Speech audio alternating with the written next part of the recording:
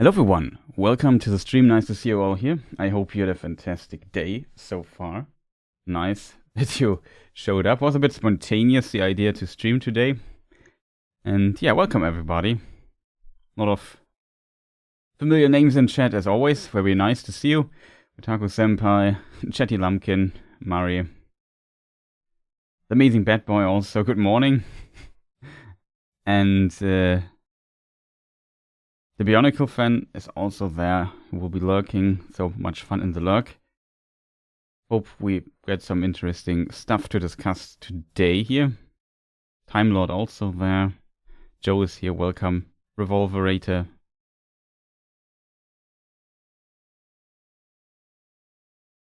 Mark is also here. Good evening, guten Abend. And Balder also available. Nice. Except from meinem Landvogt. Stark. I'm listening whilst playing Hades 2. Oh, nice. Hades 2. Also on my list of things I really want to play. Hey, Pumpkin Rick. Also nice to see you. How's your algorithm testing going on? Well, I would say the new channel does okay-ish, to be honest, therefore that it's still very small. We hit the first, the 300 marks with subscribers. But as you can imagine, we still need like 700 subscribers. So that's a bit unfortunate.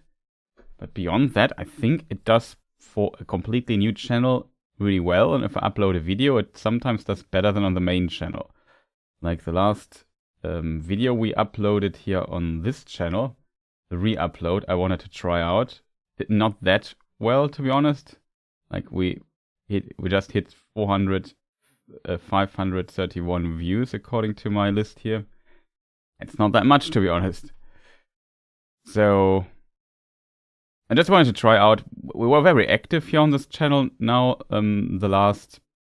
since September, so for a month now, with like a lot of content uploaded here.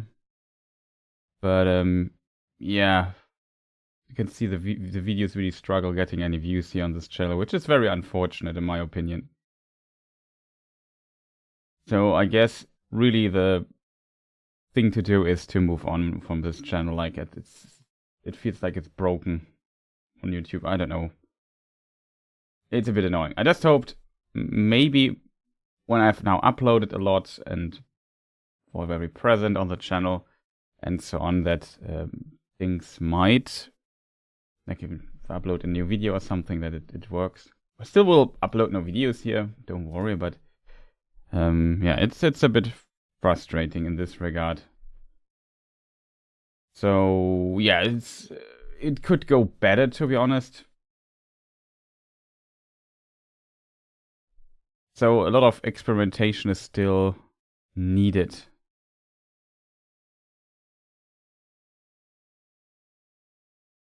Like if I upload a new video, it should get easily like, I don't know, 3 to 5k views. That should be possible. That's, I think, not too much to expect.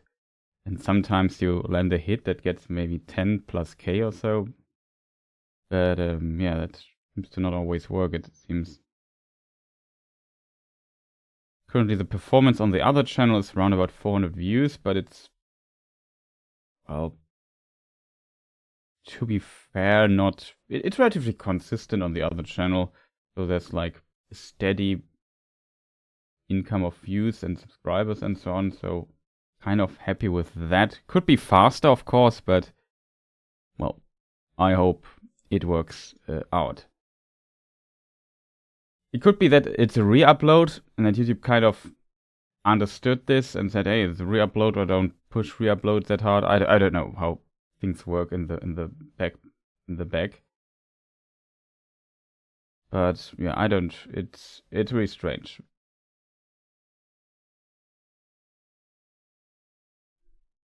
To say the least. Oh, Silmarillion, also nice to see you. Good evening to you. A lot of stuff people discussed already.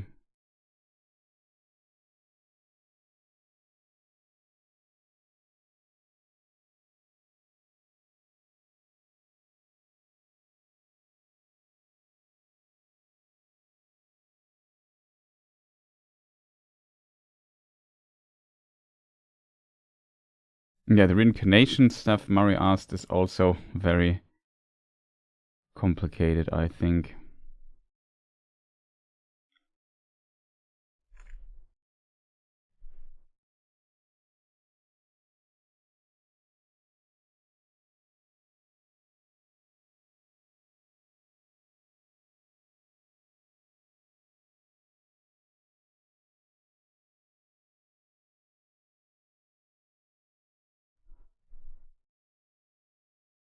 But yeah, that's currently going on. I still have like a gaming video I want to do, or maybe 2 or something. But I also want to start with the last part, potentially the last part of Who's Elrond, and then complete the series there. So that might happening soonish. I'm not sure how long it will be, so we will see. So that's what's coming up next, lore-wise, on the channel here.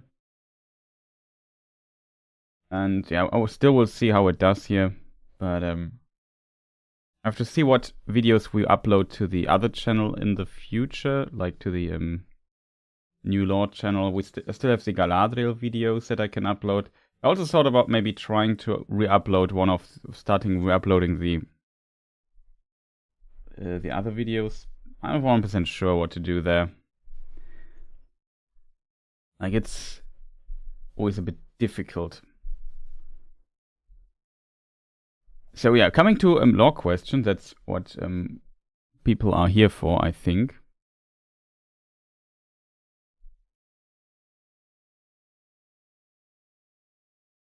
Okay, a lot of questions going on here.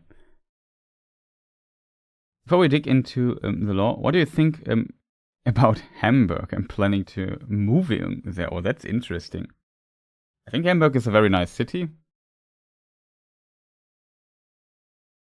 Especially if you like the harbor flair of it in a way. Of course, you have to also like the people. Northern Germans are. I think they're not unpopular, but they're kind of very direct. They're the Beatles, of course. That's not like I can't say much because I haven't been much to Hamburg, but it's a beautiful city, I think. It's quite expensive, to be fair. So most people try, if they have to work or so in Hamburg, they have to kind of get around. Like live around it. I think you call it the Speckgürtel around Hamburg. Not sure how to translate this, to be honest.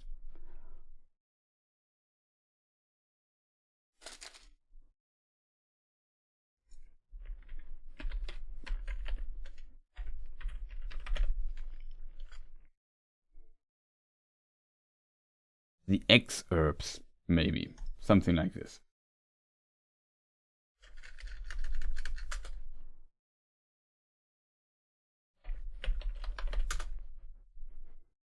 Though it would mean bacon belt translated, so it's kind of funny, I guess. The bacon belt, yeah, exactly. But so in this regard, yeah, it's a cool city. So I think you can have a good time there, to be honest.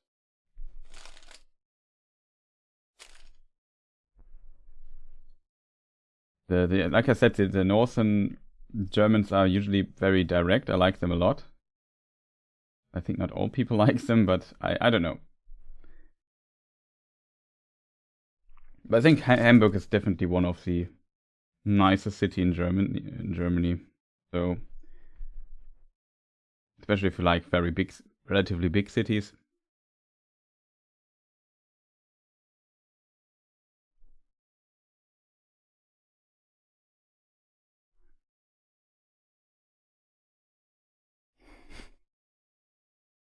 Yes, Estonian, I'm used to direct people. Oh, nice.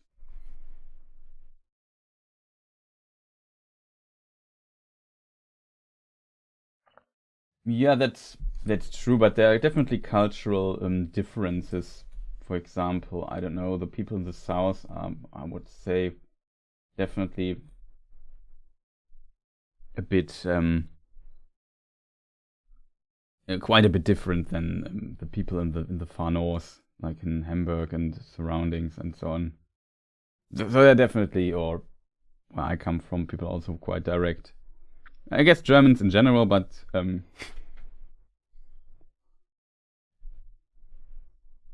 that is, yeah, I think that is definitely different in the south in some region. Like every region has so their stereotypes, so to say.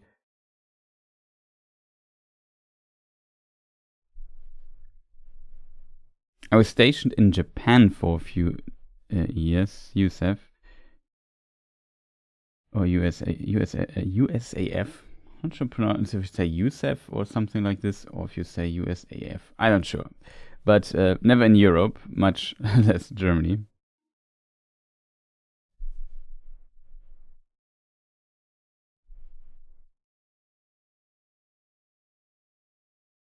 Yeah, that is also a problem in the south. We have some very strong dialects, like Bavaria and so on. That sometimes it can be, even for Germans, hard to understand if you go to the deepest, in the deepest Bavarian villages. It's very dialect rich down there, so it can become very tough to use Air Force.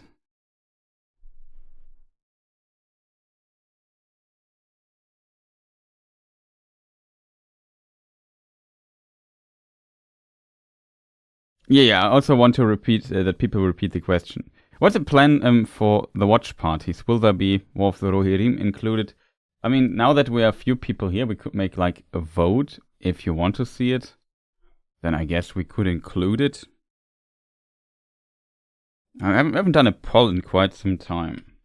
So yeah, I guess in next month in November we definitely will have our yearly watch parties. So we get done with the last part, which would be Return of the King, shortly before Christmas, kind of in the week before, if possible.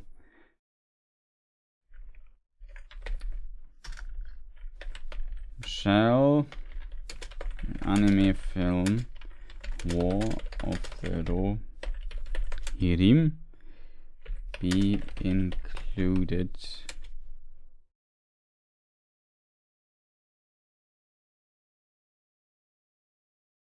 or be part of our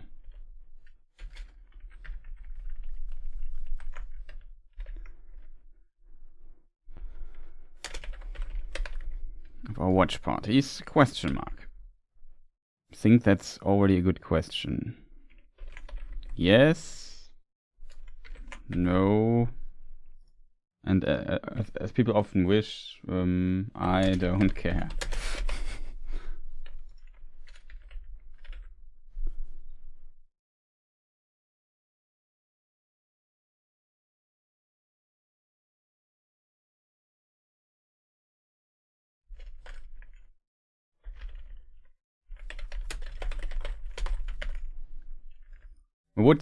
I guess we would even start then with the film. Let's start just a poll here on the YouTube chat. Not sure what it does here with my window. Yeah, you can just only see poll here.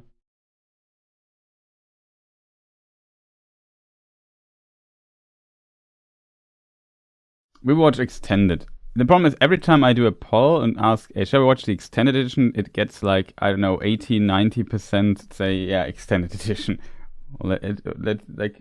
It's always a landslide win for extended. So I guess we watch extended again.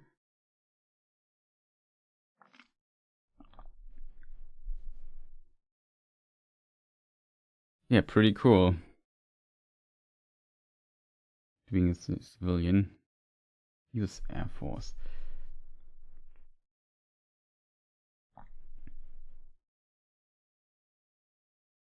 That is a good question, Mark.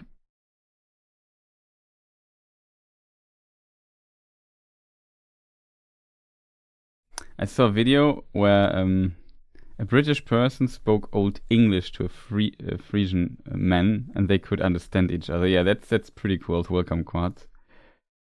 That's really interesting. Because like English developed so far further from Old English. It's so different in many ways. Okay, maybe it feels like a different language almost. It often has to do, of course, with all the vowel shifts and so on that makes it so different. But yeah, some German stuff, especially Plattdeutsch, so the language spoken in, for example, Ostfriesland, however it's pronounced, or whatever it's called in English.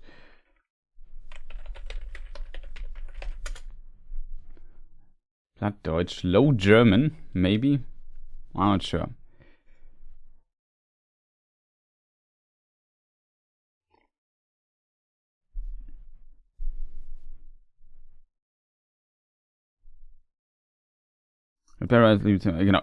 Also, as said earlier, you potentially have to repeat your question.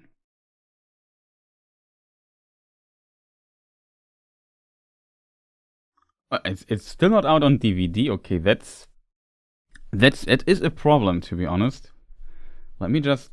I thought it would be out already, but I haven't kept up with the news. To be fair.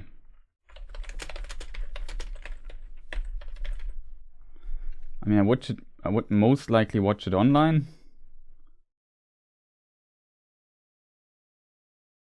Okay, it is out here.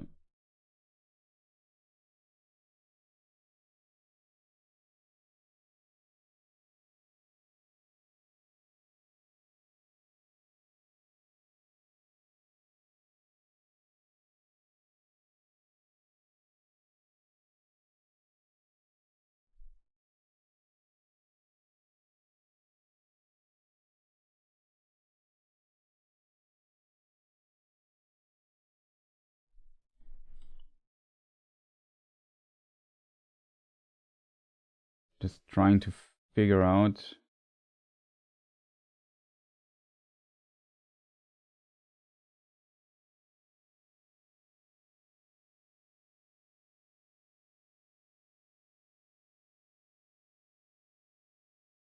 It can be delivered tomorrow, I think. When does it come out? 13th of March 2025. So here at least it came out already.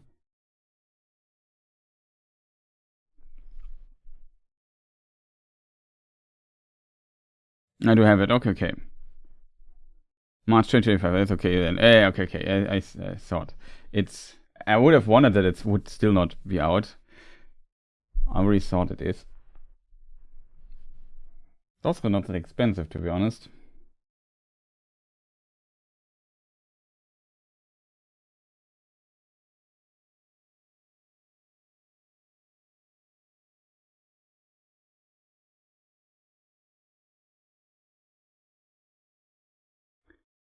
Yeah, it's a bit strange with recolonization. It's also a really good question, Otaku Senpai. So we have to go into dig into some questions, I guess. I wouldn't say I'm stalling here, but last time we got the questions were so tough, we had like to do half an hour of research to just answer them.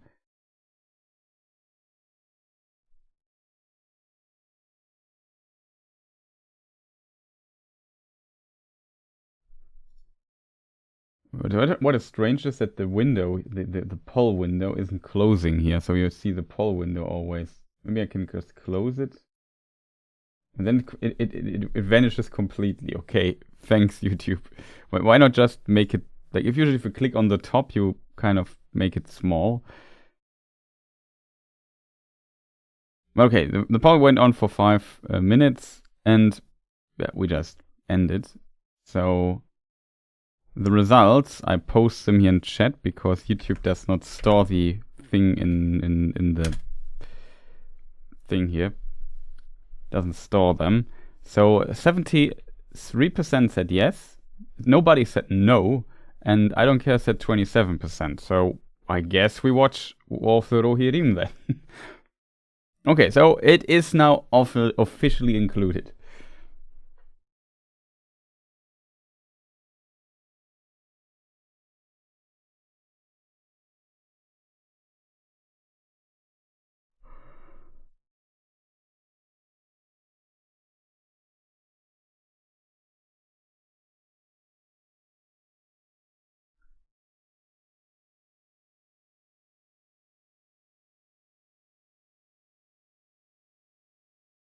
Online Shops was displaying a big banner saying coming out in March. Ah, okay. Yeah.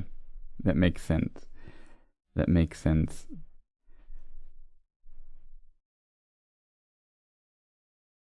Yeah, I felt like War of the Rohirrim, except like there's one big change at the end. If you haven't seen it yet, don't want to spoil it, but there's one big change at the end that is definitely not canon, that I also find a bit strange, to be fair. I mean, from a perspective they're telling it maybe makes kind of sense from the what do you call it?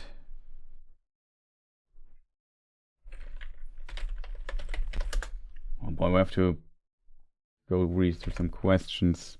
Questions are stacking up. Let me...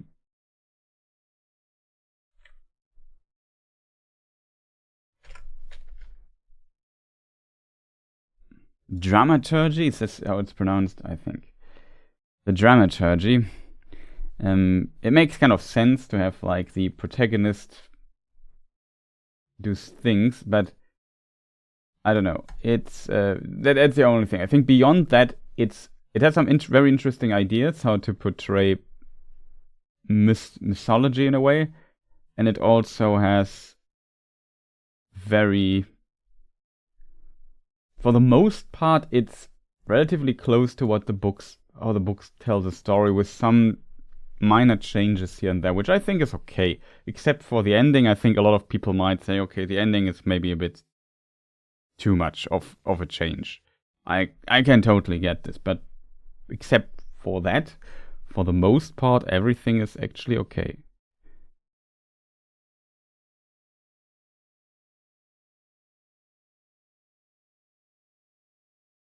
Which is do magic without their staffs? Yes. To answer the question, first question, yes, that is possible. Let's go through some questions before we kind of lose completely track of time.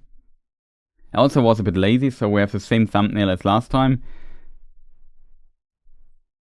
It's strange. Sometimes strange things happen, chat. So, where are we here, chat?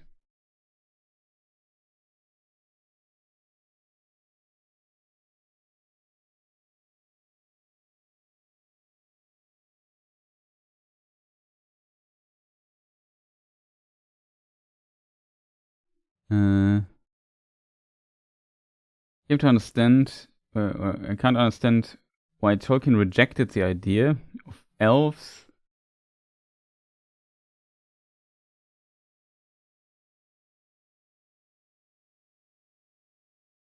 that elf must die. Any ideas, Chris, or other folk here? So, I mean, the concept that you have, it's an interesting contrast in a way, that you have on one side the men, the mortals that don't die, and that just dying of old age is a concept that the elves don't understand at the beginning. I find there's an interesting scene in the Silmarillion about this, which I have to admit kind of like, because it is very, very interesting how Tolkien describes it. I think that's kind of a cool idea from a fantasy perspective. And if you further mean that elves, like, if they are slain, come back, I think that's complicated. It's understanding kind of the origin of this idea is a bit difficult. I can't really give you a really good answer. We would have to ask Tolkien for that. but it seems like Tolkien had a lot of ideas. Some of the stories Tolkien wrote in this regard. It is slideshow. Yeah, we might have to switch things up, right? We do some map stuff from time to time. It's a good call.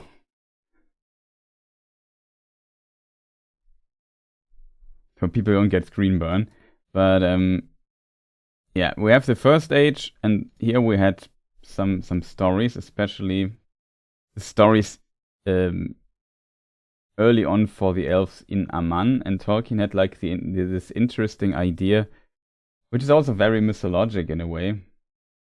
We have the Aman map here. That's maybe a better place to start. We had, I think they lived back in the day in Tirion, and there the wife gave birth to Feanor. I think it was. I'm not sure if it was in Tirion actually. Is there a birthplace for Feanor? The exact birth location given to us?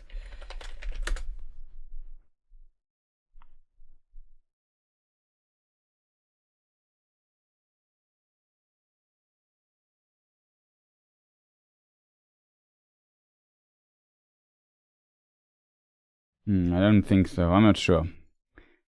However, somewhere here in Aman, I think Feanor was born, and what then happened is that his mother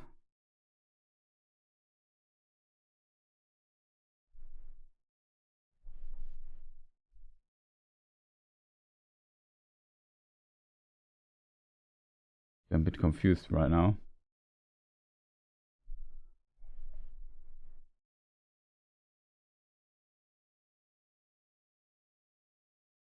Oh, I just clicked on this. That explains my problem.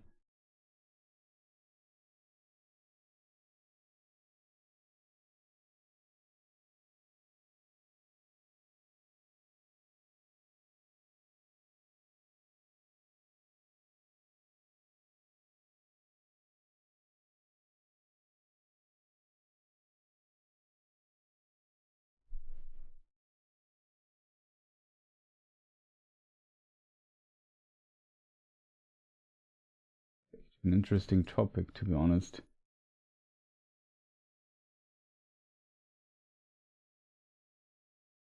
I'm currently just a bit confused why the story is not there. But the mother Miriel gave birth to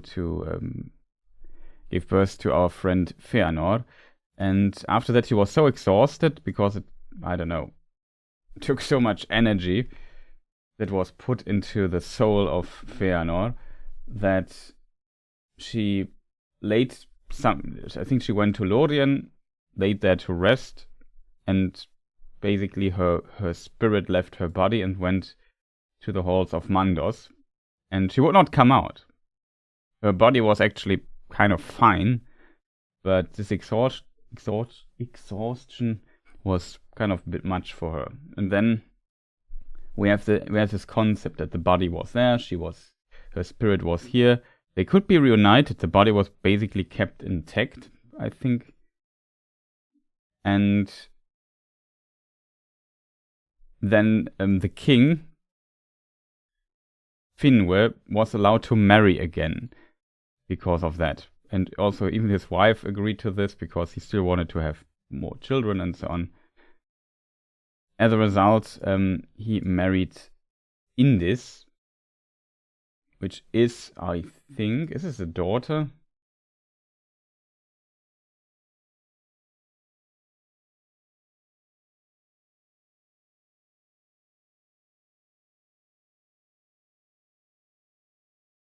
Let me just look. No, it is. I'm just currently trying to figure out how they are related.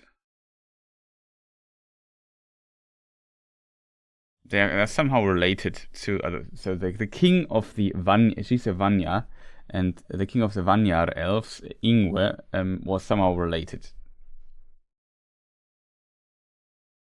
Let's currently look.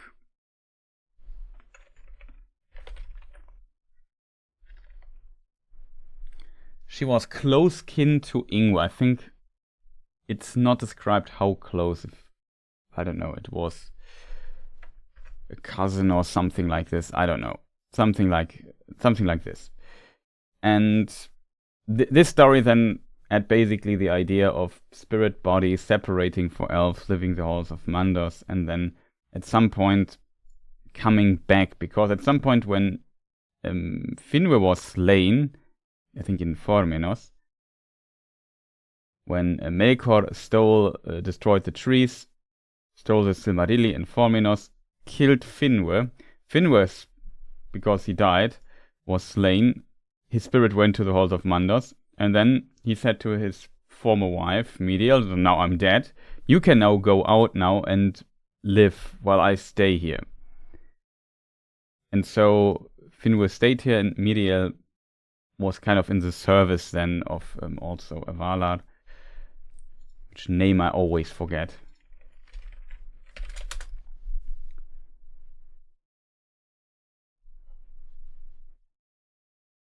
Vaire, the Weaver. I think Miriel, let me see if she appears here. Yes. She went into her service, recording all the deeds of the House of Finwë. Like, it's also an old mythologic idea that you have like an entity that waves the story, the fate into something and records it. So kind of an interesting idea in this regard.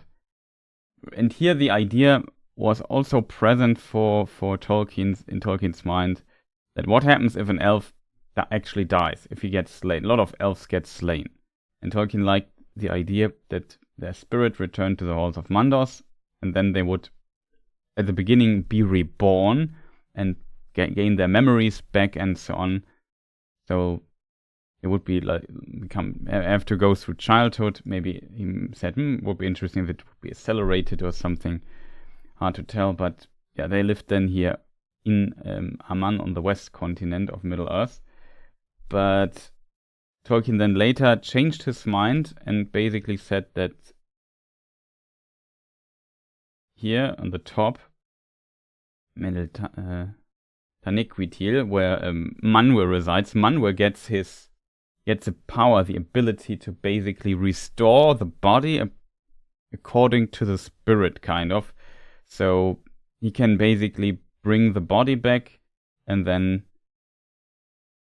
the spirit can house, as Tolkien often calls it, the body again, and the new body, and then the elves just are reborn and live here. It was kind of a problem, because there is Glorfindel in Lord of the Rings, and also in his old mythology from the First Age we also have our good friend Glorfindel. Can maybe find an artwork here. It's not Glorfindel. I have to find it, but forgot to switch back to studio mode. But it's by Sara Morello. Shout outs. I think she made a new artwork. It's also pretty nice. Here with Asphaloth. And since he appears in Lord of the Rings, the question came up kind of, is this the same as the Glorfindel we know from the Silmarillion, from the Legendarium, kind of. And interestingly, Tolkien said, yeah, the name is unique. Elven names are usually unique. So if there's another elf, there's some exceptions to this for sure. But in this case, no, yeah, Tolkien said in, I think, a very late writing, yes, it's really Glorfindel, the one we know from the origin. He got re-embodied and sent back to Middle Earth, and he was kind of sent along with the blue wizards. We also have the blue wizard image here. they also got sent to Middle-earth, and they appeared in this late version in the early Second Age, back in Middle-earth. But yeah, he went through the process. There are some hints in the Silmarillion, I think, as well, that, for example, Finrod is also re-embodied and is now in Aman and united with his lover, I think. We also have artwork, I think, of Finrod's. Forgot her name. I know it starts with an A, but it's a name you read so rarely. We don't know anything about her. Amaire. Not sure who made an image of her. I think Kimberly has one. Jenny Dolphin also has one.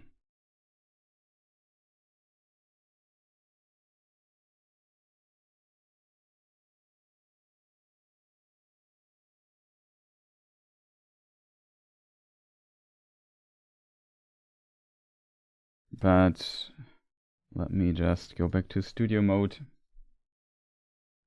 Well, I think they find the other one a bit faster.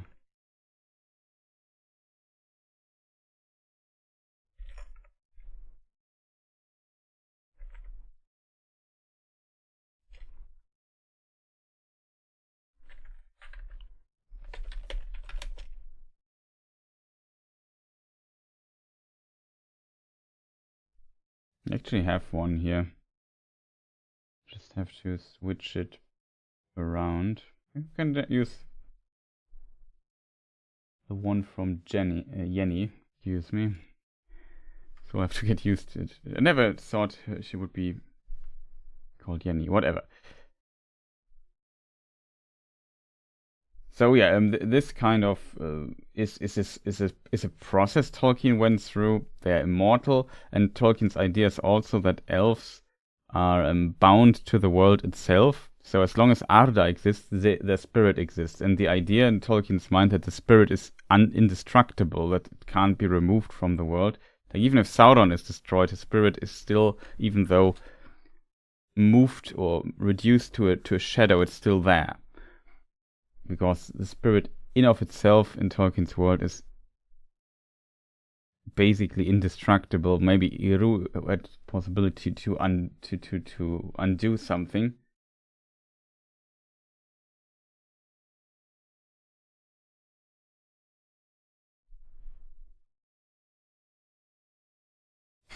Yeah, that's true.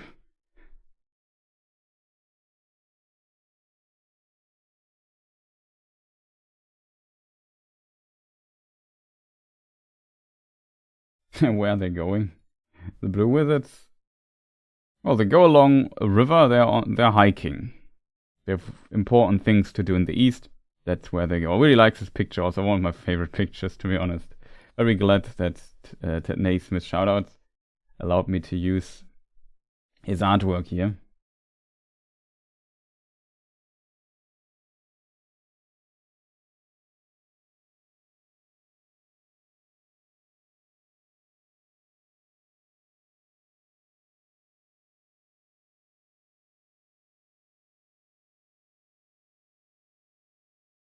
Do you know what the population of elves was, if everybody had a unique name?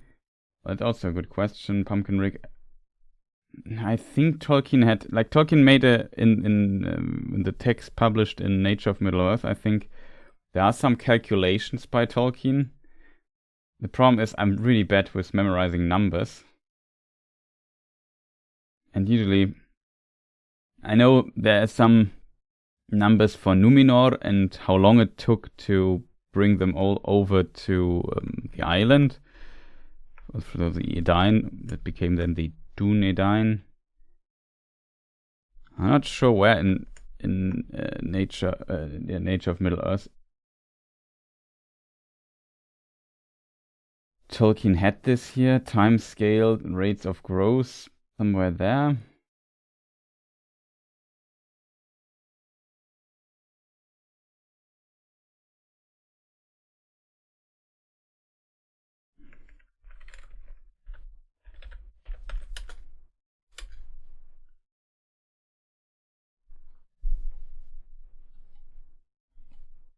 Population total. At the beginning there were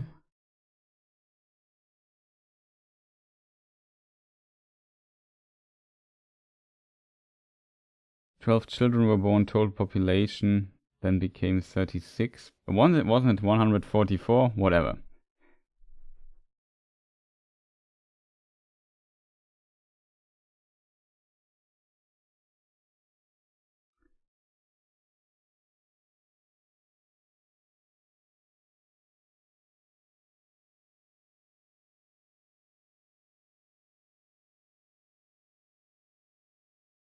The 8th generation had 29,000 elves.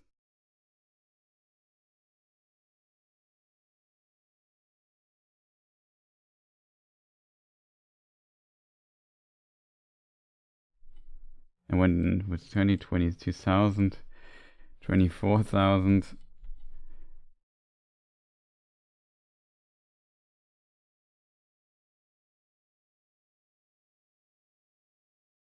That's kind of when the transport begins. So when the elves are transported over the sea, they are 30,000 or something like that.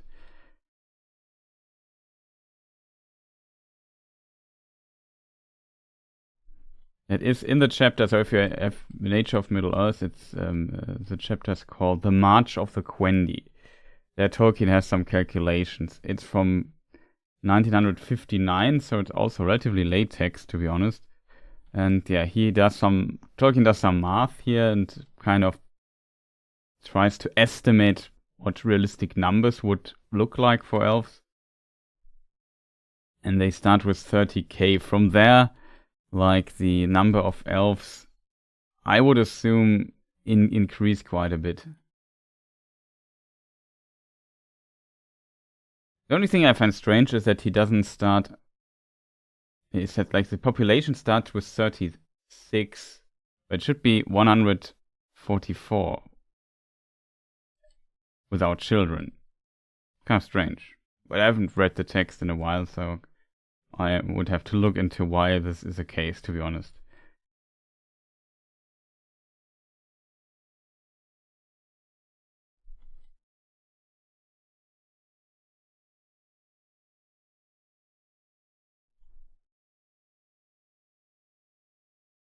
Okay, that's another text. Calculation of the increase of the Quendi. Yeah, here we have another text. From also 59. So maybe he did it. Yeah, here it is. Population 144 began at once. The first elves. And here it starts with 144. He comes then to the 7th generation. He's already here at 57,500 elves. At the very beginning. Then he does another calculation where he comes out at 110,000 elves. I think he was very unhappy with these numbers and said, well, maybe I should kind of increase this a little bit further.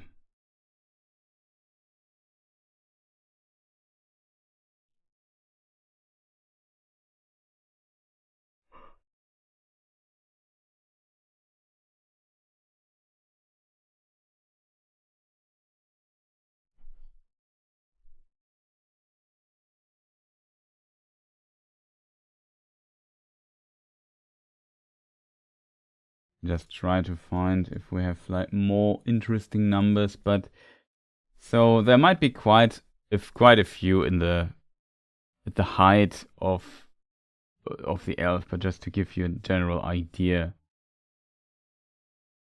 I have a text about Numenor where he even mentioned that the population reaches like 2 million or something like that. Very interesting text. After 1,000 years, the population seems to have much exceeded 2 million. This was greatly increased later. Before the downfall, the population of Numenor itself may have been as many as 15 million people. So there were 50 million Numenorians. Quite a few.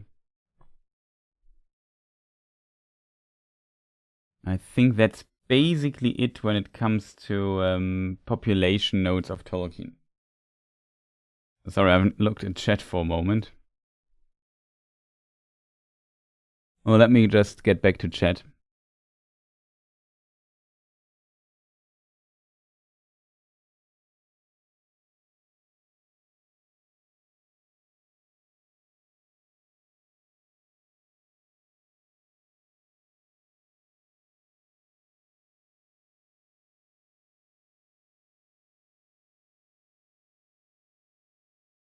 It tells us that Fingolfin and Finrod reincarnated back to Aman. Besides that, he tells only example by the example name is only Glorfindel. Yeah, 29,000. That's a lot of unique names. It really is.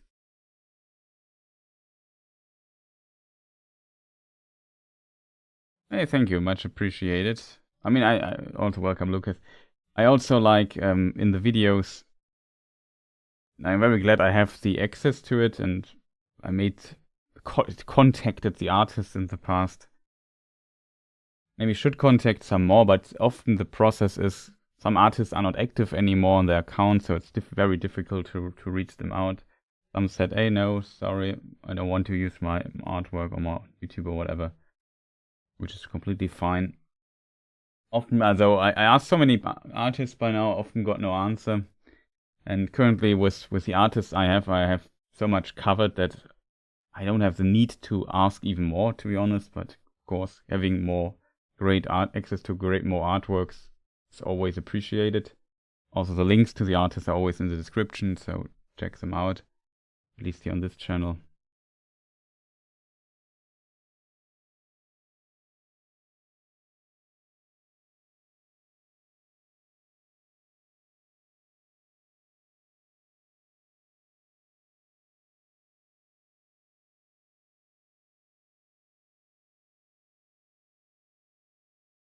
But yeah, I could imagine that something like if we have a base from like 50k things, and after 1,000 years having, for elves it might be different because they multiply slower compared to men, but there should be also in the millions when it comes to elves, I would assume, at their peak point, maybe in the Second Age.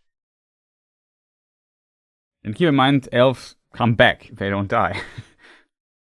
And if they, at least if they're re-embodied, if they were good elves, if not, then they would stay in Aman. Also try to move here the thing a little bit around. But yeah, First Age stuff.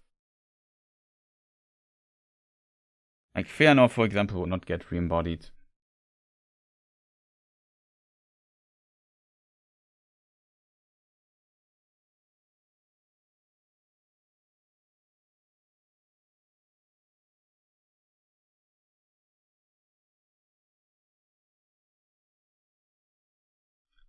Yeah, we come to Otaku Senpai, we'll come to a question in a moment.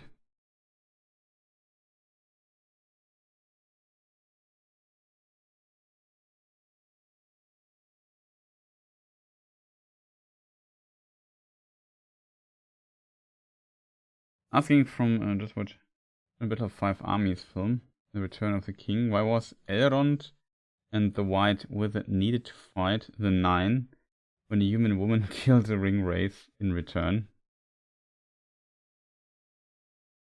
Well, the fighting in The Hobbit versus, it's kind of potentially quick to answer, Metal Mask. Sorry for it taking quite some time to come to other questions. It's kind of a problem. So for all the people maybe new here, so often it takes a moment to answer a question.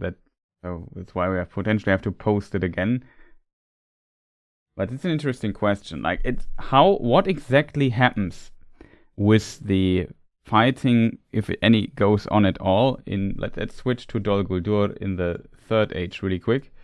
So we have Dol Guldur here, where the White Council then gets to at some point and attacks there to kind of drive out Sauron.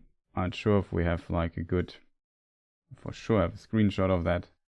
This Battle of Five Armies, it looks like it.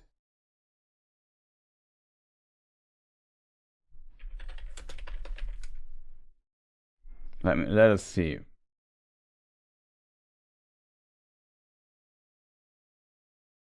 I think I have to search for Sauron or something like that.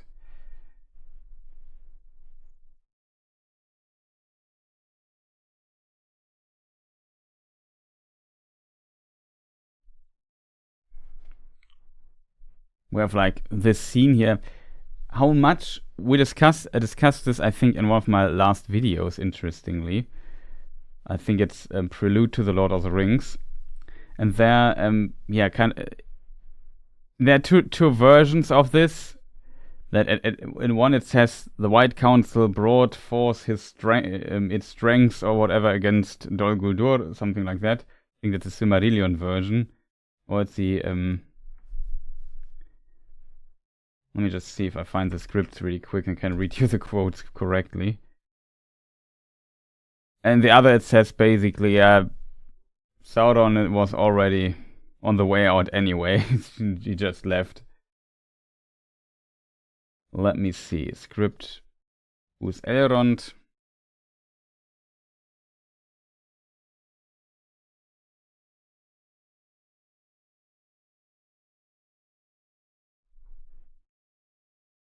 I remember this particular thing.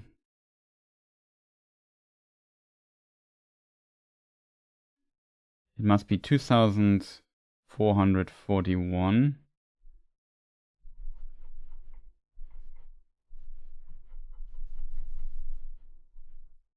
Well, it's part 9. I jumped too far ahead.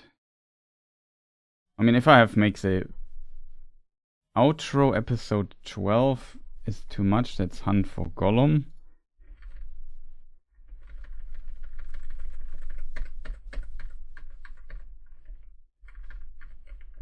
That's part 11. Okay, found it.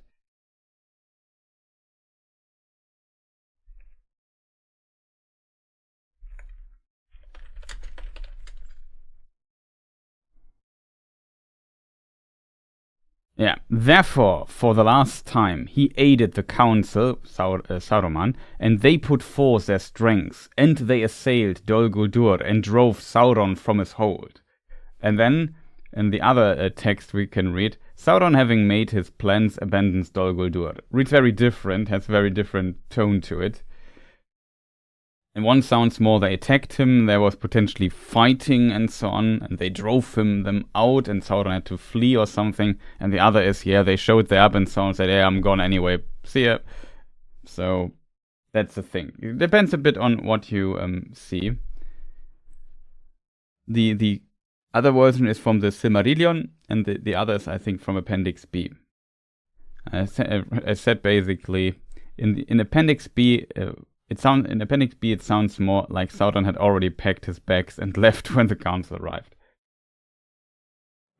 So it depends a bit if what you read there. The fighting stuff, I guess, is definitely exaggerated in the Five Army film, and even though they fight the Nazgul, they are definitely not killed there, or they're not destroyed. They are still around, and the prophecy for the Witch King is that, let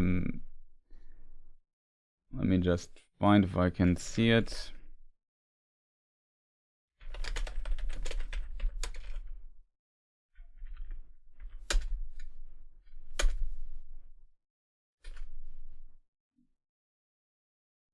Do not pursue him. He will not return to this land. Far off yet is his doom, and not by the hand of men will he fall.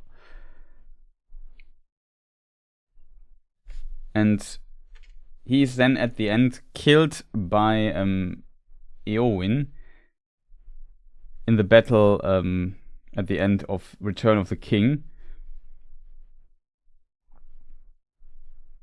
And what is important there to know, let me see if I find it, is that that's also in the film not 100% clear.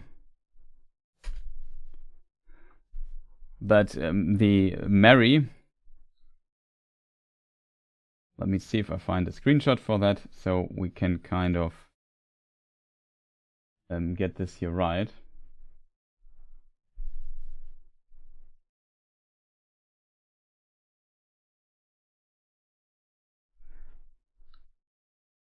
Which screenshot do we take? We'll take this one here. No, it's not in The Hobbit. It is in Lord of the Rings. I tried to find the screenshot so we have a bit of production here and people can imagine what we're actually talking about. That always helps. No, that's completely wrong what I'm doing here. Just finding the screenshots is sometimes not that easy.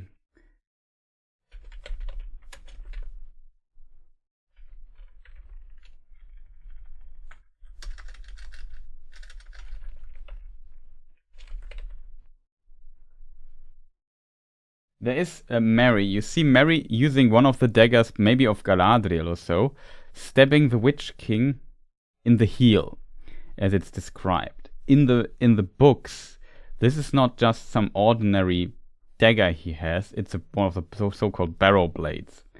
When there's a section that is not in in Peter Jackson's film adaptation where they go to the Barrow Downs and encounter the also in the fandom popular Barrow Wights, which is here next to the Shire. And from there they go to Bree then, and they have to be saved by Tom Bombadil there. And they were put by the Barrow Wights into these ancient graves of men, of kings, of Cardolan potentially, but the graves are even older than the Edain, kind of. Maybe the first Edain made them, it's difficult to say. But they existed even in the First Age, these graves, these Barrow Downs, and in them, when they buried their kings, they put, like, what do you call it? Grabbeilagen, gifts for the dead, I don't know. There also daggers. And if we consider that these people buried there were the peoples of Cardolan, it's one of the leftover kingdoms of Arnor, and they had to fight again in the War of Angmar against the Witch King. So, and they were also like Dunedain, so once Numenorians, very advanced in many ways. And they made these daggers potentially to be able to fight a ring race, a Nazgul. And Tolkien puts it very well into words when he describes this scene here that is actually key to why the Witch King could be potentially slain.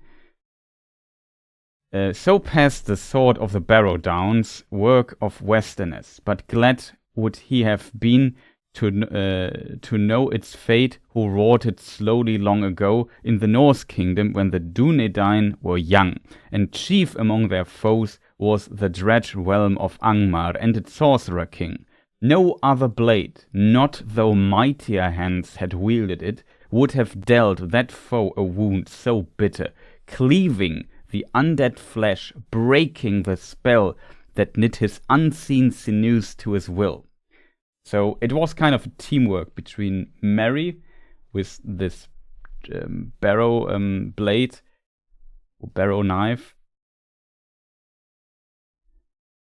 and Eowyn basically finishing him in a way. So that's kind of an interesting thing. Yeah, exactly. That's the film doesn't explain this because this scene is kind of skipped in a way. If we go to the screenshot section here back, let me see. There is a scene where they get their blades from Aragorn.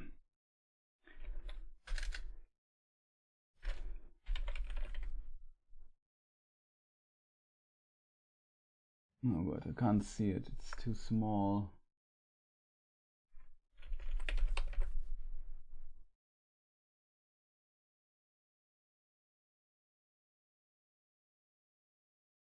I'm not sure if you remember this, but when they are on Weathertop, Aragorn basically gives them a bunch of blades he has stored there for purposes.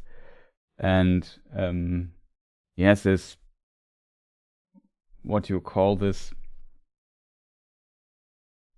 like everyday's things, what would say a blanket, but it's not a blanket, but you know what I mean. This blanket-like cloth thing that he rolls out, and then there are some blades in it. You see his hands. I think it's even the Ring of Barahir that you can see here. And yeah, that's pretty cool. It's a cool question, I think, and it's very interesting.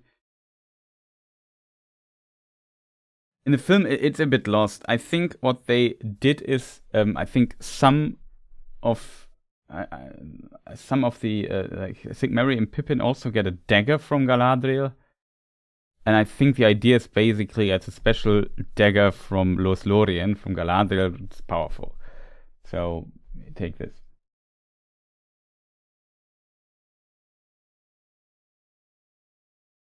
Yeah, exactly. I remember Aragorn gave them blades and told them to be quiet and stay alert. And they will light fire and cook. I have to admit, though, the sausages they had in their frying pan looked very delicious.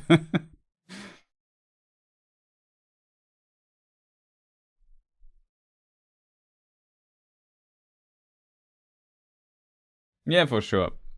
Was kind of the idea. In the books, I think we have also an artwork of Ted Naismith for this, actually. Let me see if I find it. In the book, we have the barrow. We have this scene here that is not there, where they are suddenly awake in this tomb. We have all these. Let me just look up what Grabbeilagen is in English. Not even sure if that's it's not Beilage, Grabbeigabe. Burial object, grave good. Something like this. I don't know. But yeah, these objects giving to the kings. And then you have the Barrow-wights who perform like a song, which we kind of find. We discussed this in the last stream, that it was about a poem that Gollum used.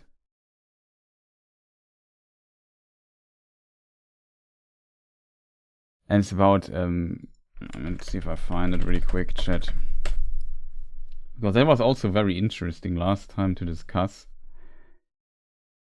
That it kind of made its way into the, these rhymes that Gollum used. It was a tough question, to be honest. Walk at the Barrow Downs, it should be the chapter, and they say...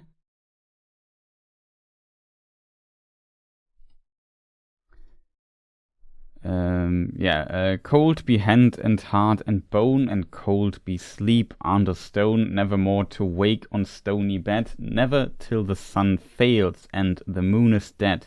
In the black wind the stars shall die, and still on gold here let them lie, till the Dark Lord lifts his hand over dead sea and withered land. It's kind of an incantation, as Tolkien calls it, that these Barrow-wights perform. And Frodo recalls it and writes it down. You can also, they are lying here, and then like a weird hand of a Barrow-wight is trying to grab them. And Frodo woke, can kind of free him and cut off the hand, and then he calls for Tom Bombadil. And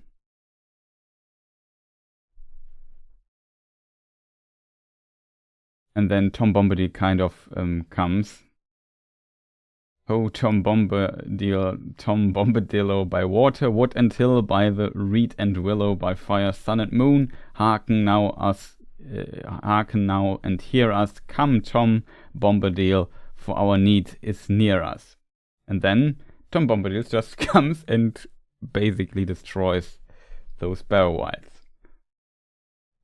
It's kind of weird, but it's also pretty cool, in my opinion. In this, however, after the Barrow-wights are defeated, the hobbits take some of these special blades from this grave on their journey, and this is then at the end very important to kill the Witch King.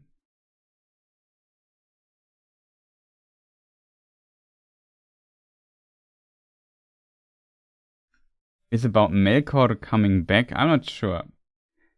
It could be, but to be fair, that the Barrow-wights were roused, I think it's pronounced, by the Witch King, and were also summoned by the Witch King. In this case, I think it's more in the realm of Sauron, in a way. But of course, everything Sauron does is based on the power of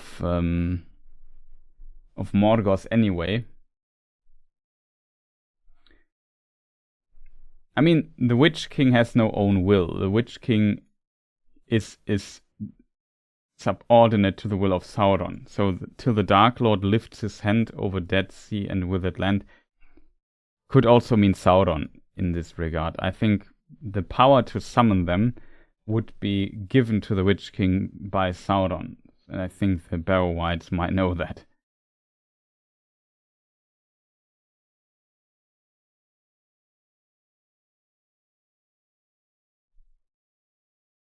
It's interesting that we have the reference. Now we're drifting a little bit off topic here. But it is interesting that it says the Black Wind. The Black Wind, in my opinion, is something I definitely would also associate more with Sauron. Like, there is the explanation in the Akalabes.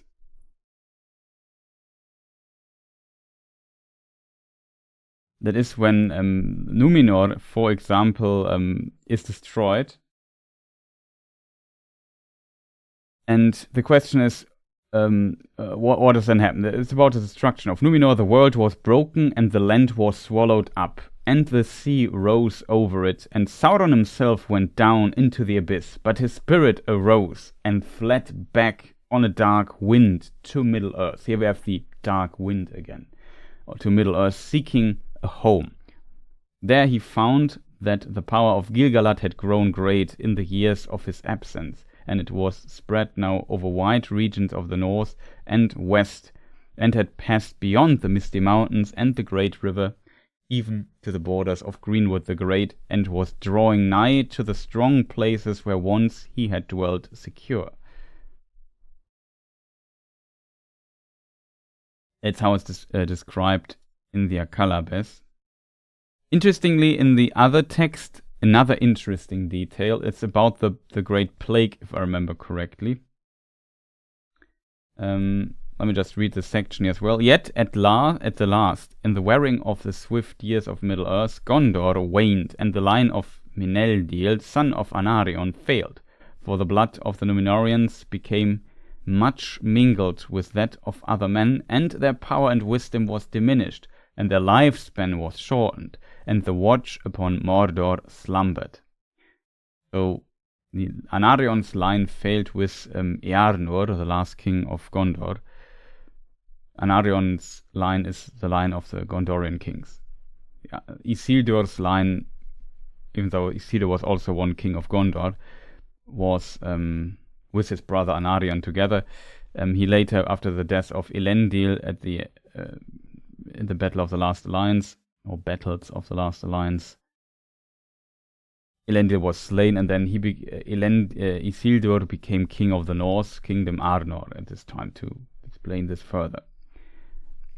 And the watch upon Mordor slumbered, and in the days of Telemnar, I'm not sure where the stress there is. Telemnar. Yeah, something like this. The third and 20th of the line of Mineldil, a plague came upon dark winds out of the east. We have the dark wind again. And it smote the king and his children. Many of the people of Gondor perished.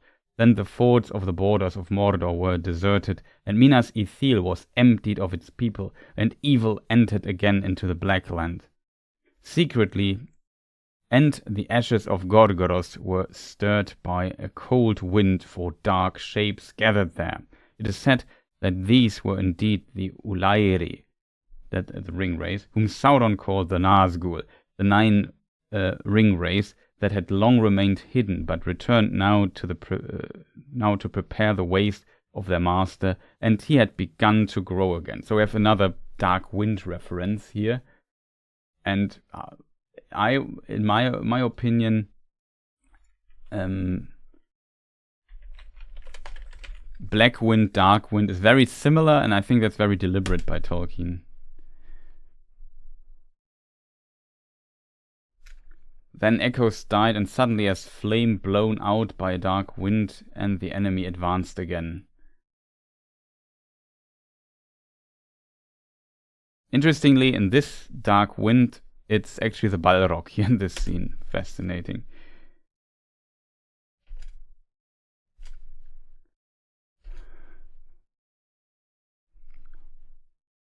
We also have in Appendix A another reference to the dark wind. So it appears very often. It's the same what I just read in the other text I read earlier were from the Silmarillion. Now we're on Lord of the Rings.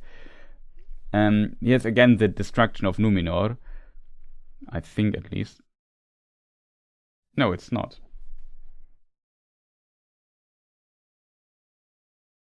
Yeah, it is actually. I'm not sure where I want to start. Elendil was the High King and dwelt in the north at Anúminas, and the rule in the south was committed to his sons, Isildur and Anarion. They founded their Osgiliath between Minas Ithil and Minas Anor, not far from the confines of Mordor.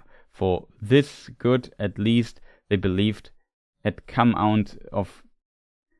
For this good, at least, they believed had come out of ruin, that Sauron also had perished with the destruction of Numenor. It's basically when they founded their kingdoms after leaving Numenor, after Numenor was destroyed. But it was not so. Sauron indeed caught in the wreck of Numenor, so that the bodily form in which he long had walked perished. But he fled back to Middle-earth, a spirit of hatred born upon a dark wind. He was unable ever again to assume a form that seemed fair to men, but became black and hideous, and his power thereafter was through terror alone. He re-entered Mordor and hid there for a time in silence, but his anger was great, and he learned that Elendil, whom he most hated, had escaped him, and was now ordering a realm upon his borders. So here we have the Dark Wind reference. Again, very interesting. Hey, Christiane, nice to see you. And yeah, it's kind of interesting that this dark wind reference, in this case we have the black wind. The black wind, I'm not sure if it appears in this phrasing. Oh, that's... which chapter are we? Disaster of the Glen Fields. The Unfinished Tales. Again, the Dark Wind. Let me just search for Black Wind really quick if we find something there. It means it was not directly a question, I find it interesting.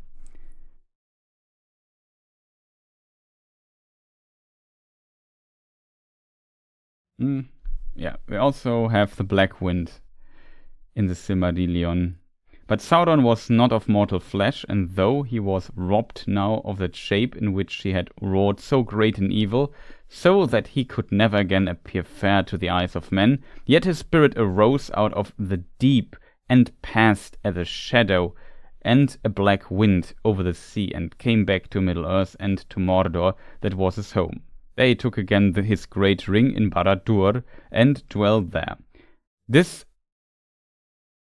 dark and silent until he wrought himself a new guise, an image of malice and hatred made visible, and the eye of Sauron the terrible few could endure. Interestingly, in this passage, it sounds like he left the One Ring in Middle-earth.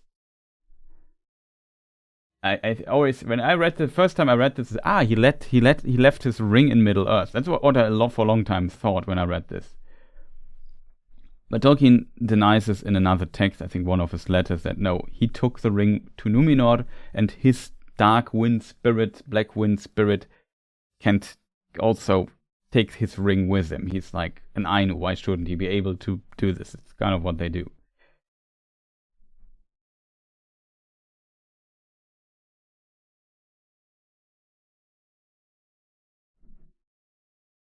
So it's kind of interesting. You have the dark wind in this thing. You have black wind. In the Unfinished Tales, there's also a dark wind. On the 20th day, as they came within far sight of the forest, crowning the highlands before them with a distant gleam of the red and gold of Yavannes, the sky became overcast, and a dark wind came up from the sea of Rhûn, laden with rain.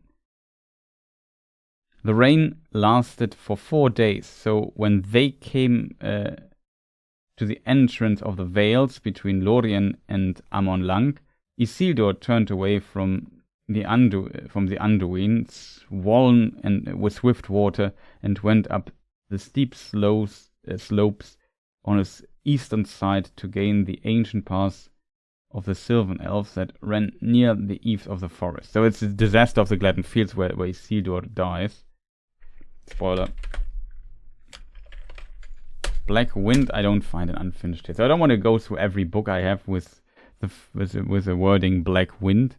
But Black Wind, Dark Wind, I think it's many times often a hint that, not always potentially, I think there's one exception maybe to it, but often it seems to me that in the Black Wind, the stars shall die, that this is always kind of has to do with Sauron, the Black Wind, that with his spirit doing things often in a kind of supernatural way, where out from the distance something comes, like, I don't know, the wind blows some leaves over the land, and here this black wind blows some misfortune over the land, and some terrible things happen.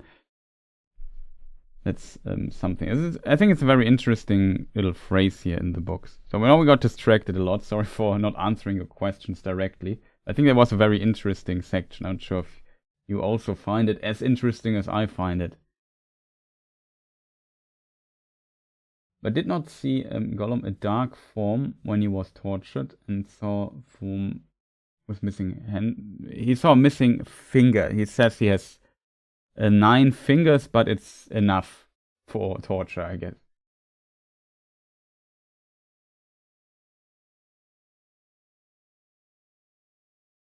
So Otaku also had a question, which I don't want to skip here. We kind of got a bit lost here in the stuff.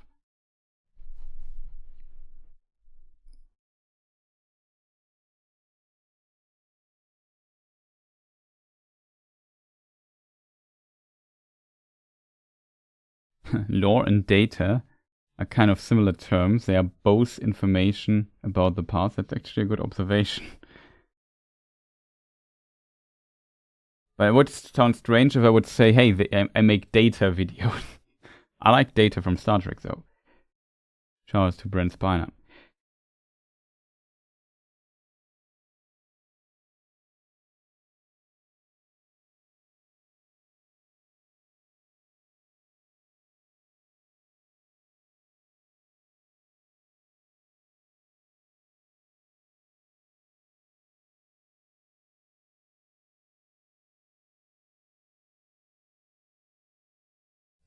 Yeah, data is the brother of law. That's a good observation as well by Otaku Senpai. Just scrolling up quite like an hour ago.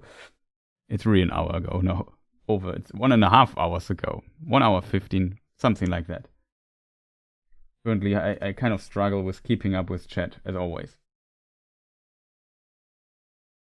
There was also a discussion about Mouth of Sauron.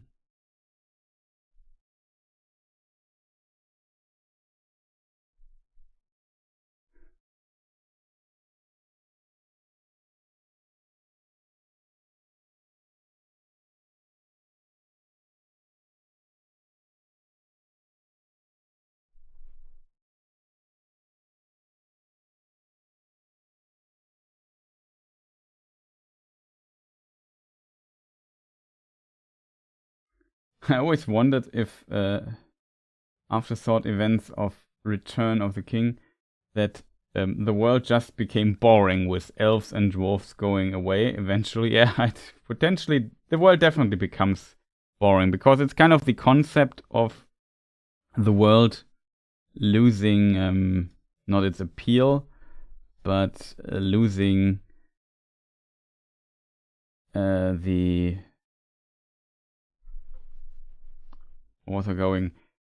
losing its mythology, like Tolkien's world, Middle Earth, etc. Arda is our world just as a mythological forms in the very far past. That was always an idea of Tolkien.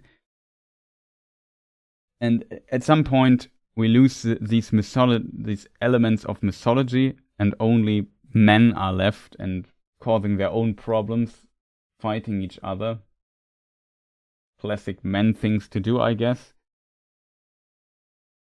Very human in a way.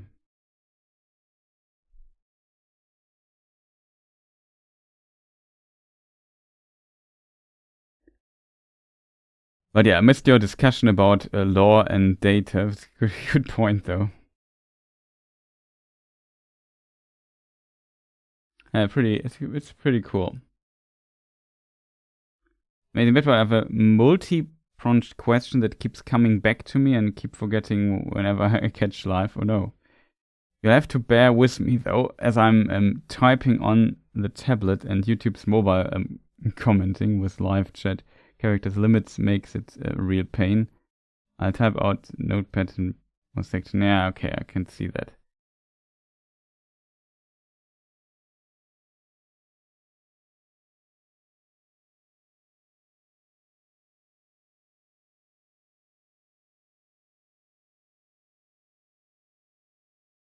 How much longer in the solar years was the first age from the later two? Did it start with awakening of the elves? Since history kept by elven lawmasters always assumed this. That's actually a good assumption, the amazing bad boy. How much longer in solar years? Well, it's a very difficult to answer question, to be honest. The time thing is complicated. But first of all, I need a calculator to answer your question kind of directly. But yeah, you are right. Tolkien had very early on the idea that the counting of the years of the trees and the first age, or let's say that the counting of the first age starts with the creation of the two trees of Valinor. But Tolkien decided against this, and as you correctly suggest, he later on, or he kind of rejected this version, kind of, what do you call it in English?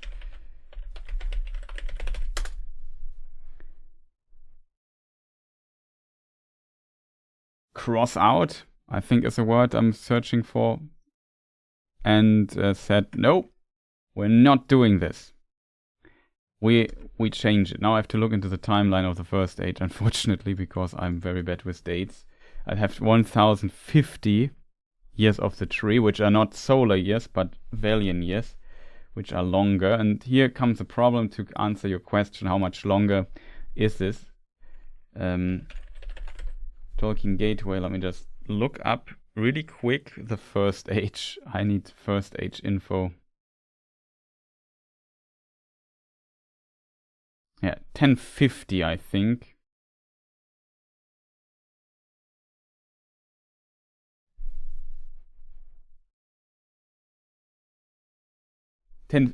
So either it's years of the trees 1000 or years of the trees 1050. Technically, the first age starts when the elves awake 1050 in the years of the trees. So how the years of the trees end with okay, I think it's complicated if I do it like this. Years of the trees end with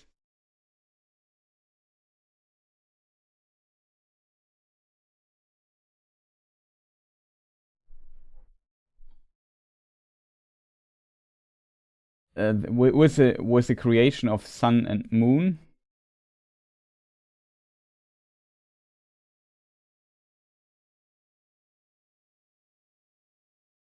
Okay, now I'm years of the trees 1050. I think with 1500 they end, right? Yes, 1500.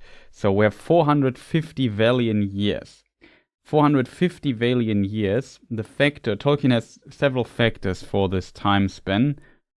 He starts with 10, then he goes more precise with 9.182, I think.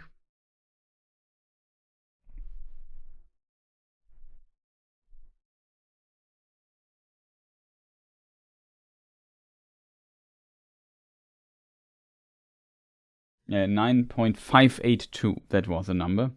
So 450 years times 9.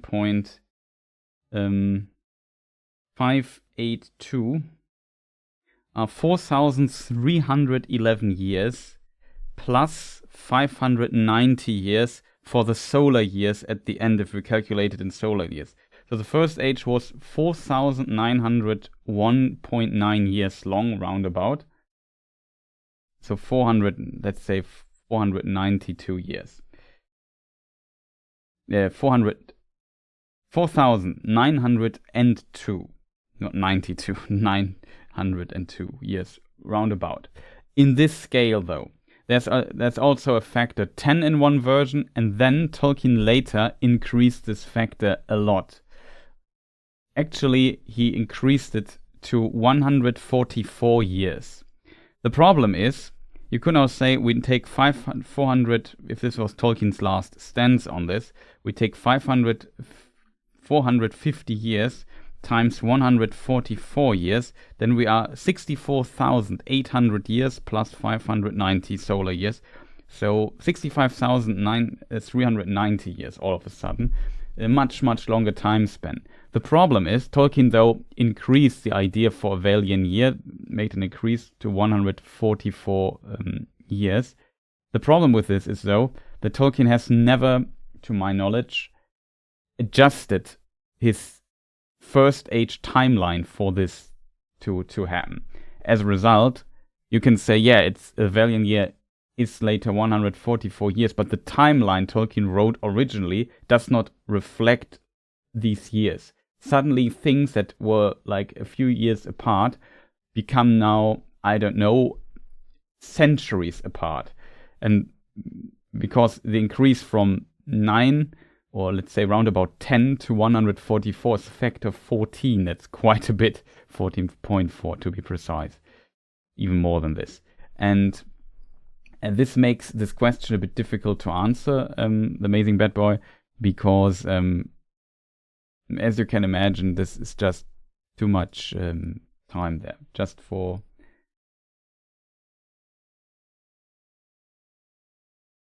We also switch here the image a bit, first age map, just for an anti-screen burn maneuvers. So it's a bit complicated. Tolkien had some ideas with this, wanted to massively increase the time span for the Vailian years, make it longer. But yeah, how much longer would it be? The longest age in solar years would be the second age. Like the longest after the first age would be the second age. That is 3,441 years, I think. And the first age is over 1,000 years longer. 4,902 years. Because I think for this time span we should use also... if we use a calendar for the Vailian years, we definitely should consider that Tolkien might have changed this a little bit. So it's difficult to say.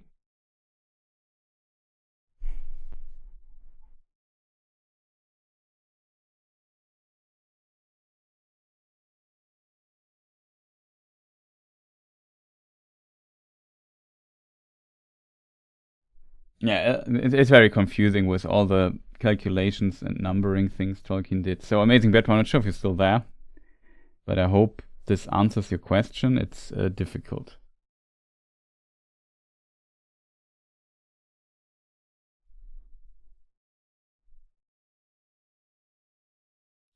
I don't know, Time Lord guy. We discussed this briefly in a moment ago with the Witch King, and if he could call the Barrow-wights to fight in the war with Sauron. I think yes, in theory he could do this. The question is how much help they are, because they are not good in the sun, it seems. Like when the sun comes out, they have to kind of hide. Not sure how many there were, and it seems like their purpose was more towards graves. As a theory that maybe some of the remaining forces of Cardolan, although may potentially hid there in the Barrow Downs, that's why he called upon the Barrow-wights to kind of drive them out. or potentially deny them a potentially hiding place. That also had like weapons and stuff lying around, so in theory you could say, okay, we are in such a desperate situation, we just take the weapons of our ancestors to fight back. But yeah. Good exclusion for maps, yeah. A good excuse for maps. Oh, Priscilla TV, nice to see you as well.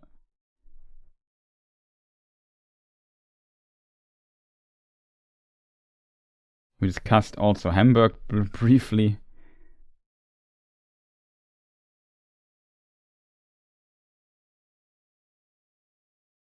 Oh yeah, Otaku Senpai had a very interesting question I would like to also ask or look into.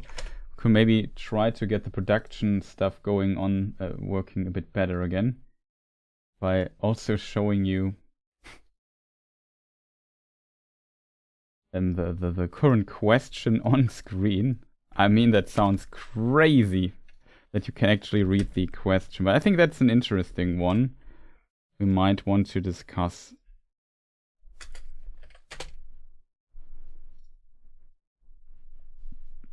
So Otaku Senpai asks, would you say that in Jackson's films, the recolonization of Moria takes place nearer in time to the Council of Elrond?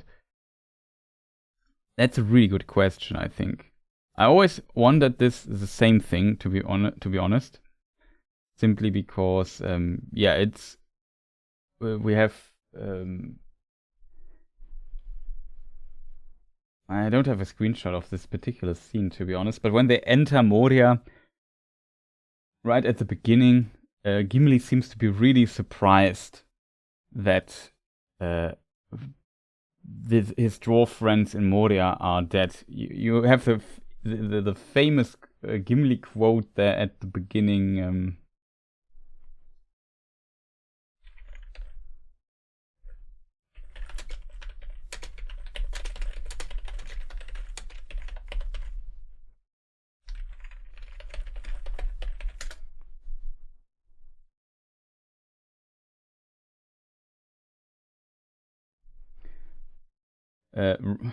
Roaring fires, malt beer, ripe meat off the bone. I can't say it as beautiful as Gimli says it.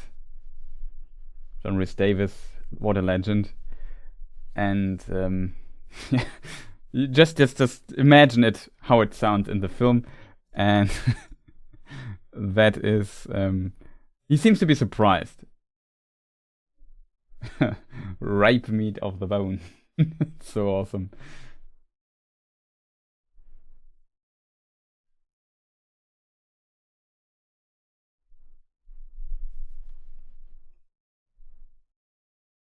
I have to admit, I don't have to answer to briefly answer Pumpkin Rick's question here in between.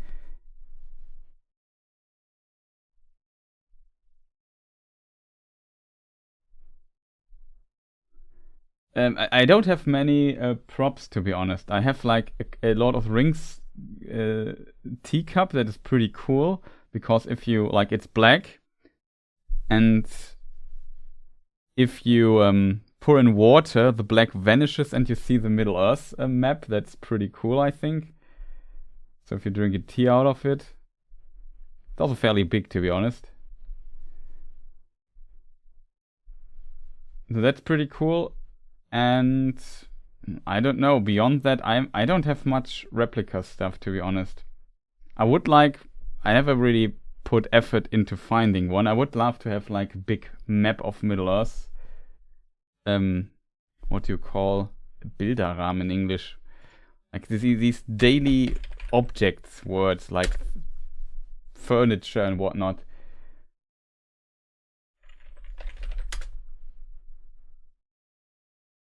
A humble mug, yeah, that's all I have. Picture frame, I guess. And have like a map of Middle Earth. That would be pretty cool, I think. Like, in front of me is interestingly just have like a poster also and a picture frame of Dark Souls 1 by an artist. That's pretty cool. Because also like the Souls games a lot. beyond that, yeah, I don't have much stuff. Like, it's not a replica in any way. I also have, like, a longsword as a decorative object, though it's not currently. It's somewhere gaining dust for the most part. Currently, have it not here or so. May have to de-dust it a little bit. But beyond that, no, not really much stuff. I'm not as good equipped as, I don't know, some other YouTubers, which always have like a lot of awesome stuff in the background and so on. I don't have much stuff.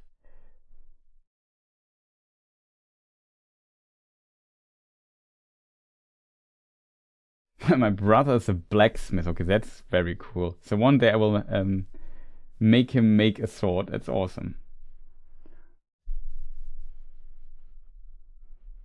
So yeah, back to the question. Would you say the Jackson film? And you also wrote something, Otaku Senpai. I read this as well when I pointed out earlier that the dwarves were answering Elrond's summons, not to ask about Moria in the film. Exactly, that's kind of a very interesting detail.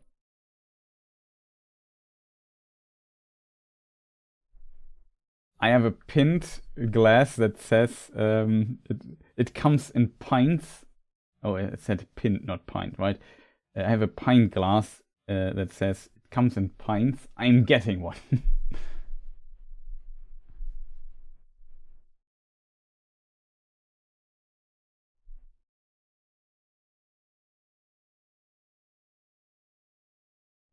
Yeah, exactly. We had this in the last. If you have, it's the hunt for Gollum and Balin, or the expedition of Moria. Let me just look up what I like. It's awesome. I made a video recently about exactly this topic, the expedition of to Moria, and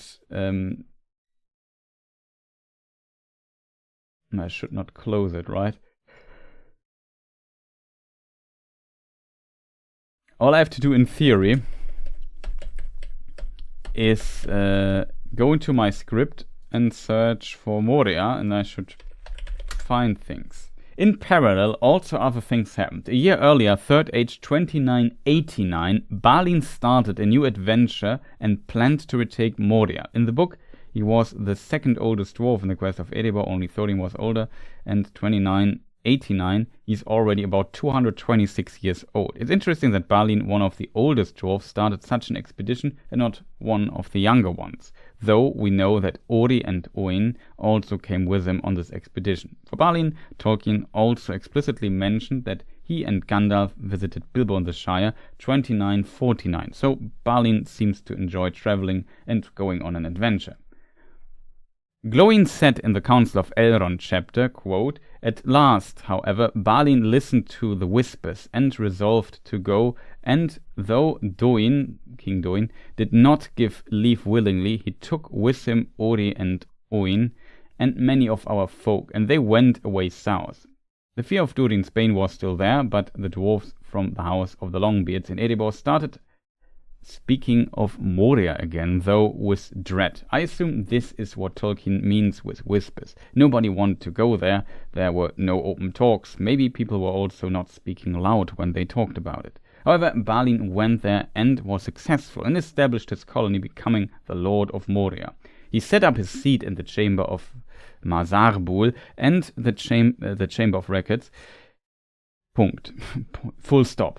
Read the sentence wrong. We can read further. For a while we had news and it seemed good. Messages reported that Moria had been entered and a great work begun there.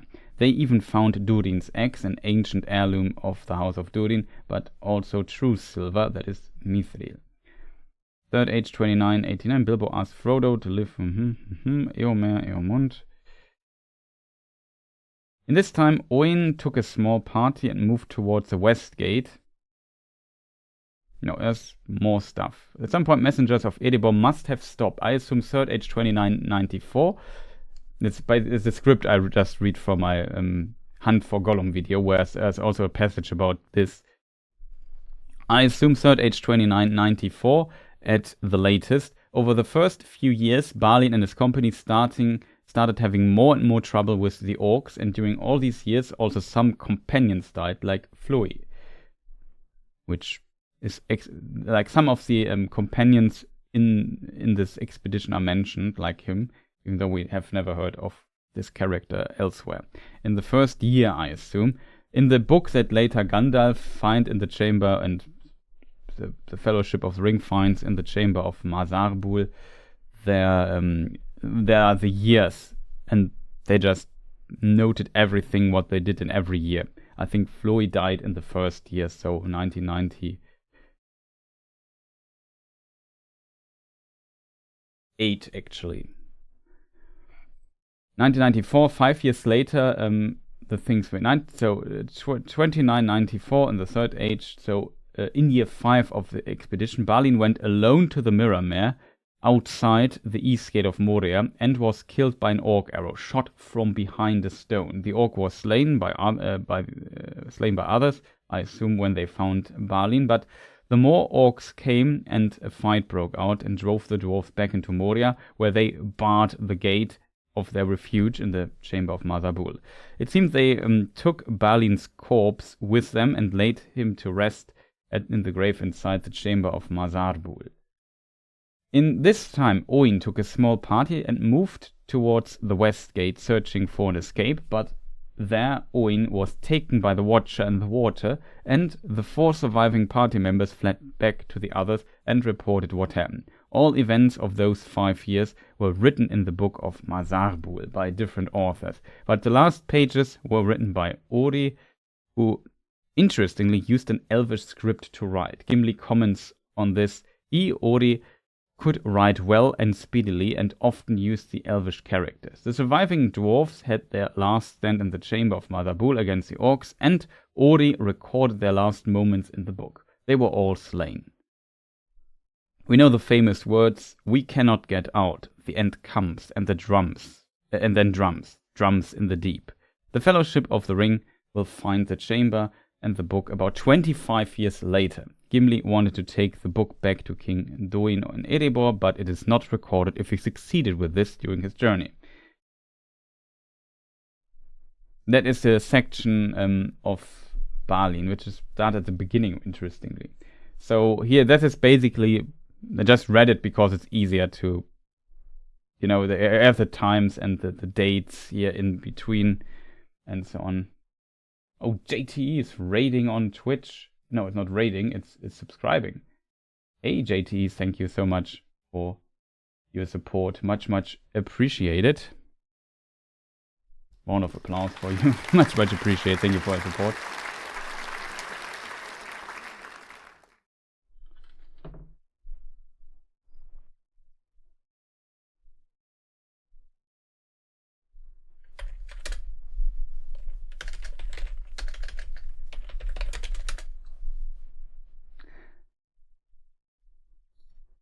So, yeah, 10 months already. That's a long time, man. Where was I? We discussed, yeah, that's the outline. So now the question, as we can see on the screen here, is, we can also maybe get a screenshot in or something.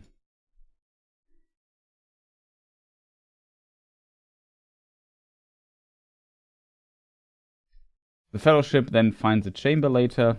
Just to have some production here, let me just find the screenshot. Mazarbul.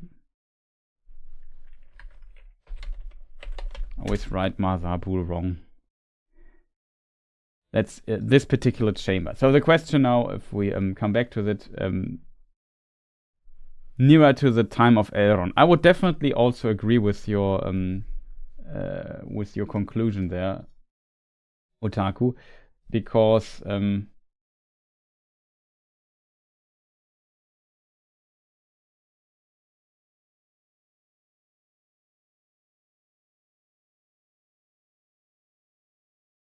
yeah, that is true. It feels like this little section is kind of hinted at. We have this famous quote from Gimli there at the beginning.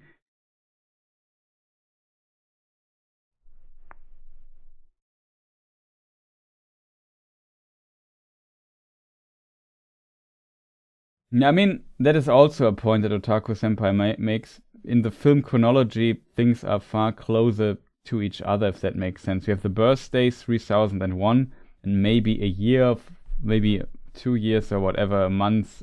It's hard to tell how big the time is until Frodo leaves the Shire.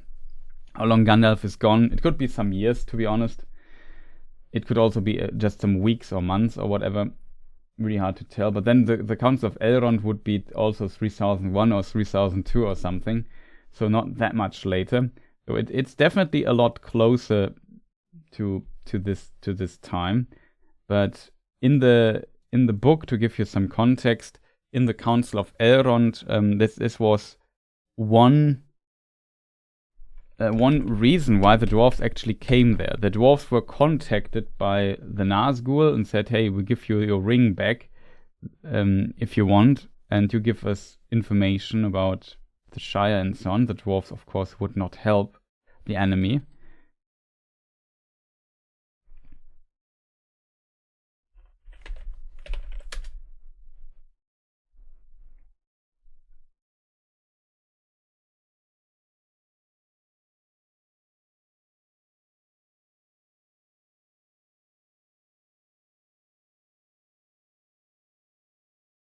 Yeah, Balin listened to the whispers and so on and so forth and went there.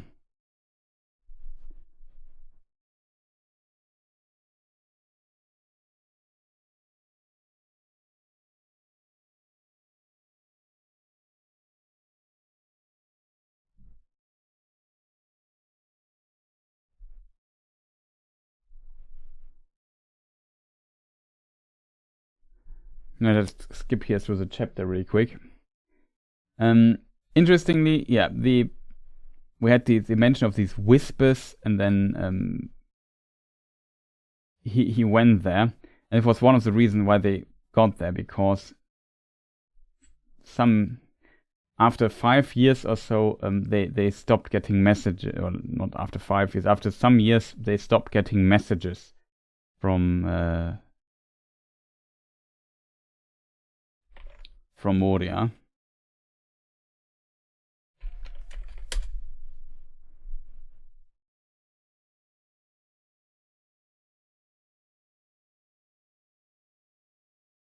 Twice the messenger, and then the messenger also came, and that is why they actually came to Elrond to report that the enemy discovered that messengers has come also to King Brand in Dale, and that he is afraid. We fear that he may yield. Already war is gathering on his eastern borders if we make no answer. The enemy may move men of his rule to assail King Bard and Duin also.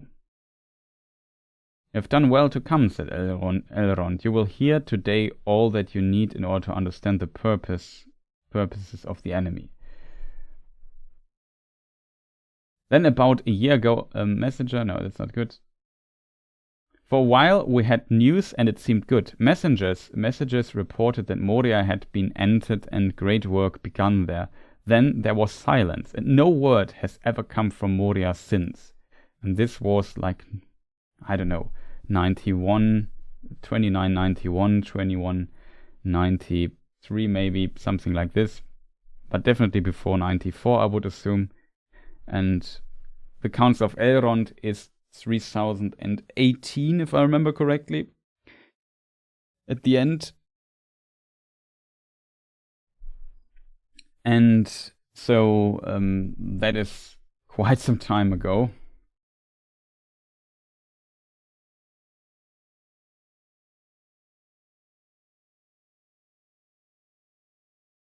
3018. Let's say the last message came 93, then it's 25 years. That's a really long time.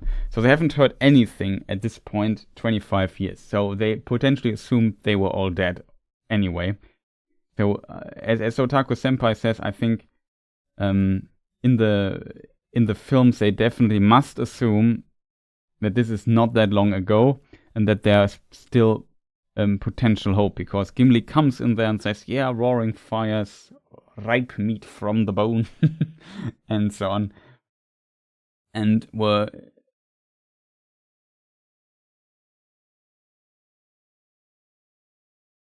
you know, it definitely seems like it. I mean, the timeline in the Peter Jackson Lord of the Rings films is really compressed. In a way, I think it's a smart move, in my opinion.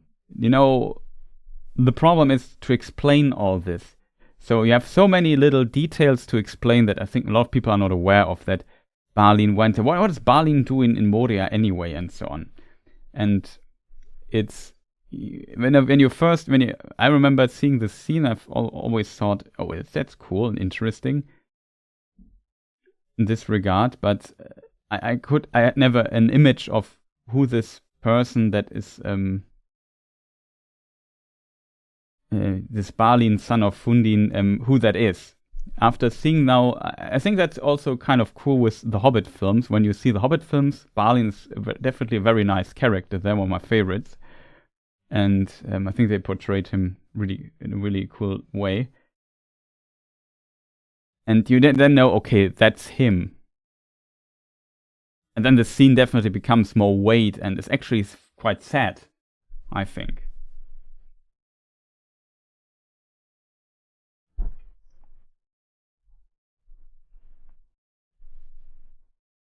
AJ Sightsonen, nice to see you. I hope I said your name right. The timeline has to be compressed if Aragorn is a ranger at the time of the Battle of Five Armies. Yes, definitely. Like, this is also, there's a young ranger. Aragorn at this time was already born, but he was still, I don't know, living in Rivendell at this time, was like, I don't know, 10 or something. 11, maybe. At the time of The Hobbit.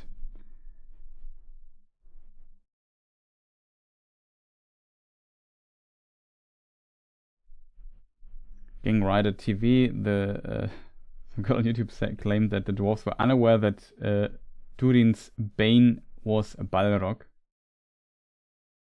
Yeah, 10 years old, 29, 41, yeah, round about that. So, he was not a ranger at this time.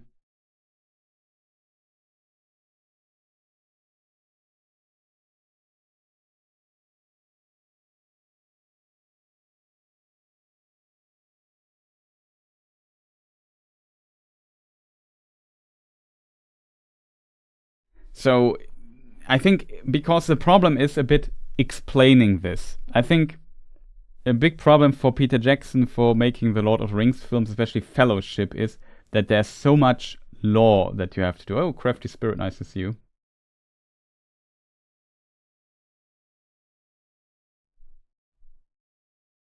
Yeah, it's really strange. We had this discussion in the comments, right? I think to kind of skip all the explanations, you only have to know that dwarves went to Moria and tried to do something, to live there. I think the film does.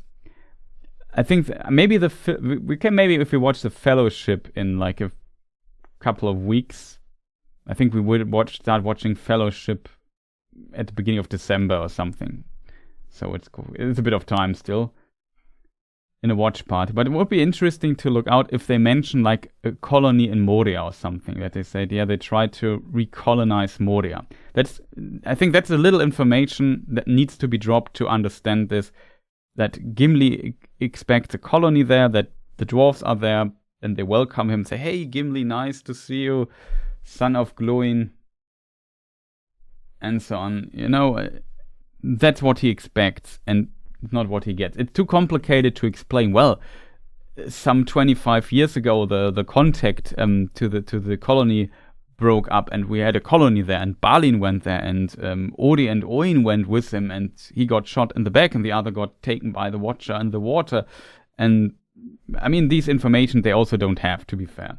But it's too much information that they have to explain. There's King Dain, he was reluctant and whatnot. There are too many informations you have to kind of bring into this already very big, as Peter Jackson calls it, lore dump. Like you have this, the Council of Elrond is such a big exposition dump chapter where you have so many informations. Peter Jackson already had to spread it apart. So I can kind of understand why he says, well, we just briefly explain that Gimli expects dwarf to actually live there in Moria, and they are not there, and they uncover why, kind of. They see, oh no, Balin is dead, we found his grave, oh no, that's sad. Oh, here's the book of Mazarbul, and everything is written there in there. So, but yeah, I would definitely agree that they must have, in the minds of, from the writer's perspective of the Lord of the Rings films, they must have moved these events very close together. Like that, and removed the point that this was not the reason why they actually came there, and that Elrond sent out message to all kinds of people that he invited, and they listened to this summon, and the dwarves came there. Boromir came there. In the book, it's very different, though. Boromir comes there because he and his brothers have the same dream, and so on, and they want to know what's up with there. So they, by accident, also come to Elrond because he's wise, one of the wisest. And if you need like rest and especially good counsel, you come to Elrond. That's how it works in Middle Earth. And the dwarves the same. They also get there to get the word, because with over Elrond they can reach Gandalf. You know, it's a good place for the dwarves to come there. They have some friendship there. They were helped out there. Elrond helped the dwarves. And we have this discussed also in a video, that dwarves understand that devotion to a friend is a very valuable good. And let's see if I find the quote. Yeah, it's in Unfinished Tales, chapter The Quest of Erebor. I said without hope of persuading him. Gandalf talks to Thorin, persuading him to take Bilbo as burglar with him. I said that without hope of persuading him, but I could have... Lost the line. I could have said nothing better. Dwarves understand devotion to friends and gratitude to those who help them. So that's very important detail for dwarves, and for sure, if Elrond helped the dwarves there with reading the map, they won't forget that. Yeah, that is true. 2980 was a busy year for Aragorn, for sure. So the other question that kind of ties to that, were the dwarves, like, who was asking the question? Sorry. Gang Rider, was it? Welcome, first of all. That's a good question. If the dwarves were aware what Durin's Bane actually is. There is not, I think, if somebody knows a better quote, feel free to post it. The only one I can currently think of out of my head, and I have to find it in Appendix A, is the description of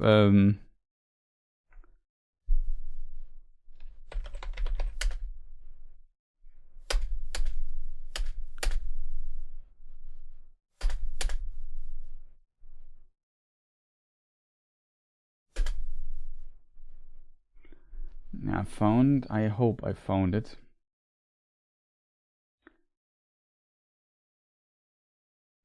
That is the description of the battle of Azanulbizar, as the dwarves call it, and that's the battle of the Dimril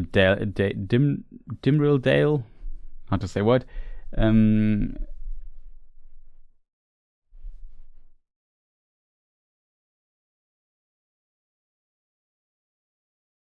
It's also a tough question here coming right next in. Let's start here with continue with the dwarf question here for the moment being. So at the end of the battle, just let me try to find it. Yeah, I think here it is. Then Thrain, however you want to pronounce his name, the father of Thorin Oakenshield. The A has it's an Old Norse name, and the long and there's a diacritic above the A, which to me indicates that the long A, and the long A is pronounced O in Old Norse. So in theory, and O and I are not a diphthong, so there are two different syllables. So it should be pronounced Throin, but if you, I guess, anglicized, it's Thrain or something like this. Thrain, who knows. Then Throin turned to, and we have another example of a long A, Dain, or Old Norse pronunciation would be then Doin, and said, "But surely my own kin will not desert me. No," said Doin, "you are the father of our folk, and we have bled for you, and will again. But we will not enter Khazad-dûm. You will not enter Khazad-dûm. Only I have looked through the shadow of the gate. Beyond the shadow, it waits for you still. Durin's bane. The world must change, or some other power than ours must come before Durin's folk walk again in Moria."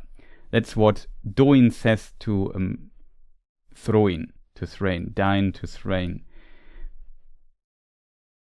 It's very interesting because we can read, like in the books, Doin actually kills Azog.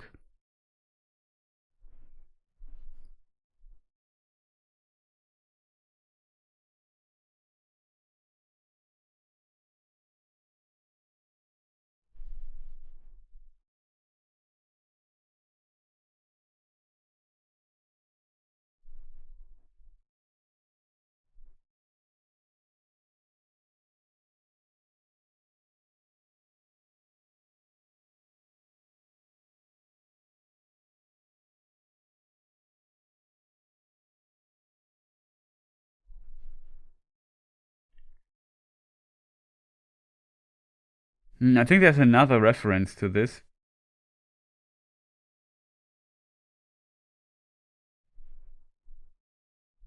Azog laughed and lifted up his head to let forth a great yell of triumph. I think that was the head of Noin.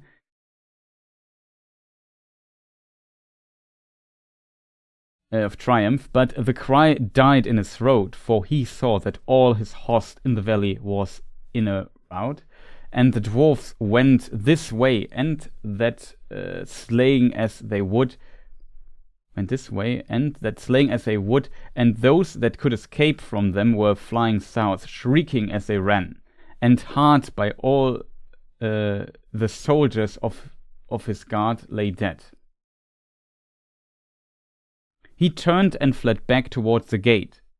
Up the steps after him leaped a dwarf with a red axe. It was Doin Ironfoot, Noin's son. Right before the doors he caught Azog, and there he slew him, and he hewed off his head.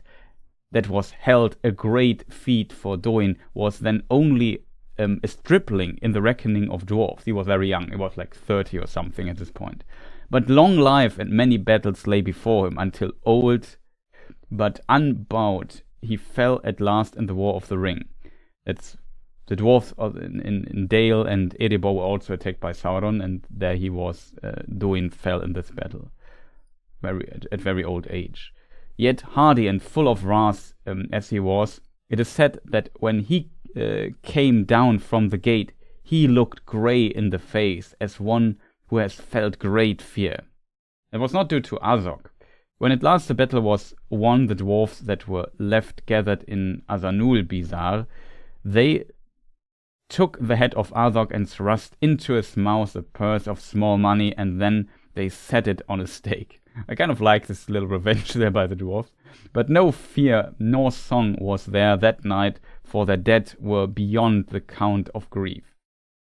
Barely half of their number, it is said, could still stand or had hope of healing. Nonetheless, in the morning, Throin stood before them. He had one eye blinded beyond cure. We see this inconsistently in The Hobbit. Like, sometimes he is an eye missing when we see him in the Hobbit film, the father of Thorin, and some shot later in the film when he appears again, in the extended edition, he has both eyes again. And he was hauled with a leg wound, but he said, "Good, we have the victory. Khazad-dûm is ours." But they answered, "Durin's heir you may be, but even with one eye even you should see clearer. We fought this war for vengeance, and vengeance we have taken, but it is not sweet. If this is victory, then our hands are too small to hold it. And then comes what Duin says to him. And so they are definitely aware. What you can get out of this text here is that they are definitely aware that Durin's Bane is a thing. They know the legend. They know that they can't, and they also know they can't, at least Duin knows this, and the other dwarves, I guess, would agree. Nobody stepped in and said, yeah, I disagree with Duin there. I think we should go for Khazad-dûm now. Nobody said this. Durin's, let me just read again. Beyond the shadow, it waits for you still. Durin's Bane. The world must change, and some other power than ours must come before Durin's foe can walk again in Moria. So this is kind of the idea that Durin's Bane is there and that they can't overcome it, at least in Durin's view. Balin later tried it out because said, well, so many years passed since then, we never heard anything. Why not just try it? Maybe we can coexist with Durin's Bane there or something like that. Maybe it's falling asleep or whatever. I think they don't really know exactly what nature Durin's Bane is, that it is a Balrog. I'm not sure how well versed the dwarves are in their lore of the First Age. It's a long time ago. There they of course knew that their ancestors had also fought in wars with the elves and so on, or with the elves against Melkor or Morgoth and his forces, and in those forces were also the Balrogs. So it's a bit difficult. I'm not sure. Let me just scroll through chat a little bit here to see if you people have like a quote.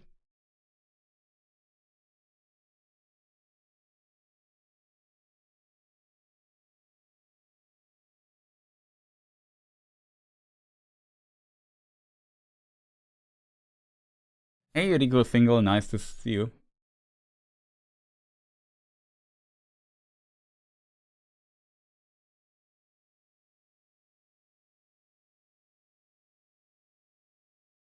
Frame map, yes, exactly. That would be pretty nice.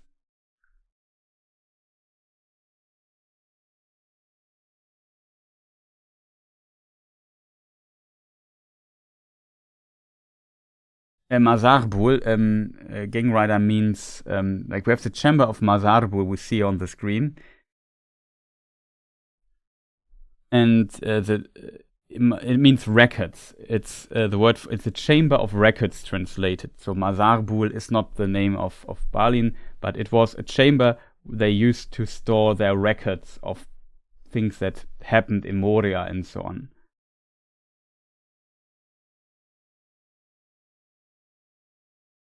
Let me just see if I find your question really quick.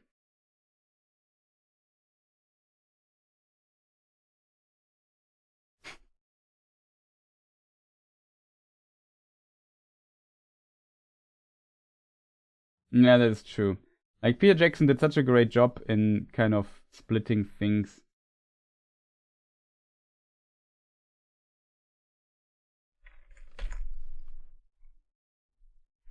So it's an interesting question, I think.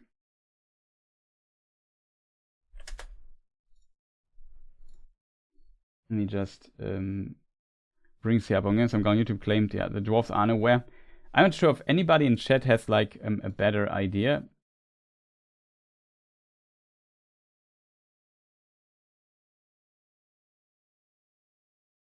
Do we know how Duin Ironfoot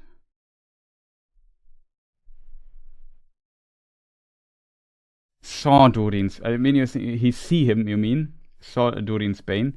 It is possible because he has great fear in his eyes. He definitely saw something that he thought, okay, we should get out of here. We should not try this. He looked through the rest gate into Moria and he saw potentially something.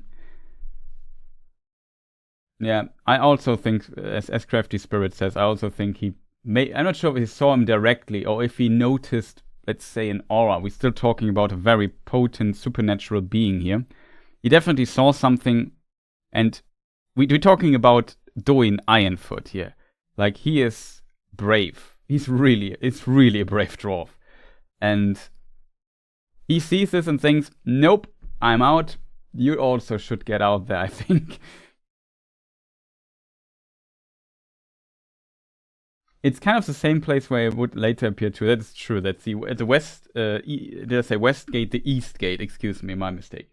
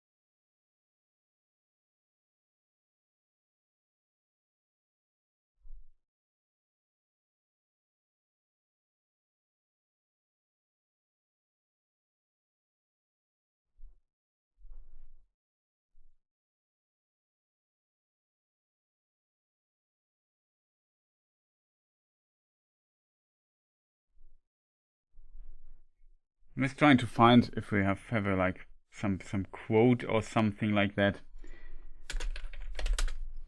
Also googling a little bit here.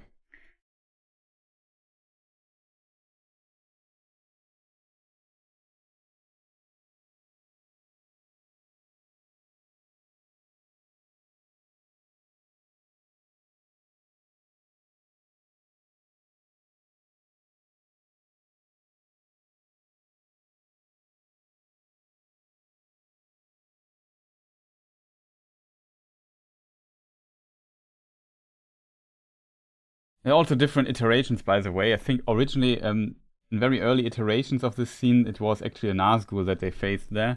When Tolkien made it a Balrog, that was kind of under control of Sauron potentially even, and then it became like its own thing.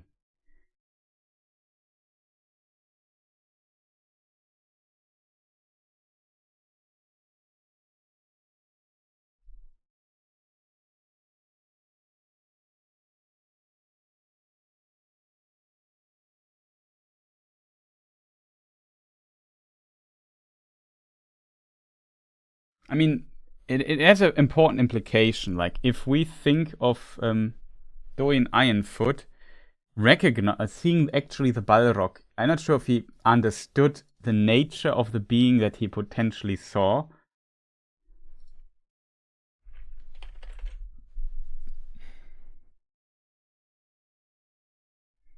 Here we have, by the way, to switch here the image a little bit, we have King Doin. Dane, however pronounced.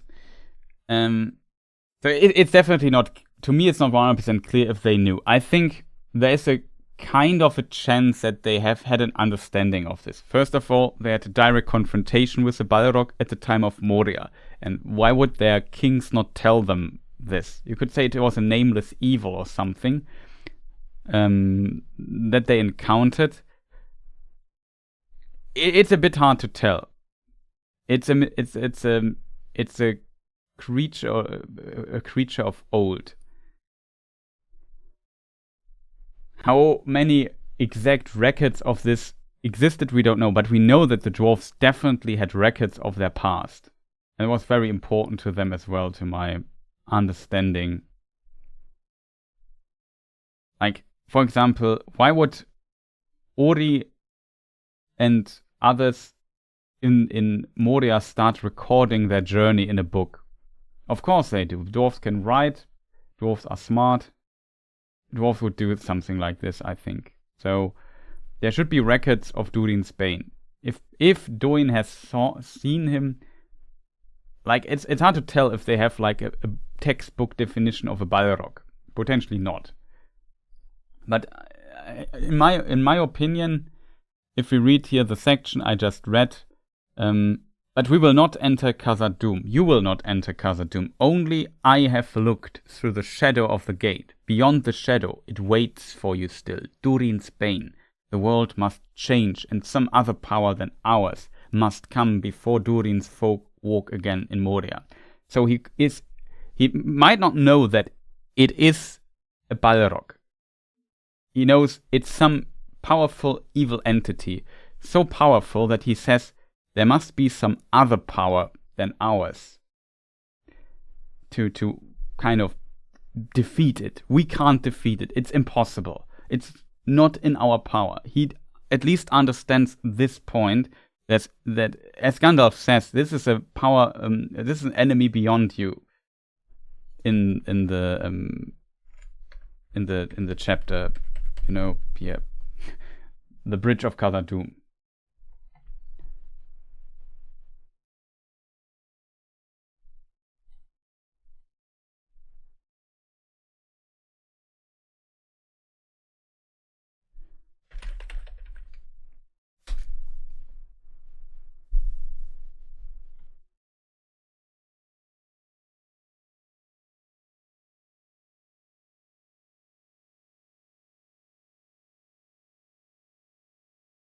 Fly, this is a foe beyond any of you. I must hold the narrow way. Fly, Aragorn and Boromir.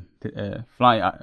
Aragorn and Boromir did not heed the command, but still held their ground side by side behind Gandalf and at the far end of the bridge.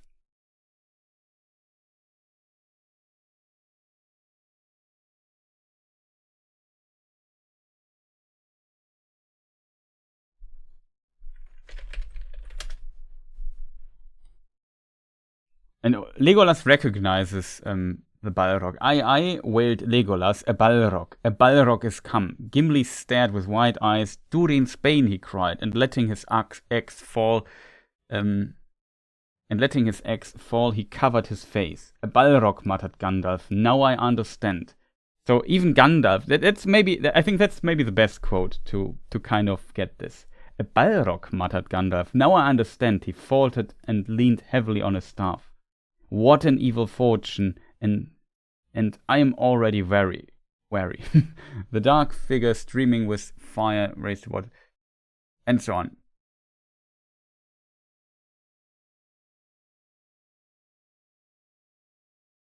So even Gandalf was not aware that the Balrog, that Durin's Bane is a Balrog. Interestingly. And interestingly, Gandalf was in Middle-earth at the time that Durin's Bane sacked Moria. It's interesting. So if Gandalf wasn't 100%, I think that's a really good point for the argument. They all have understood, I think Gandalf as well, but also the dwarves, as we just found out, must have understood that this is a supernatural, extremely powerful entity in there. What exactly it is, they potentially did not know, when not even Gandalf was surprised about it. Let me just look up Durin's Bane. I have like 2,000 years into like 1,900 or something.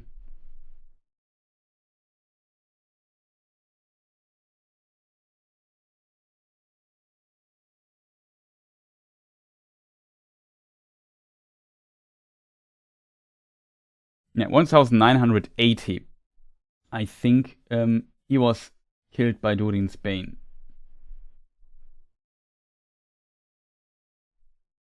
That was Durin the Sixth. Hard to say word.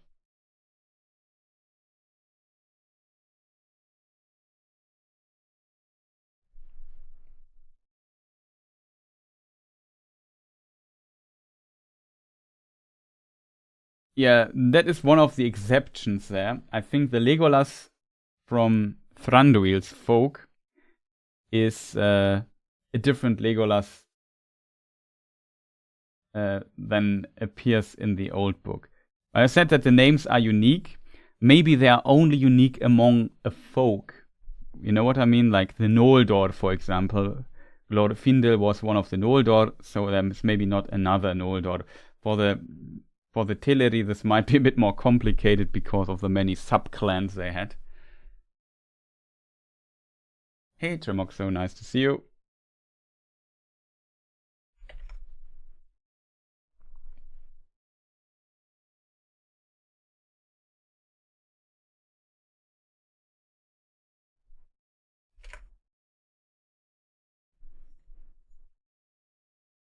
Let me just check something really quick. He was like the Legolas from Gondolin is most likely, I would assume, one of the Noldor elves. Okay, Legolas also, that's a very important detail as well. The Legolas in the book from Gondolin is a Book of Lost Tales character. There's always a complicated matter in this regard, because back in the day things were quite different. But of course, Fall of Gondolin is a Book of Lost Tales story, so in this regard, a complicated matter here.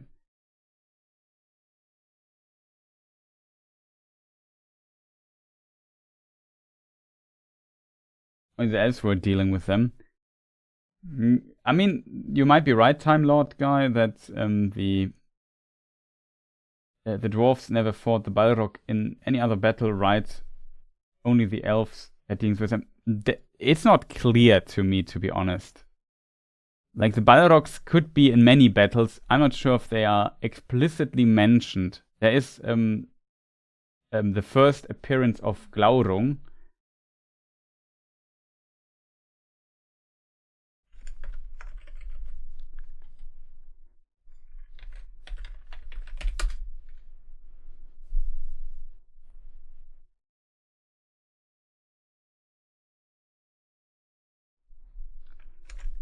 And yeah, it's in the chapter, the story.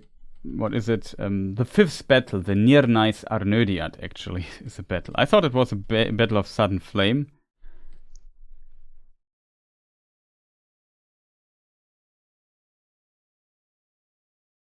But it's the battle of unnumbered tears. The other Khal was slain. I think in this battle,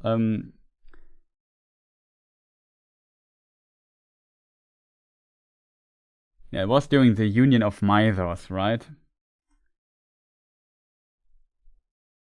Just too many battles in the First Age, chat.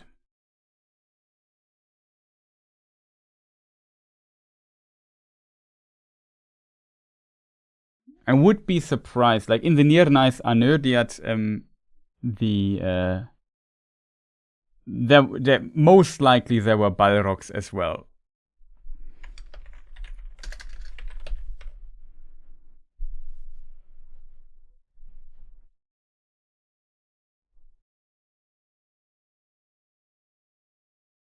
I mean, there was Glaurung, there were dragons, and so on.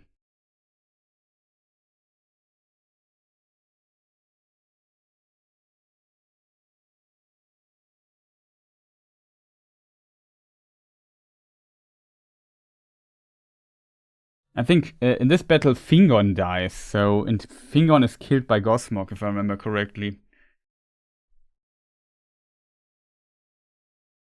Yeah, in the battle of instant flames and so on. Yo, sit-ins, we come to a question in a moment. So I would say the dwarves from their First Age lore definitely have encountered a Balrog. It is very plausible in my opinion. So I would say they were aware that it's a powerful entity, but it seems plausible from the descriptions of the Lord of the Rings. I think the biggest argument is definitely that even Gandalf does not know that it was a Balrog. He could have suggested something like this, but in a way, you might expect the Balrogs are just gone after the first age. You know, we think, well, it's better when they're gone, so let's hope they're gone. Let's not think about them. We have not encountered them, so maybe that's better. And in this case, I think if Gandalf doesn't know, I think the dwarves also might not know that it's really, like, I don't think they have a textbook definition of a Balrog, but they are definitely aware this time that there is a supernatural, extremely powerful entity that is there, that Durin's Bane is very real. They know that it is immortal, that it's still there, and that they should not go into Khazad-dûm, and it needs a different power kind of to finally defeat it. Very interesting.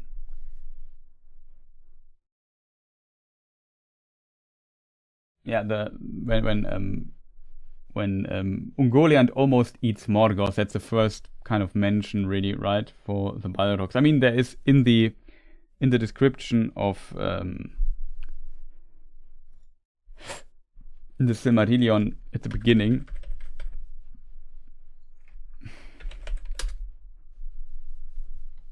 we have the Vala Quenta, and the Vala Quenta also they are mentioned. Dreadful among these spirits were the Vala. How were they pronounced? It's a diphthong. Diphthongs is usually the stress on, so it's Valaraukar, the scourges of fire that in Middle-earth were called Balrogs, demons of terror. Interestingly, Tolkien uses in some instances the plural Silmarilli for Silmarils, the anglicized plural. For Balrogs, the plural would be Belrug, but he never uses it, interestingly. I don't know why.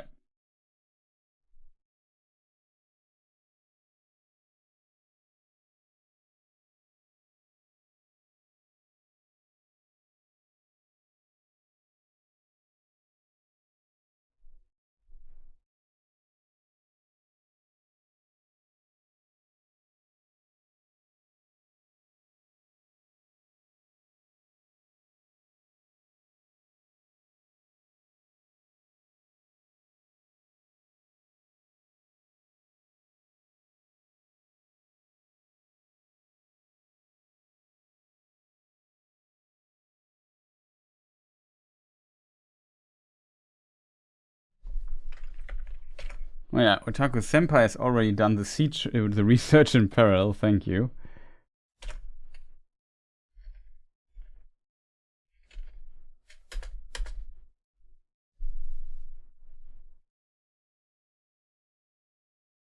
That helps a lot to answer the question. Can we read this here in a moment?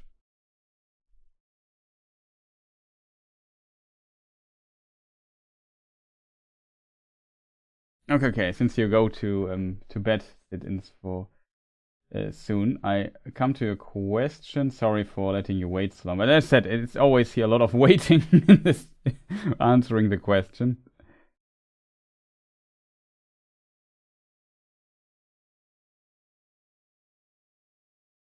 Yeah, I think they would also call. I mean, Durin's Bane is also pretty cool name.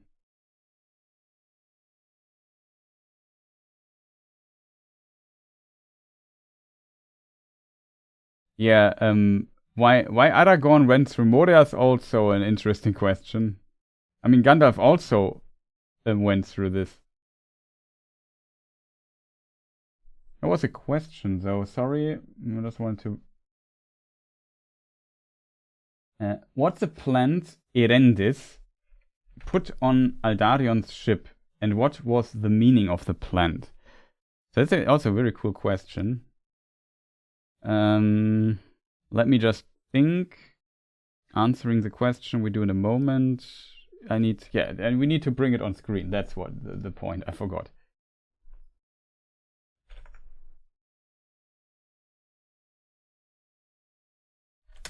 So that's a good question. Thank you for bringing this up. And yeah, we come to this. I hope you're still there.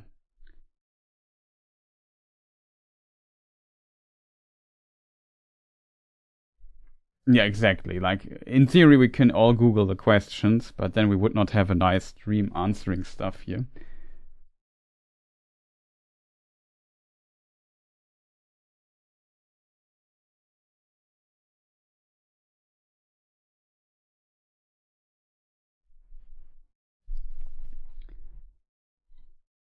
But let me just see if I remember this correctly. So there is Oiolaire. There's flowers. So Numenor, when it started, was kind of... Well, let's maybe bring up some production stuff here. Do I have a Numenorian map? Well, I have a Second Age map of Numenor, right?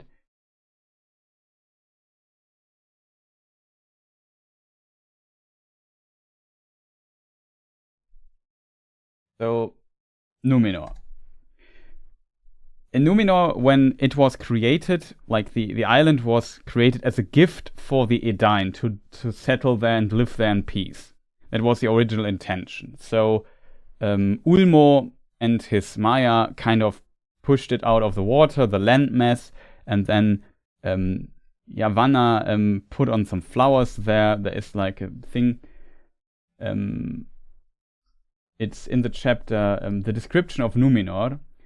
We have the following: all about the place, up the seaward slopes and far into the land, grew the evergreen and fragrant trees that they brought out of the west, and so throve there that the Eldar said that almost it was fair as a haven in Eressëa.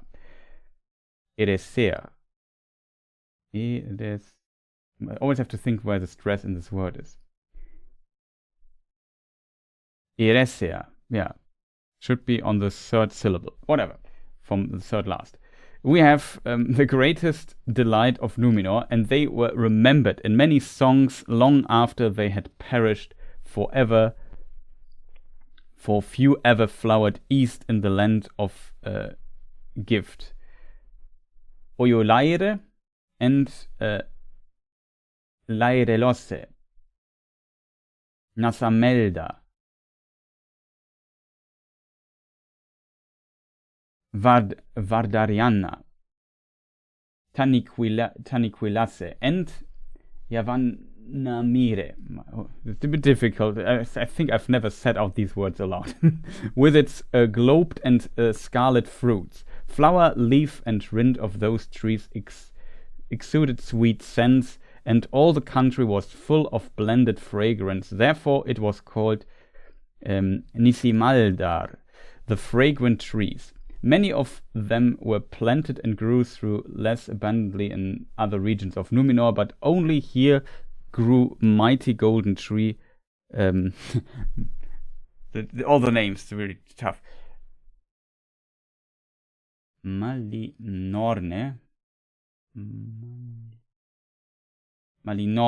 I think it's pronounced. Reaching after 5 centuries of height, scarce less than it achieved in Eressëa itself. Its bark was silver and smooth, and its boughs somewhat unswept after the manner of the beech. But it never grew safe with a single trunk, and so on and so forth. So this is the description. The Yavanna, also the Eldar, and so on, everybody helped to kind of make the land green. This happened, and we had a lot of weird plants and trees there, trees and plants and other things there, and so on and so forth. So now we come to the question that is from Aldarion and Erendis. It's also an Unfinished Tales. The text I just read was also from Unfinished Tales, in case you want to check it out. It's called Description of Numenor. This is now the chapter called Aldarion and Erendis. Aldarion was a king of Numenor, or became a king, and he was a mariner and was out doing mariner things, and Erendis, his wife, had to wait, and they estranged later from each other. It's kind of the story.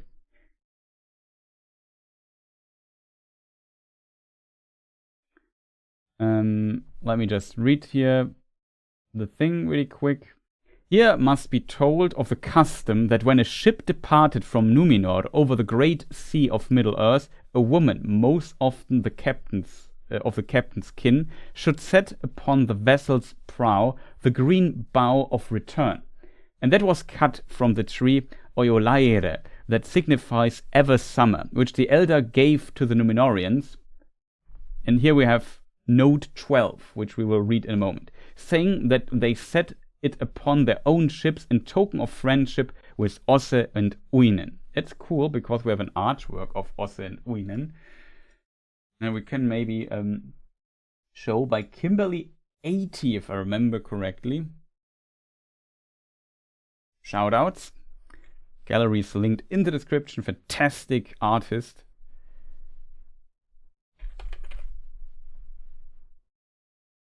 It's an old artwork, I think she did. And of course, she does like a lot of her inspirations, ideas. She's very creative in this ways, how she depicts. It's not like Ted Naismith, for example, is very, in his illustrations, often tries to be very correct to what Tolkien wrote. Kimberly 80 is more like a free spirit that, you know, she reads this, she gets this image in her mind, then she draws it, I think. So this is Osse and Uinen. These are two Maiar of the Valar Ulmo. Ulmo, we also have an artwork. That's the Lord of Water.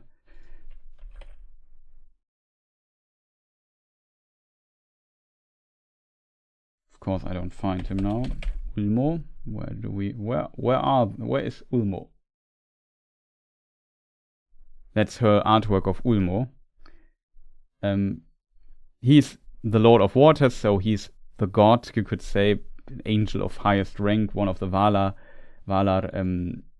And yeah, he has Osse, who often appears in stories of the First Age, doing things for Ulmo and so on. He was almost old. In some versions, Morgoth had kind of tried to convince him to join him, and his wife Uinen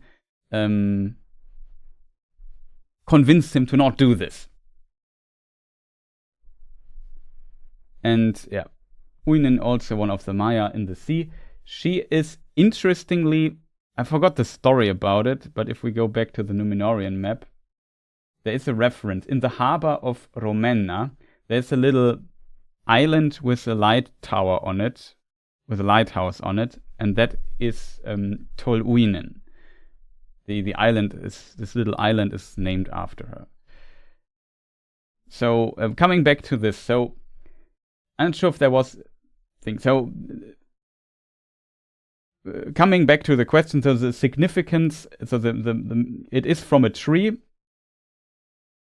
a bough from a tree, Uyolaire as it's called, and signifies ever summer, which the elder gave to the Númenóreans, saying that they set it up upon their own ships as in token of friendship with Osse and Uinen. And if you're not in friendship with Osse and Uinen, you can't cross the sea. And the Númenóreans were, or became at some point, very famous mariners going on their ships, returning to Middle-earth, where they once left to settle Númenor and so on. So it has a big significance for this kind of friendship. The leaves of that tree were evergreen, glossy and fragrant, and it throve upon sea air. But Meneldur forbade the queen and the sisters of Aldarion to bear the bough of Olaire to Romenna, where lay the Palaren, saying that he refused his blessing to his son, who was venturing forth against his will. And Aldarion, hearing this, said, "If I must go without blessing or bough, then so I will go."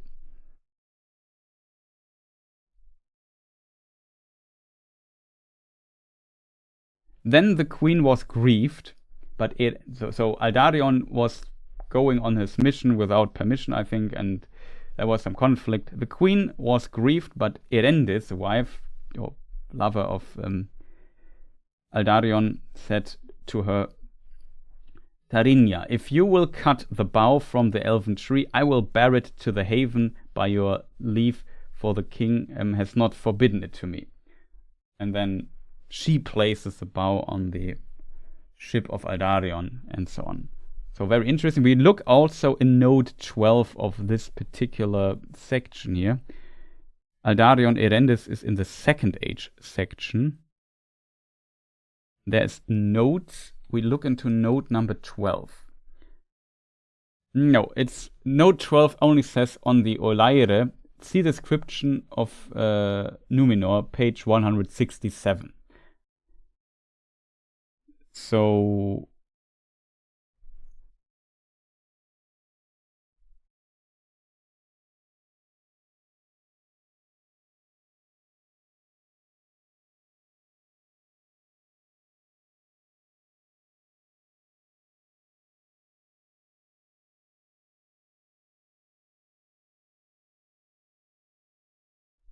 there it is mentioned that there were these trees, for few ever flowered east of the land of gift. Globed and scarlet fruits, blah blah, and so on. So yeah, everything I read, I'm not sure if this.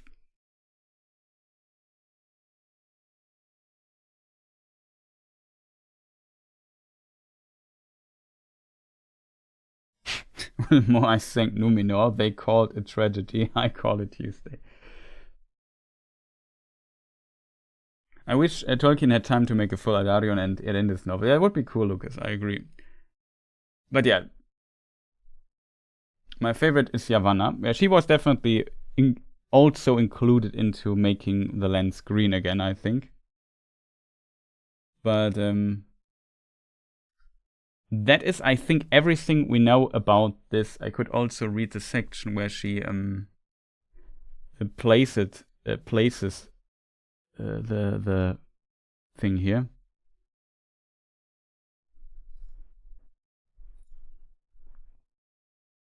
As 3 ships were manned, and in the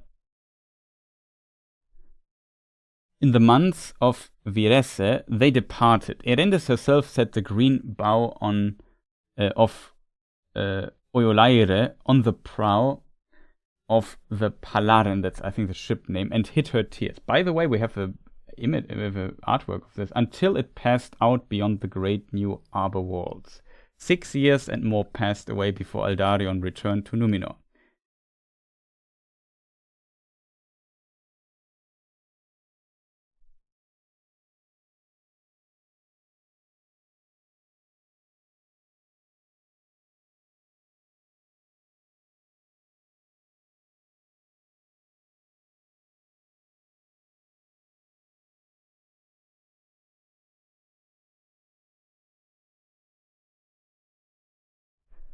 So it was like Mineldur was at this time the king of the land, and I think of course the father Tar Mineldur, and yeah, he was the father of Aldarion.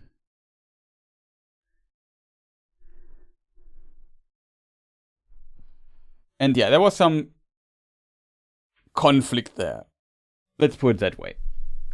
Kind of interesting story. And of course, in a land like this, where it's important, the friendship of Uinen and Osse, if you go on the sea, because if you're not in friendship with those, you won't cross the sea. So the queen was very sad that she was not allowed to fulfill or do this tradition, because it was thought that if he must go without blessing or bow, then so I will do. And yeah, he did against the will of the king. He wanted venturing forth, and his mother was worried because, or grieved because of this.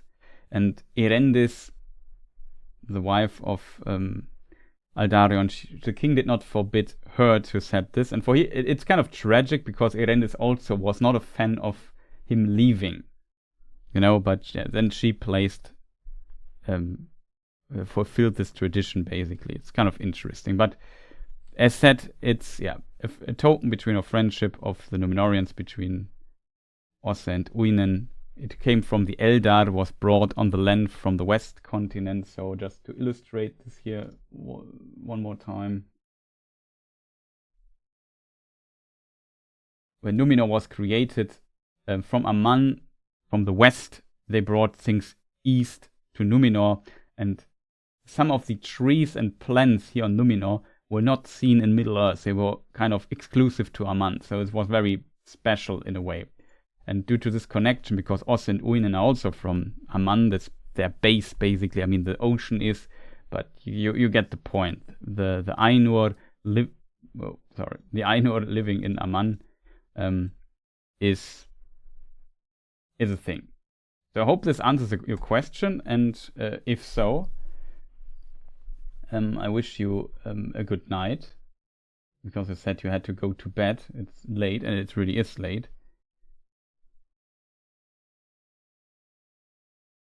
Need to make need to making preparations for supper. I wish you also a good one. Much success with that. Posting will be spotty. I see the problem.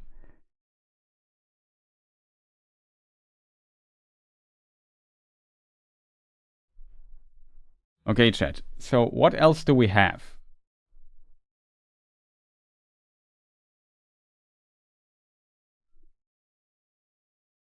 We talked about the plans for the watch parties. We talked about Old English. We have some older questions maybe here earlier. I don't want to, because it's very late here for me in Germany already. I don't want to stream that long anymore. Thank you for answering the question. I hope it was to your satisfaction. No problem. Sorry that sometimes for also the other people, it sometimes takes a long time to answer questions. You know, I really try to read you the sections or give you my opinion. Sometimes I can just answer it really quick. But I think what makes the stream kind of interesting or fun is discussing something in more depth. I wish there would be more. I thought there was also a comment regarding this particular section, but I remembered, unfortunately, not correctly there.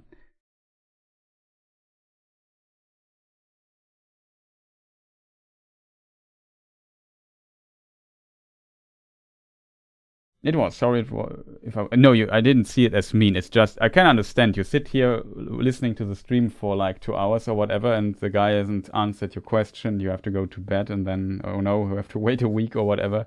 Who knows when he streams the next time. I can understand this, that some people might then say, oh, but you answer this really quick. But yeah, glad you enjoyed the answer and so on. I listened to you speaking Elvish all day. You think so? I mean, I'm definitely not the biggest Elvish expert. There are people who have far more knowledge in this regard than I am.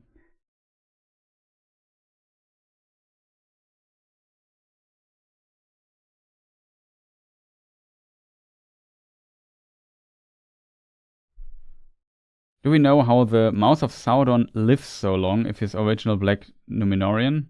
Did he learn the powers of necromancy from Sauron? The age of the Mouse of Sauron is always like an interesting one, I think. And good night to you, yeah, to you as well. Sleep well. It's often difficult if you stumble upon an Elvish word and you have never said it in your life out aloud. It's always tough, even though I think after all these years doing this and trying to somewhat pronounce the names correctly, I have like a kind of often a good feeling how to pronounce things, but sometimes I have to look twice, and this is really wrong, really long names in this regard.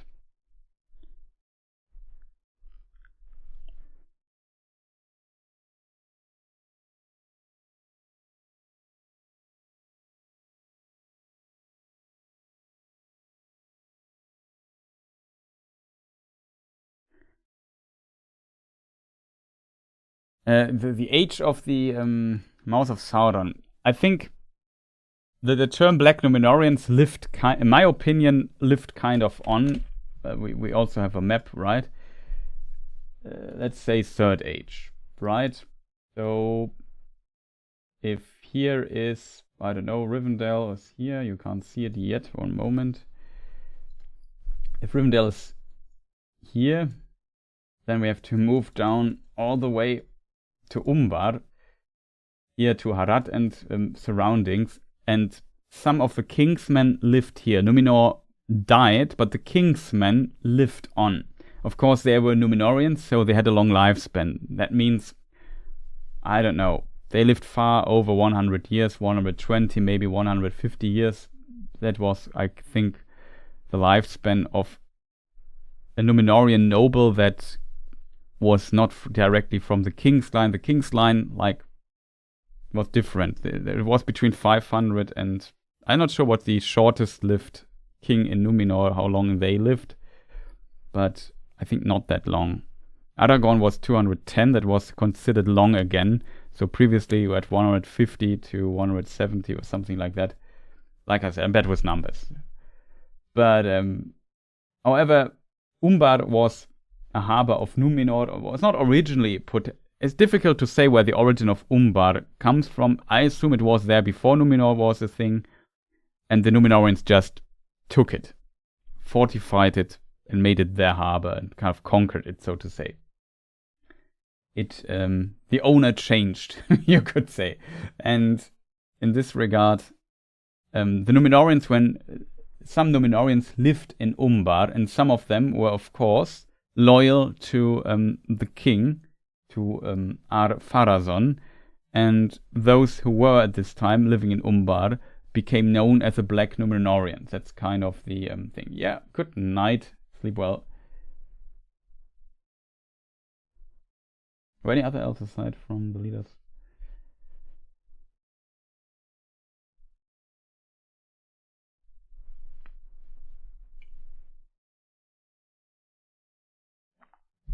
Yeah, Círdan, to answer your question, Amazing Bad Boy, I think Círdan is pretty much the only one.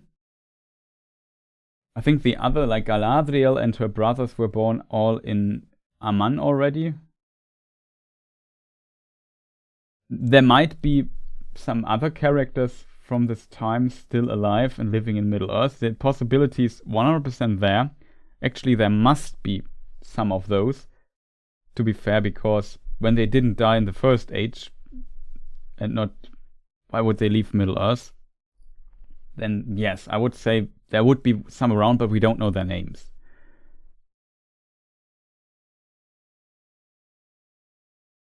But Círdan would be the one. However, Umbar. Yeah, so the Black Numenorians, let me see if we find the term, like a definition of Black Numenorian.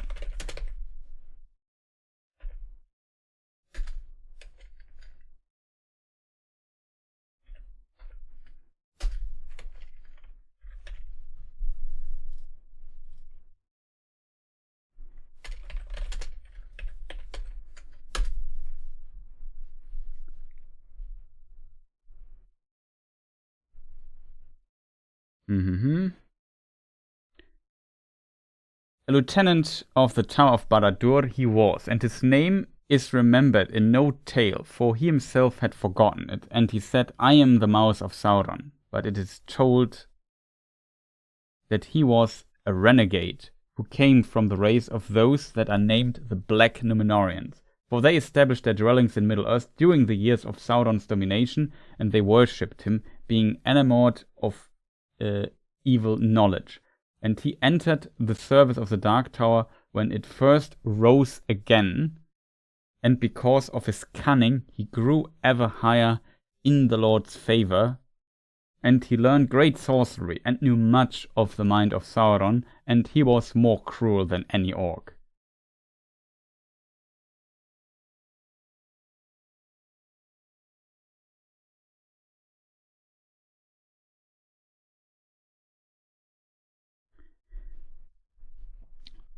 He entered the service of the Dark Tower when it first rose again, chat. What would you understand?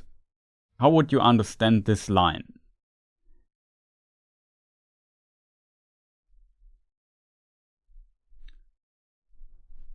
We have another another info about Black Numenorians. Eärnil I, his nephew who succeeded him, repaired the ancient haven of Pelargir and built a great navy. He laid siege by sea and land to Umbar and took it, and it became a great harbor and fortress of the power of Gondor. Now comes note 1 here. The great cape and land-locked firth of Umbar had been Numenorian land since days of old, but it was a stronghold of the kingsmen, who were afterwards called the Black Numenorians, corrupted by Sauron, and who hated above all the followers of Elendil. After the fall of Sauron, their race swiftly dwindled or became merged with the men of Middle-earth, but they inherited without lessening their hatred of Gondor. Umbar, therefore, was only taken at great cost. That's the other section we find. That's the definition of what a Black Numenorian actually means. And Sauron's Tower, what was the definition here? The wording here. The race of sons, the Minorians, blah blah blah, evil knowledge. So when the Dark Tower, when it first rose again. I would assume, when it comes to his age then. I have an idea how to combine this. We have to go into the third age, of course. He's not from the second age, so it's not like it's 1000 years old.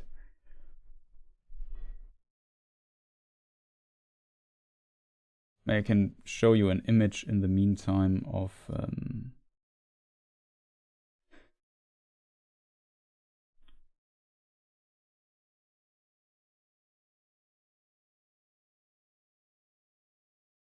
I'm not sure from which film it is actually. I think it's from the last film.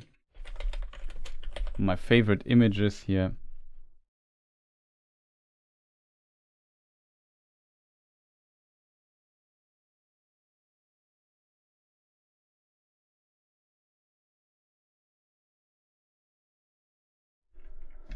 Which I of course don't find right now. Classic. Ah, here it is, I think. Pretty cool looking.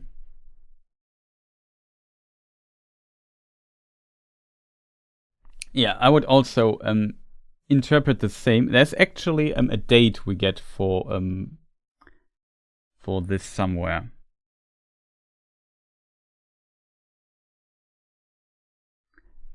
(2944). Bard rebuilds. No, it's not Barad. Sauron declares himself. Yeah, here it is. It's 2951. Sauron declares himself openly and gathers power in Mordor. He begins the rebuilding of Barad-dûr. I think this is when, round about this time, maybe a bit later, Gollum turns towards Mordor. Sauron sends 3 of the Nazgûl to reoccupy Dol Guldur.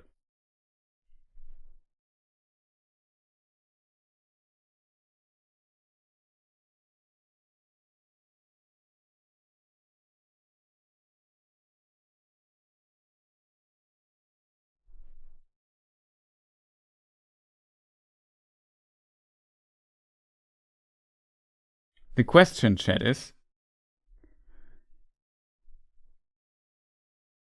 there is an indicator somewhere as a little half sentence that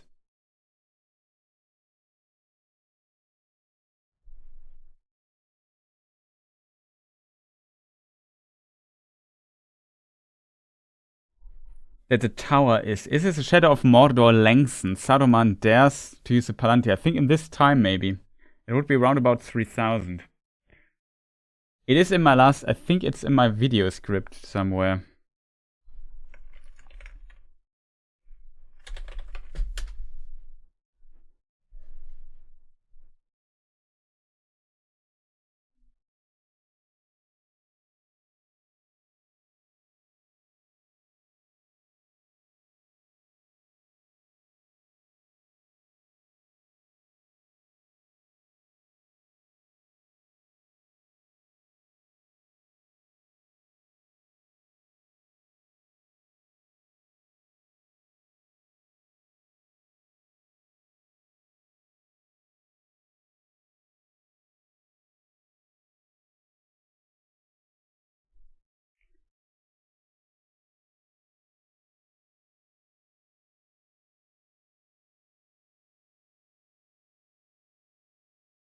Yeah, there's a line in the Silmarillion that explains this. We also have the question about the going south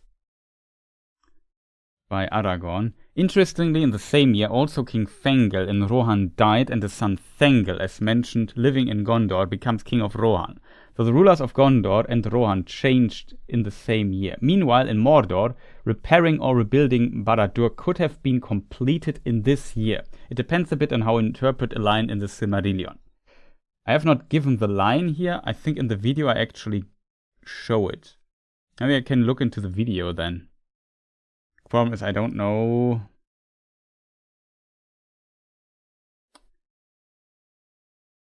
I don't know where it is. Also, I don't know which video it is here that we are currently talking about. It's 11.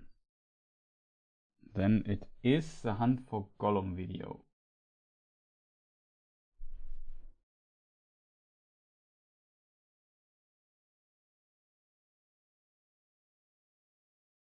I'm very interested in the Palantiri chapter.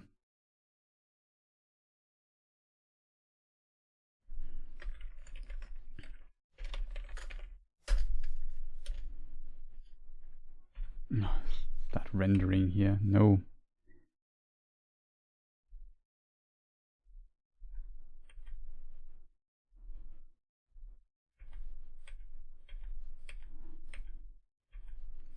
Turns out Barad-dûr appears quite a few times in my video. Who would have thought?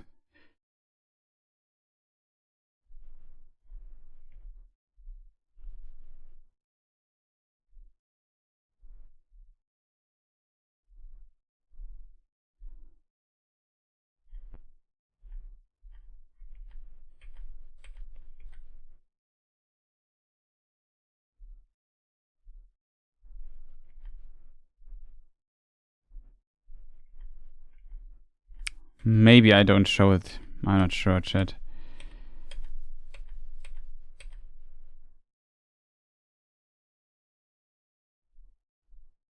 No, I can't find it here. I think I have not given it. Then we have to look in the Silmarillion manually.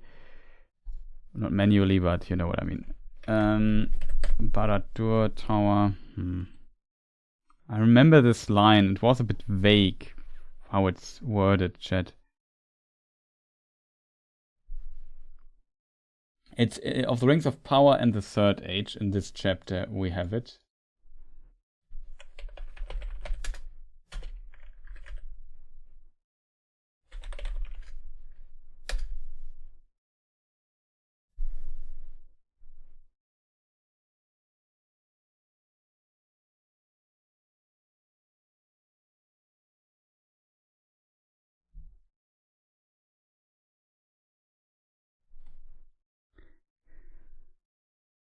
But the stroke was too late, for the Dark Lord had foreseen it, and he had long prepared all his movements, and the Olayri, his 9 servants, had gone before him to make ready for his coming. Therefore his flight was but a feint, and soon returned, and ere the wise could prevent him, he re-entered his kingdom in Mordor, and reared once again the dark towers of Barad-dûr.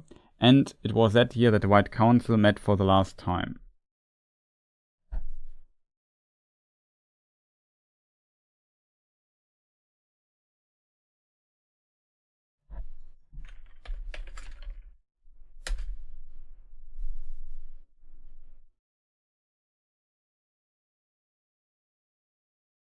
No, I can't find it. It's difficult, chat. Thengel.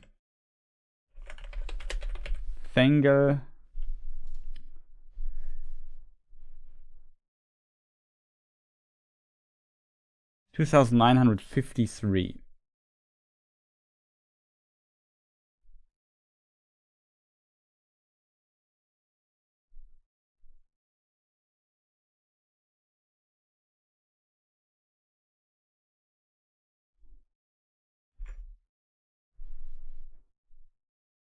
The Dark Tower rises again.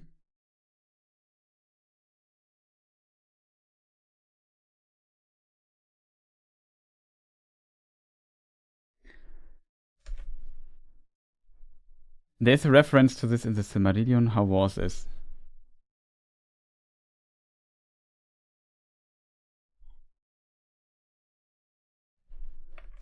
It's because it's a... the reason is this sentence here.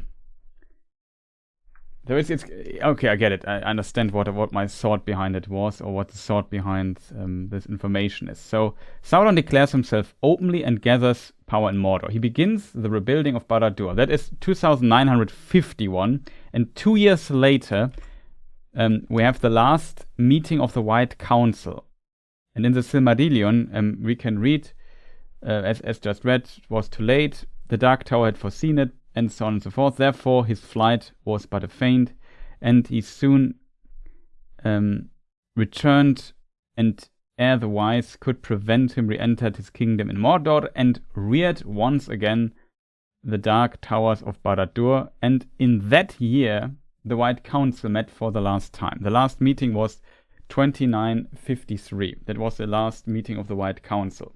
So the assumption is that in this year, the building was complete. As a result, the Mouth of Sauron was already quite some time in the service of Sauron. But I assume what they mean is this event. Like when we go into the when we read the Lord of the Rings again, Black Numenorians. No, I did things wrong. Sorry.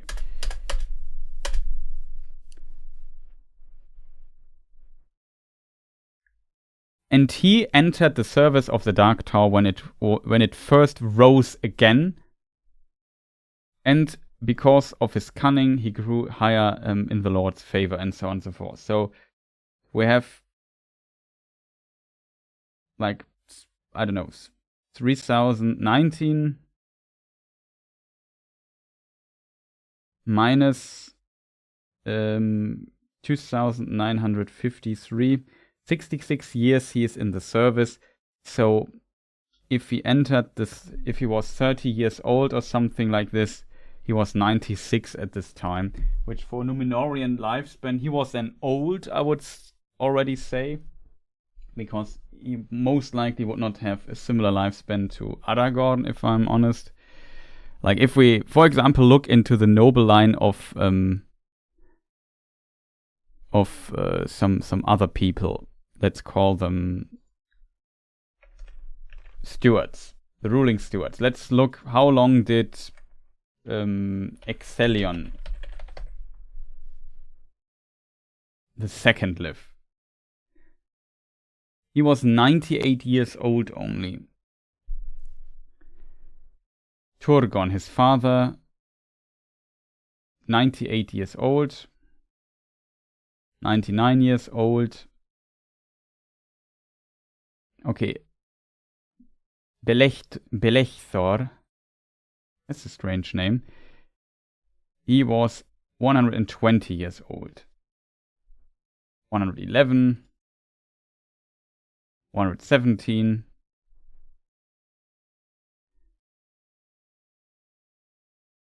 Rondir, Turgon, Turin the second maybe.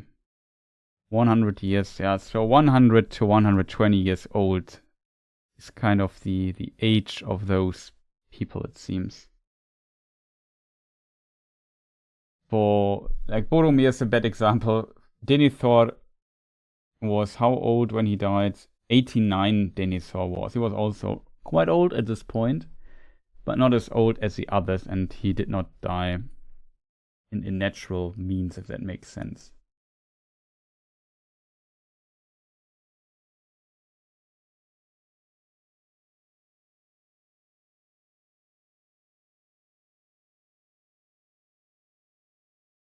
Even Galador, Third Age 2000, was only 125 years old. There were one that were 143 years old. So yeah, I would say for noble 150 years is kind of the max. So in this context, to come back to the original question, I think, yeah, at the time of when we meet him in Lord of the Rings, our good old friend and foe,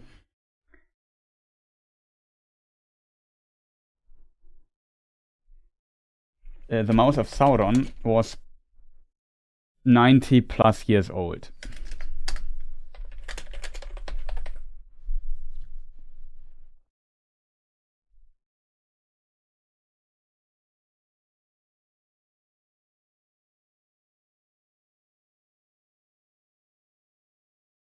Hey Dylan, nice to see you.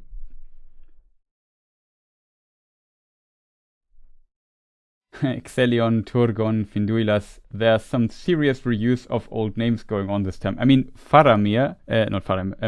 Denethor the First had a son, and that was called Boromir. the first. And Denethor the second, our Denethor from Lord of the Rings, has also a son called Boromir. So they really Tolkien really likes reusing the names here. But I think it makes sense because often you reuse names like in noble societies, right?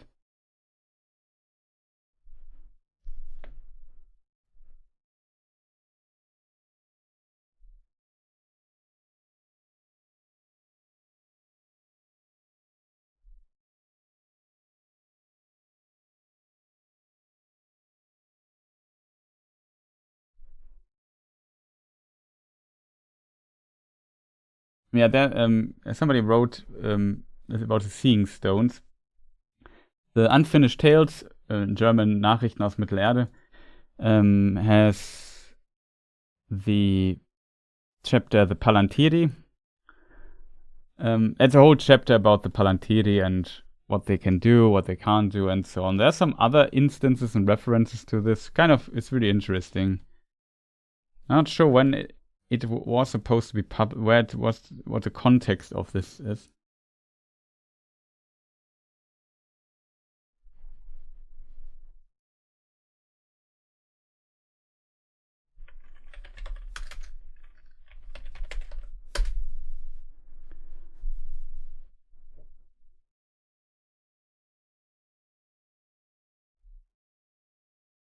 For the second edition of Lord of the Rings from 1966, my father made substantial emendations.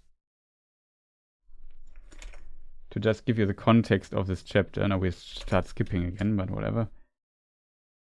So improvements or whatever, to a passage in The Two Towers 3, The Palantir, 3-volume hardware, and some others in The Return of the King, The Pyre of Denethor.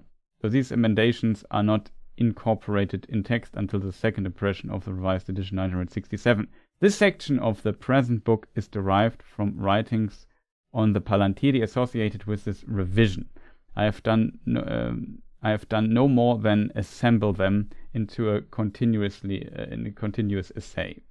So when Tolkien made some changes to additions to his chapters there in his Lord of the Rings editions, he sometimes keep updating them. And for that, he made some notes in the background, and Christopher Tolkien made an essay out of it that's published in in Unfinished Tales as a chapter. It's kind of interesting to give you some background information how these things work and kind of work, how big they were. For example, the Osgiliath stone, I think, couldn't be carried by a single person. You need multiple persons to carry it. Was quite large, and so on.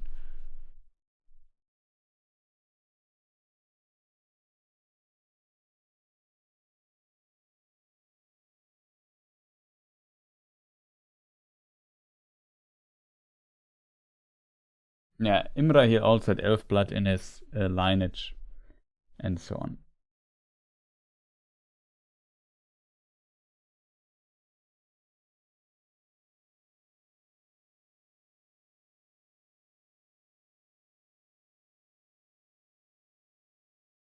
I'm not sure if this answers the question, but I think it kind of does. It answers. We also forgot to copy paste the question about. There was, I think, Time Lord guy or whoever asked the question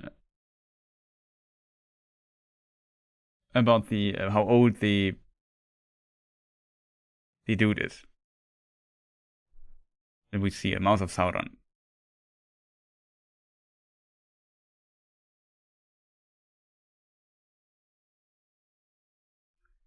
ABY, it's nice to see you. I missed so many comments, I'm a bit sorry, but it's very difficult to read the stuff and keep an eye on chat all the time.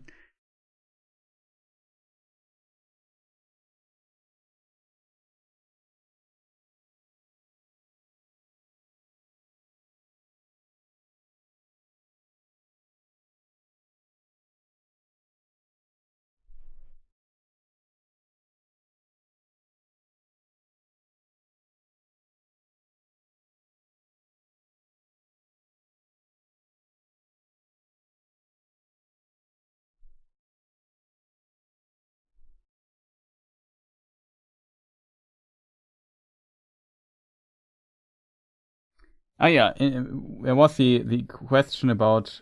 I know it's potentially a bit unpopular in a way,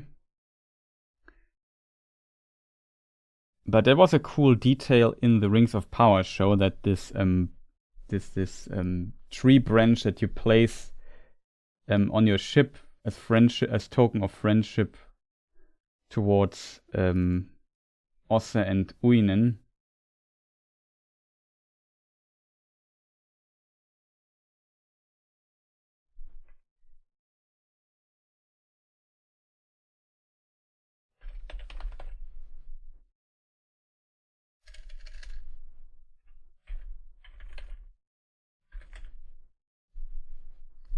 My problem will be finding it. Will be a nightmare.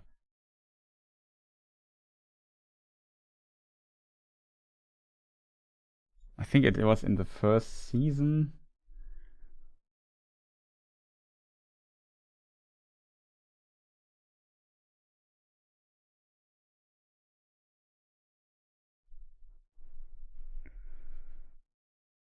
Maybe I didn't make a screenshot of it.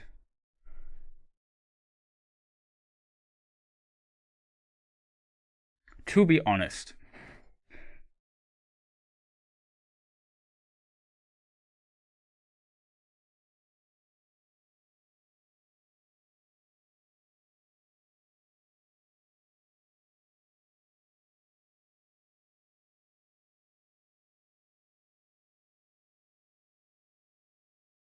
don't want to invoke bad memories here again. Or the first season. It was rough. But you might be lucky. I think I don't have a screenshot of that.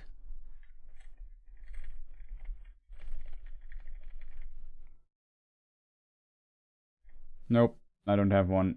Very unfortunate. But it's referenced interestingly in the show, which I found was a very cool detail, to be honest. Just thinking about it, but I can't find this. I don't have a screenshot, I think. And producing one now would take too long, so.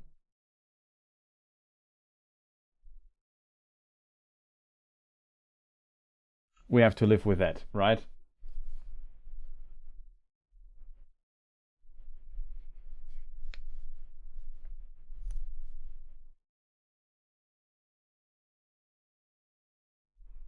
Dunedain were supposedly descendants. Yes, they were. Dunedain, the Númenóreans are Dunedain. The term existed, as far as I'm aware, in the time of Númenor as well. Like, they were the Númenóreans, they often called themselves the Númenóreans, but they were also the Dunedain, the men of the West. There's a group of men that escaped from the Far East. That was, I'm not sure if it was a question, but whatever, we just go for it. Here's somewhere Hildorian in the east. I always forget if it's here or if it's here. I think it's here, but I always think it's here. It doesn't matter though. The first men awoke here, and then Morgoth came to them and kind of corrupted those men. And some said, no, we don't want any of this. We are leaving. And then they went all the way to Beleriand. And those were these three houses, 4 houses to be precise, that were the house of Beor, the house of Marach, and the house of Hales, or the Haladin, and also the Druedain, which don't appear in the films, but in the books they have an important role, are also part of the Edain. You could also make an argument, because the Hobbits also get like 100 plus years old, that they are also part of this Edain group and settled somewhere in between and whatnot. It's not clear, but the Hobbits existed also in the First Age, so they must have had they're kind of connected to men. The exact origin is so not known. However, and these, after the war in Beleriand, when everything was sunk into the ocean, it was destroyed, they got this island, and then they were resettled over to Númenor, those who wanted to go there at least, and those became the men of the West, the Dunedain. And those in exile, when Númenor was destroyed, some escaped and settled in Middle-earth and founded the kingdoms of Gondor, and Gondor's actually Minas Tirith here, Gondor's this here, and Arnor's, I don't know, somewhere here, roundabout. Here's Lindon. Then Arnor's here somewhere. The map is not very precise, to be fair. It's just a sketch. And yeah, those were descendants of the Numenoreans. That is 100% correct. They have your sense of humor. Well, thank you. Who's your favorite Valar? I mean, I think Nienna is pretty underrated because I associate her with wisdom quite a bit. I think that's a very powerful thing. Gandalf learned from Nienna a lot as a result. We have also an artwork. Again, shoutouts to the person who made a commission for it. And it's by Sara Morello, of course. She allowed me to use this artwork even though it's a commission. She asked the person who made the commission if I was allowed to use it, and the person said yes, so very awesome. Thank you so much. She is the Vala of Mourning and Pity, you could say, and this is something that's a very important lesson that Gandalf learns.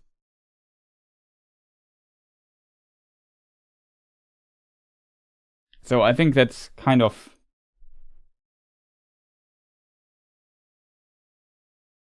it's kind of interesting because in the end, what destroys the ring? Like Gandalf has this famous sentence to Frodo where he says, "Some that live deserve death, some that die deserve life. Can you give it to them?" And then he also says, like, it was mercy and pity that basically stopped Bilbo from killing Gollum at the time, and he knew that Gollum had a greater role to play. And in the end, it is Gollum who helps Frodo to reach Mordor, even though we have the conflict. And in the end, Gollum takes the ring back from Frodo and dances on the slopes of Mount Doom, in the fiery pit of Mount Doom, and slips and falls into the fire, and this is how the ring is destroyed.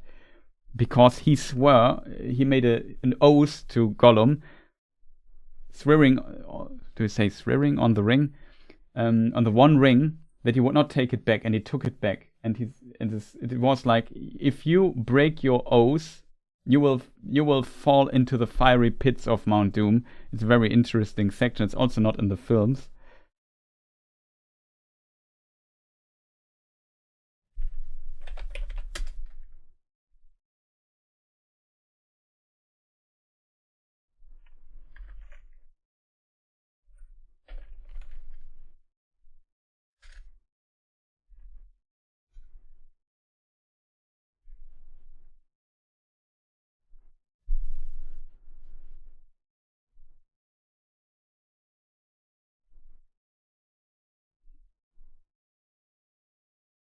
Yeah, Nienna is the sister of Mandos, exactly. So I think she's a bit underrated in this regard, because for me,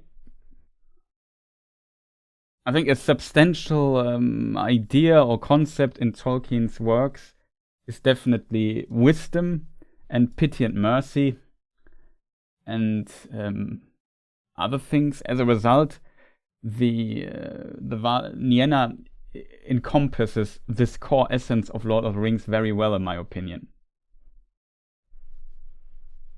I also like Tulkas in a way, but Tulkas comes there with power and laughs, and even Melkor is afraid of him for a moment.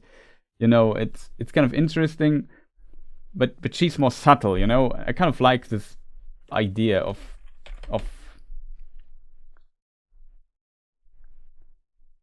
like a power that is more subtle, that comes over wisdom. At the end, it's not strength that can destroy the One Ring. It is how things play out. It's a bigger power that people had to trust in, as Tolkien also hints at in his letters, that in the end makes that Gollum falls into the lava pit. But yeah, it's definitely I think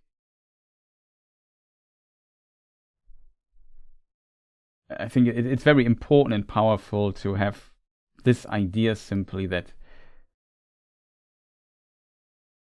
you have these characters that have this kind of, I don't know, empathy, that have the wisdom, that are able to kind of think outside of themselves and put their thought into another person and try to understand their perspective, and this kind of helps them feeling pity for somebody, even if it's evil creature like Gollum.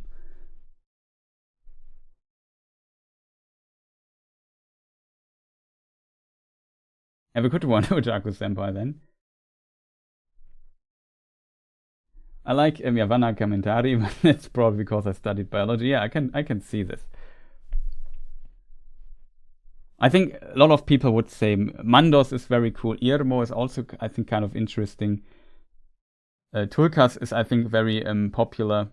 Manwë is also cool. Varda or Elbereth is, of course, a very special. I also like Elbereth, Varda. I think she's called in Quenya a lot.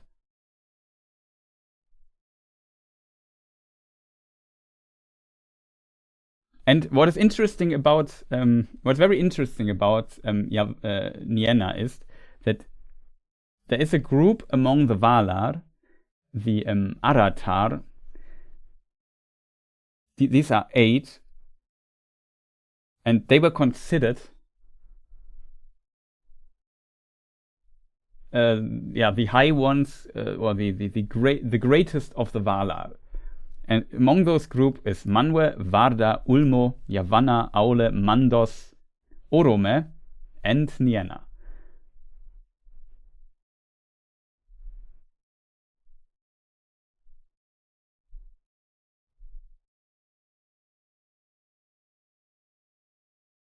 Yeah, definitely. Like, there's an interesting text where Tolkien also describes that Varda kind of gets a special power.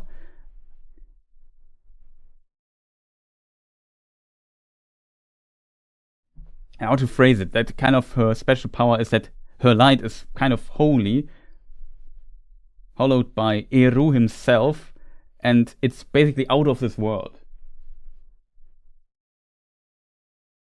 That's also why she can make that bless the Silmarillion in a way that they will even burn Morgoth. My name finding currently is a bit slow, I feel. You know, that's I think very cool. And yeah, the Aratar, or Mahani, I think it could be pronounced. They are, Nienna is one of them. You would not suspect her. Like, if you think, who could be the 8 most greatest of the Valar? Yeah, Manwë, of course, Varda, Ulmo, Yavanna, maybe, Aule, Mandos, of course, Orome does also a lot of stuff. And then who's the 8th? And it's Nienna. I think that Tolkien included her in this list kind of shows that he definitely valued this wisdom or this element greatly. And like I said, I think she like the very positive message, I think that's also in Lord of the Rings in it.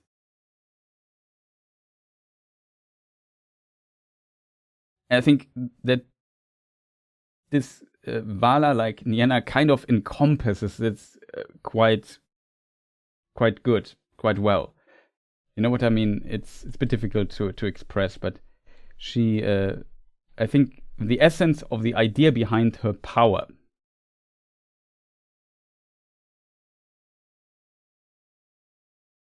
is kind of the essence of Lord of the Rings, or of what Tolkien tried to put into his work as an essence. I think she kind of describes it quite well.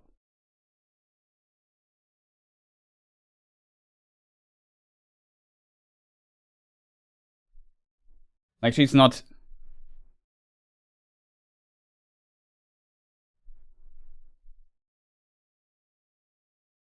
She seems not very powerful if you think about it.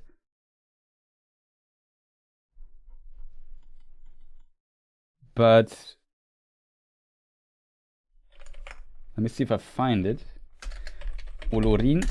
We can read about the wisest of the Maiar was Olorin at Gandalf. He too dwelt in Lorien, but his ways took him often to the house of Nienna. And of her he learned pity and patience. I think this pity and patience is what at the end kind of brings a difference into Lord of the Rings defeats Sauron.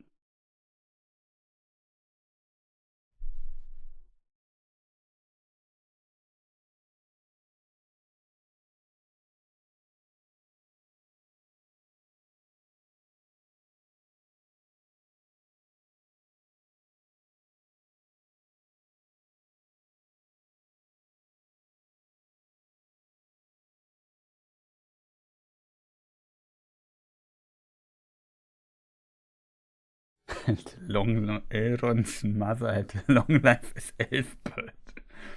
Yeah, she potentially had a long life as Elfbird. Yeah, very interesting that it says, but she does not weep for herself.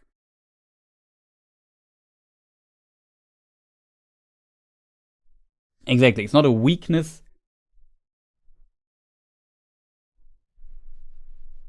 But her pity is kind of rooted in wisdom.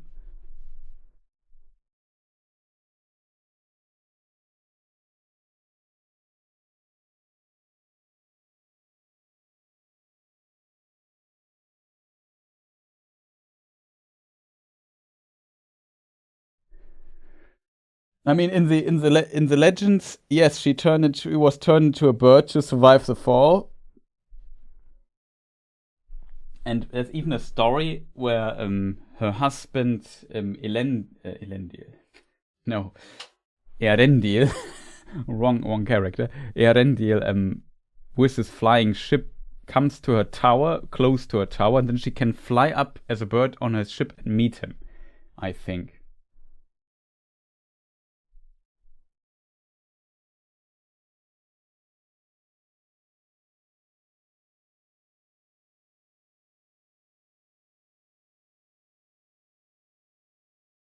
Yeah, Iniena's tears watered Yavanna's trees, and also her tears cleansed the leftovers of the trees, like from Morgoth, from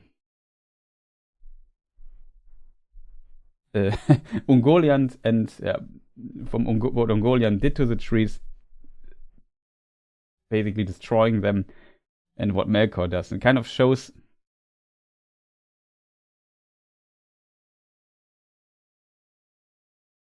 How to phrase it? If the tear of Nienna is kind of the essence of wisdom, the essence of wisdom can sweep away the defilement of darkness or of evil, if that makes sense.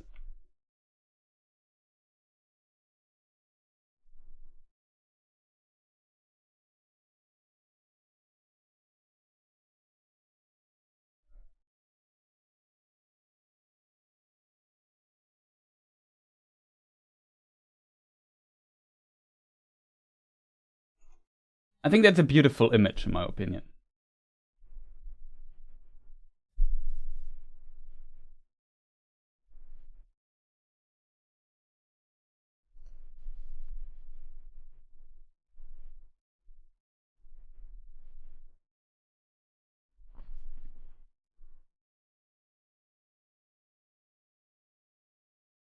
With many depressing events happening throughout their history, I don't see why that would be depressing. I don't see why that would be depressing.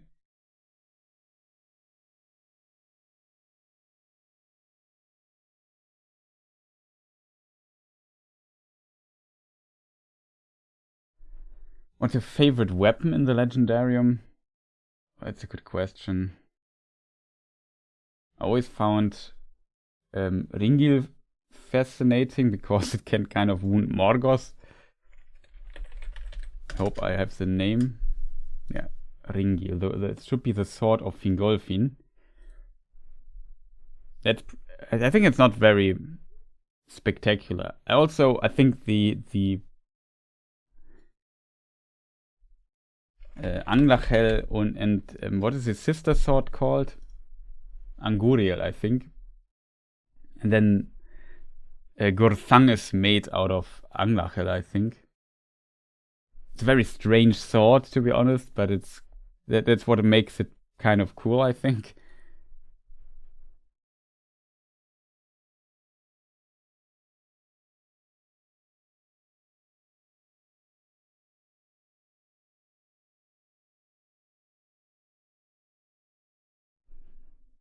But yeah, the point is a bit, I think that Elrond's is a bit underrated. That Nienna is a bit underrated as a Valar, and I think she's a very powerful Valar.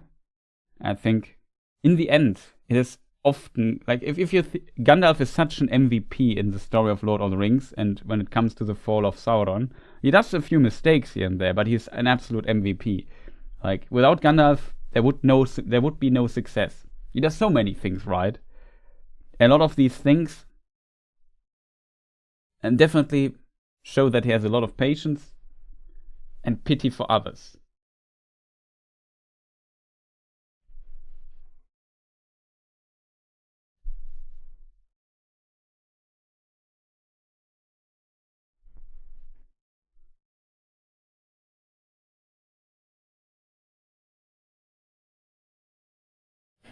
The pity of Bilbo may rule the fate of many.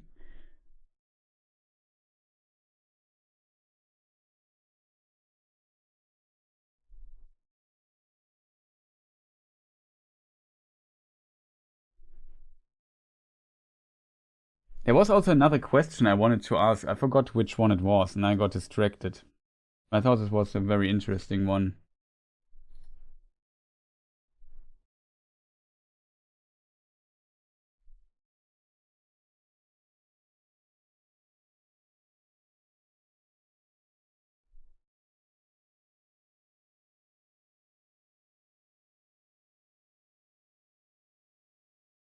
Yeah, it's cursed. That's definitely cursed.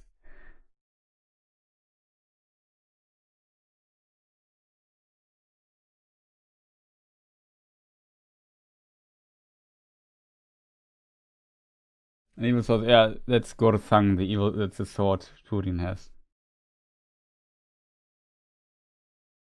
Yeah, definitely. It's a mythological, cursed, strange weapon. It even can, for whatever reason, it can talk. It's really strange.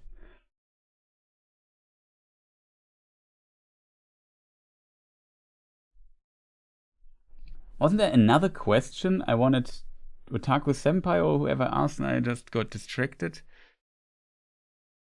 Oh, I forgot, chat.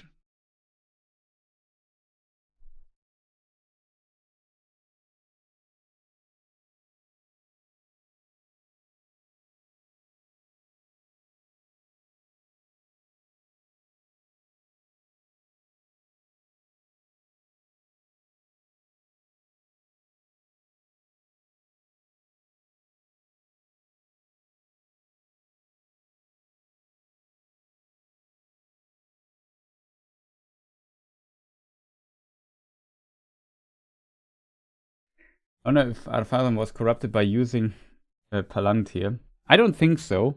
That was an interesting question, but at this point, Sauron had none of the Palantiri yet. So they were only in Numenor, all 7 of them, and one was in Tol Eressëa. So there was basically no force to corrupt him yet. So I don't think that's the case. But he, for sure, could have had access to a Palantir. Though to be fair, actually, it is possible at some point, but it seems like the faithful have taken the Palantiri with them, because they were elven artifacts, and Palantir and Ar-Pharazôn was pretty much anti-elves, you could say. You would not use an elvish artifact, I think. So the 7 Palantiri were with the faithful. I assume it would be strange if their forgotten one in in the capital and had to break in and get the Palantir there. I mean, Isildur went already to the capital to steal one of the seed trees, to the seedlings of the white tree to save it, but yeah.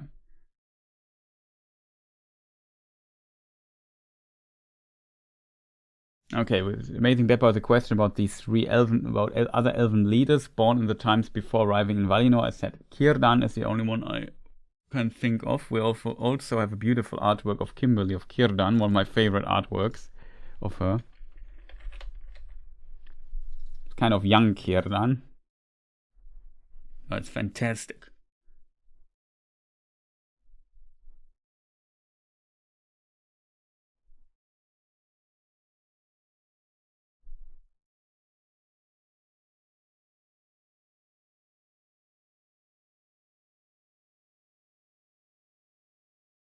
Would have been nice to have a story of Eol witnessing the meteor falling and collecting the iron he used in the swords. Yeah, that would be interesting. Just get a very small notice of a meteor or something from the sky falling, and he potentially used the metal from that, the black metal.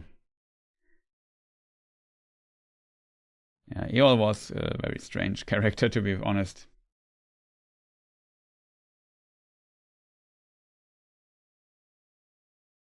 What would the Palantir be made from? That's a really good question. So we know that Fëanor for the Silmarillion experimented with crystals where they could store light. If I remember correctly, there's even like somewhere a reference to this, that the Palantiri might be a side product of this experimentation. Originally, the idea came from according to some story, from the hair of Galadriel. Fëanor wanted a strain of Galadriel's hair, but she would give him none because he was kind of, let's say, a special guy. He was not a nice guy, let's put it that way. And he saw this and saw, okay, the light of the two trees can be kind of be trapped or collected inside, or stored inside certain materials, and he experimented then with, I guess, crystals or something, and this gave him the idea to create the Silmarillion. And maybe in his early, it's just my own speculation here, maybe in his early experimentations, this led to this led to this discovery, and he created this. I think there's also, let me just look it up. I think there's also something. Now it shows up. Interesting.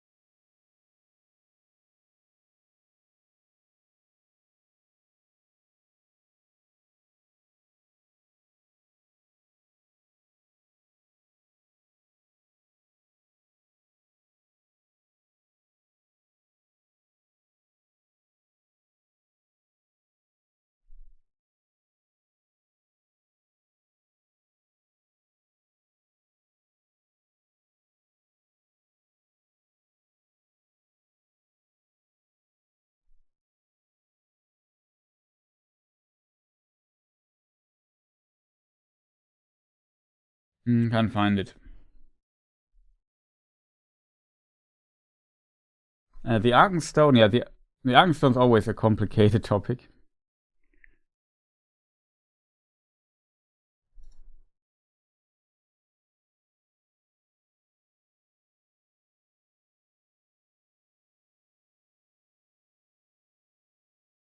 Yeah, interestingly, Galadriel gave Gimli 3 strains of her hair, and he's a dwarf.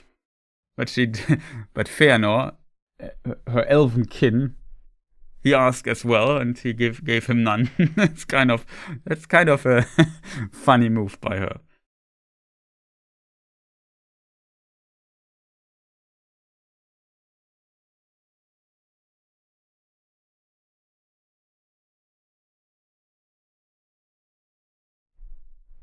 Favorite battle?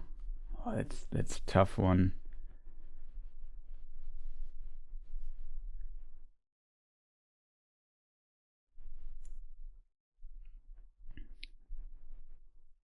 I guess maybe, I think a very interesting and tragic one is kind of the Battle of the Last Alliance.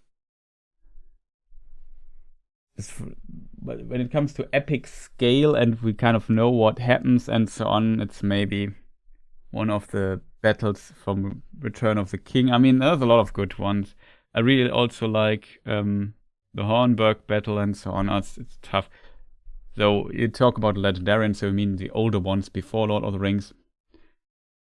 First Age, the Nirnais Arnödiat, for example, is really good.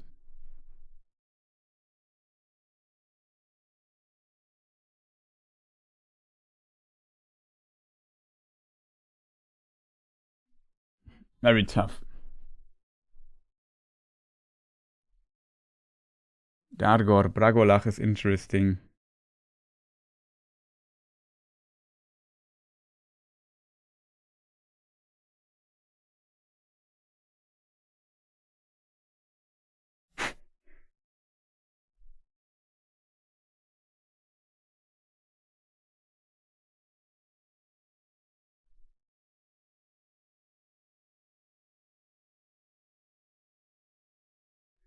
What's a cool sword Gandalf had? Yeah, that's also pretty cool. That's the sword of Turgon, potentially. Glamdring. Foehammer. Turgon's sword, King of Gondolin. He also High King of the Noldor at some point when all other kings were kind of dead. He then was succeeded by Gil-galad.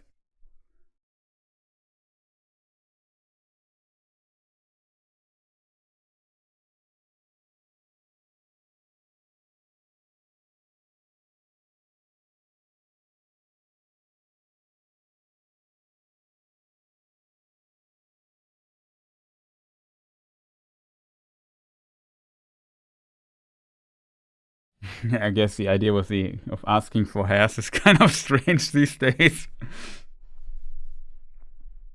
But in Legend, it kind of works.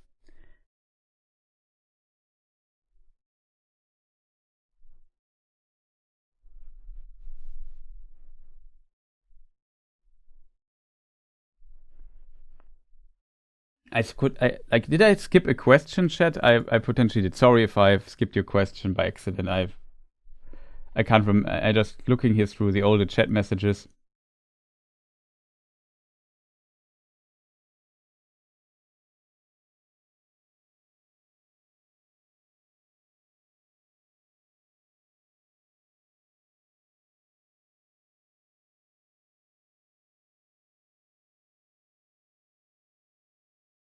Favorite warrior? I'm not sure if you consider my favorite character or side character is definitely Elrond, and he was there also in the battles of old, like in the War of the Last Alliance. So, in a way, I could say, but he's not he's more a healer, and so on. He's less a warrior, I think.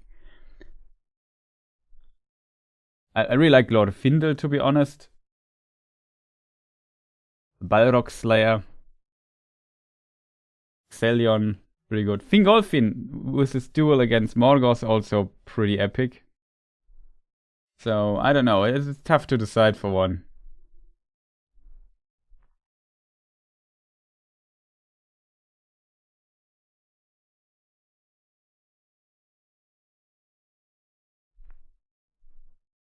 In a way, I also like Eärendil, to be honest.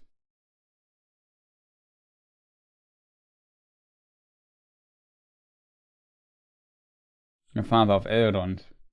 Or Tuor. I think maybe Tuor is a really good pick.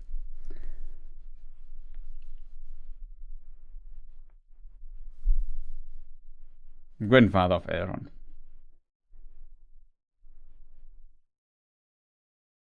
Beren. Maybe Beren is maybe the best pick.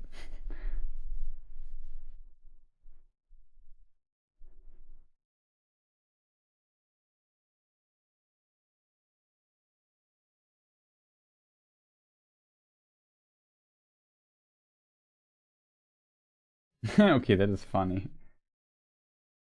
With the celebrity, with the hairs of the celebrities.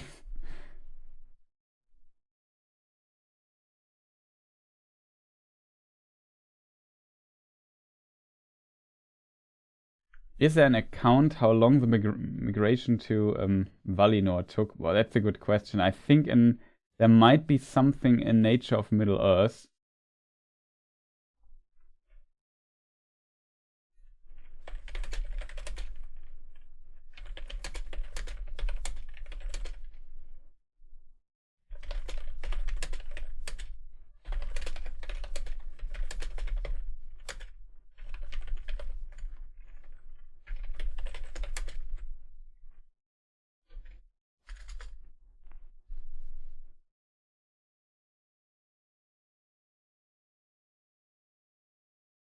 Will be difficult to find though.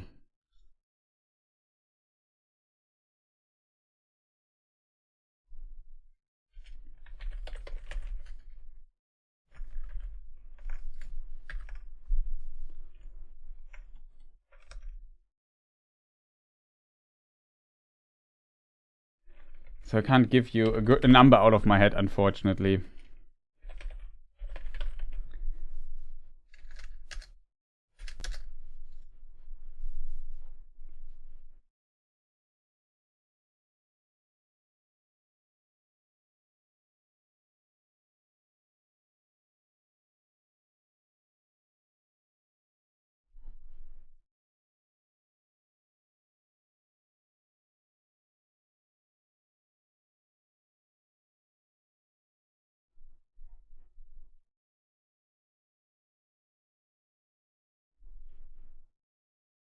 Okay. Vanya and Nola complete trended across the Great Sea. Actually, not that long. Vanya and Noldor depart across the Great Sea. Let me see if I can find this in the book. We copy-pasted it. Pretty sure it's in...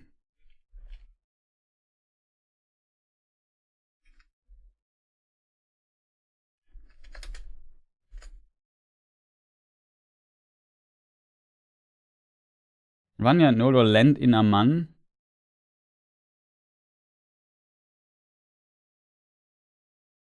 I think it just takes a year, a Valiant year.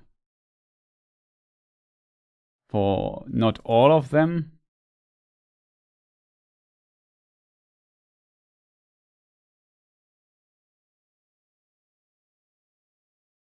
The journey takes longer.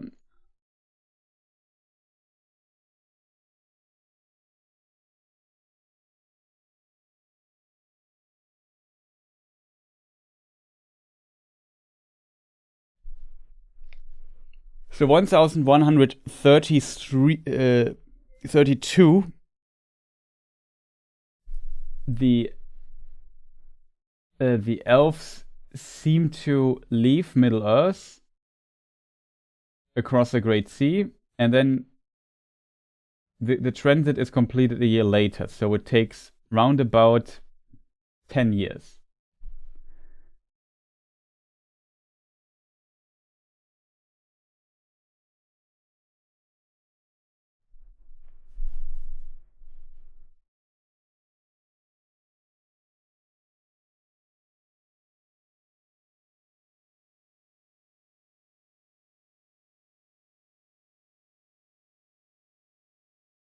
Thank you, Dylan. In case you mean my picks. Favorite battle, the one where Fëanor's narcissism drove him to take on the Orc Horde and the Balrog on his own. Classic. Yeah, that was... Which battle was that? Was this a battle under the stars, as it's called?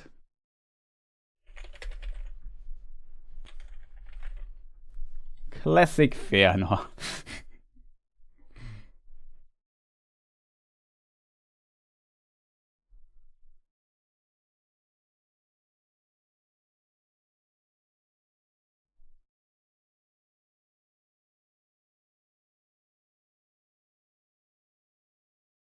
Yeah, I think it was a battle under the stars.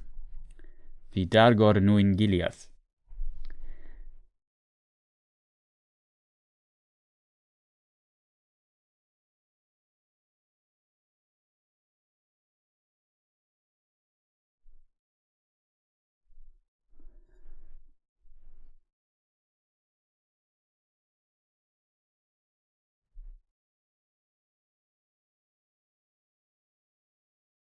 For Mim the Dwarfs, yeah, also feel bad for Mim the Dwarfs. Also complicated story with different. Hey, Reflective Rambling, nice to see you. Haven't been able to stop in a while. Happy to see peeps enjoying free access to an astounding brain.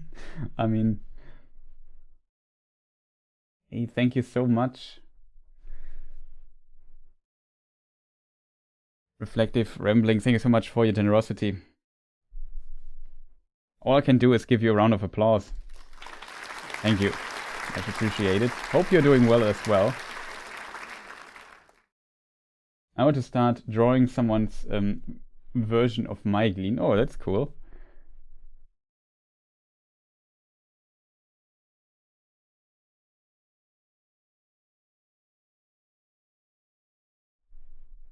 He's dark-haired lad that ran away, but his mom joined him. And he helped her get away. He's full of anger and contempt. You mean Maiglin? Yeah. That sounds like Maiglin. Classic Maiglin things. Yeah, it's also an interesting character.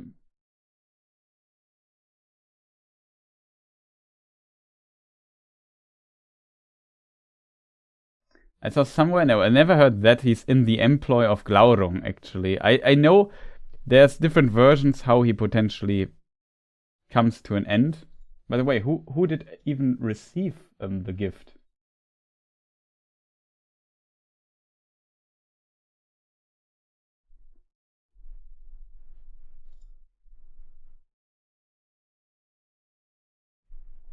I have to scroll.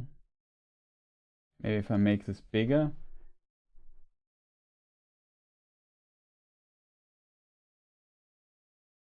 Gift member.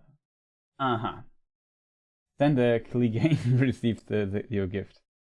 Nice. We know him as well here.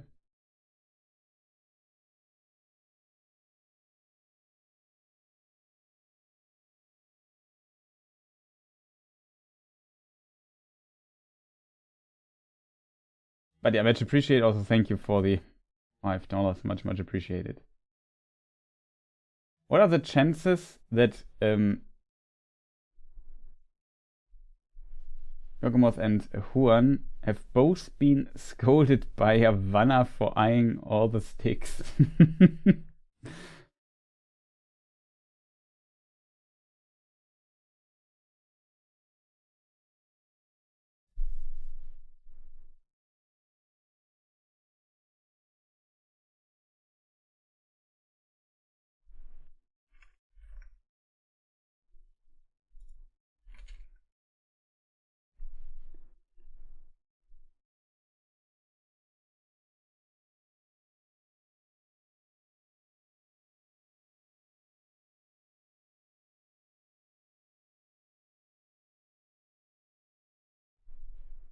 But yeah, Gorgumos, also a name I haven't heard in a long time. Petty Dwarfsies. That's a name I haven't heard in a long time.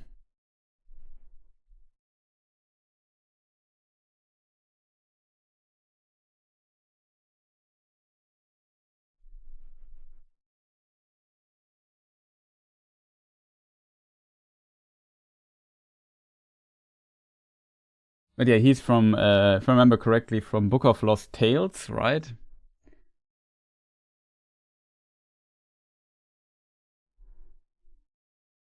Part 2. the Hound of Mandos or something.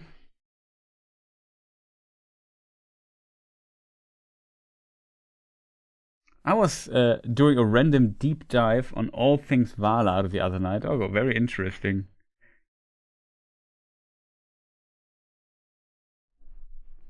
But the idea is very funny that Yavanna scolded them for eyeing all the sticks. I think it's plausible. It's definitely a plausible thing for them eyeing the sticks and for Yavanna scolding them.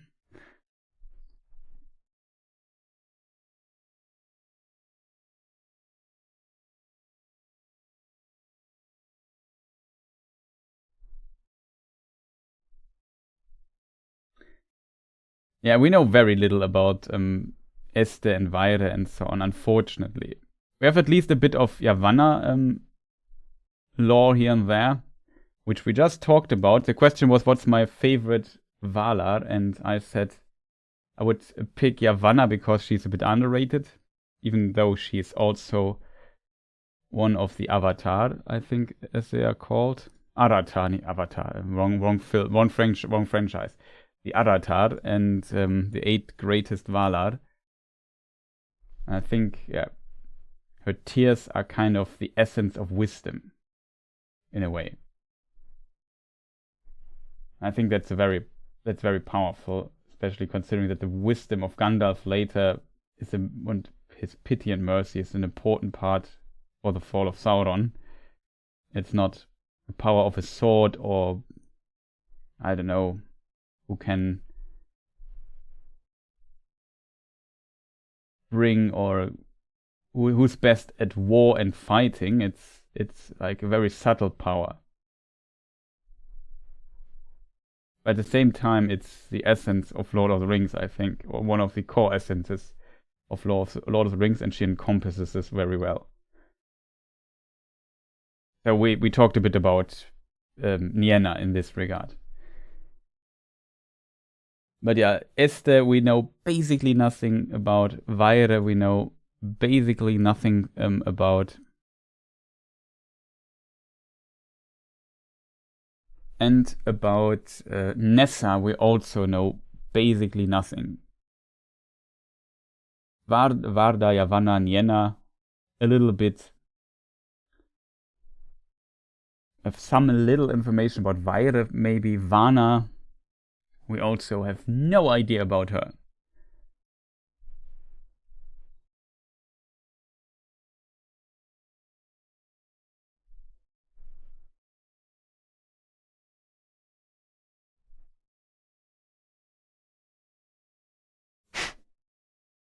A Mimby.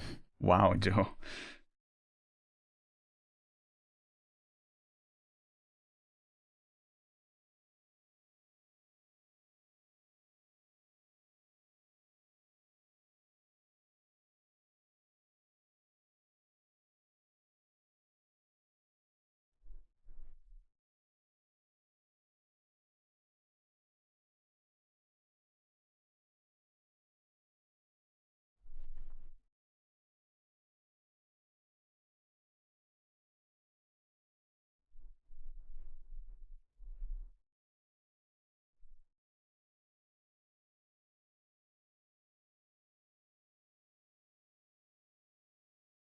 Does anyone know what his ending is meant to be in the Unfinished Tales? Whose ending?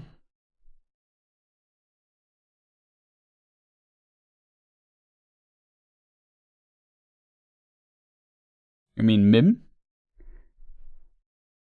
I have to do research on Mim at some point in my life.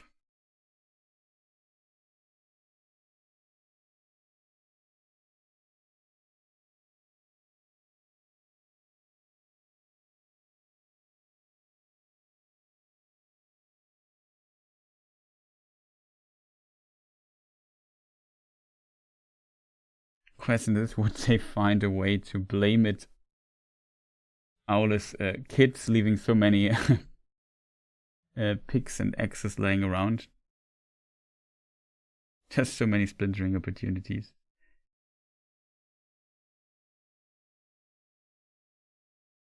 Odin always meant to kill Mim. Yeah, I don't know. It's always a bit strange how Mim behaves, how he's portrayed. It kind of switches around so much. I remember that from reading it some years ago. I really have to do research on this.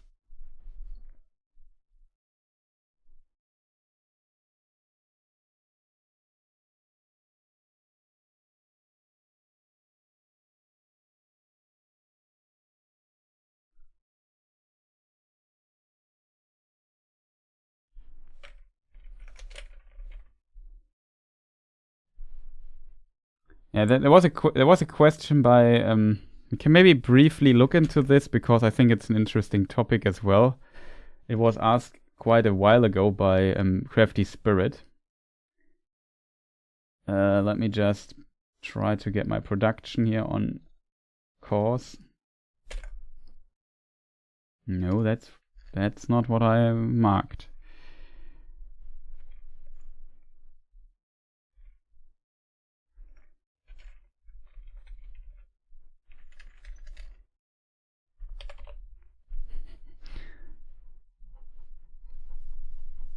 Okay, I have a... Is Crafty Spirit still there? He asked a question. And now it's gone. I have a problem, chat. The question is gone.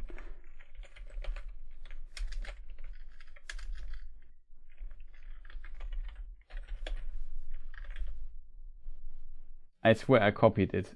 And now it's gone. I can't find it anymore.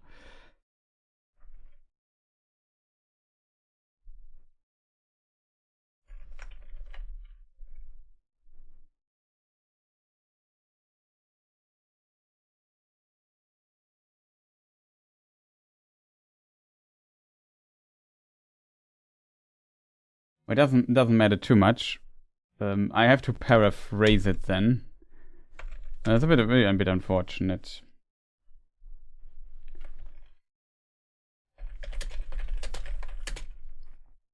How much time did Aragorn have for his travels as Thorongil? No, not as Thorongil. His travels into the far south and east. Something like that.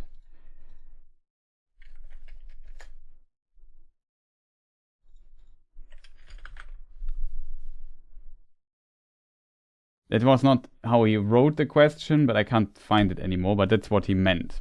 Before I forget it again, I want to ask it like a moment ago. I said, what was a question I want to ask? I wanted to answer. Could be already in bed because I think he's also from Europe, so it's very late for him. Yeah, it's an interesting question. We just dived a little bit into the comment section into this. I think he asked it there as well. And what is interesting is how it's kind of worded. Let me see if I find his comment.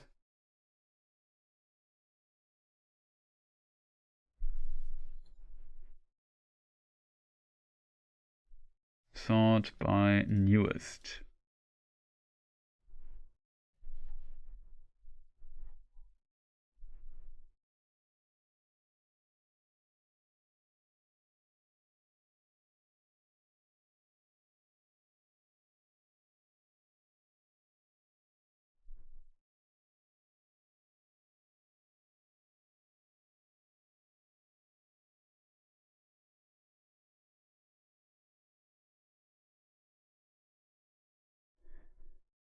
Oh god, now I didn't write the comment down. Now I have to find it. It's in Appendix A, though. I know which chapter it is, but Appendix A is very long. It's difficult to find stuff there.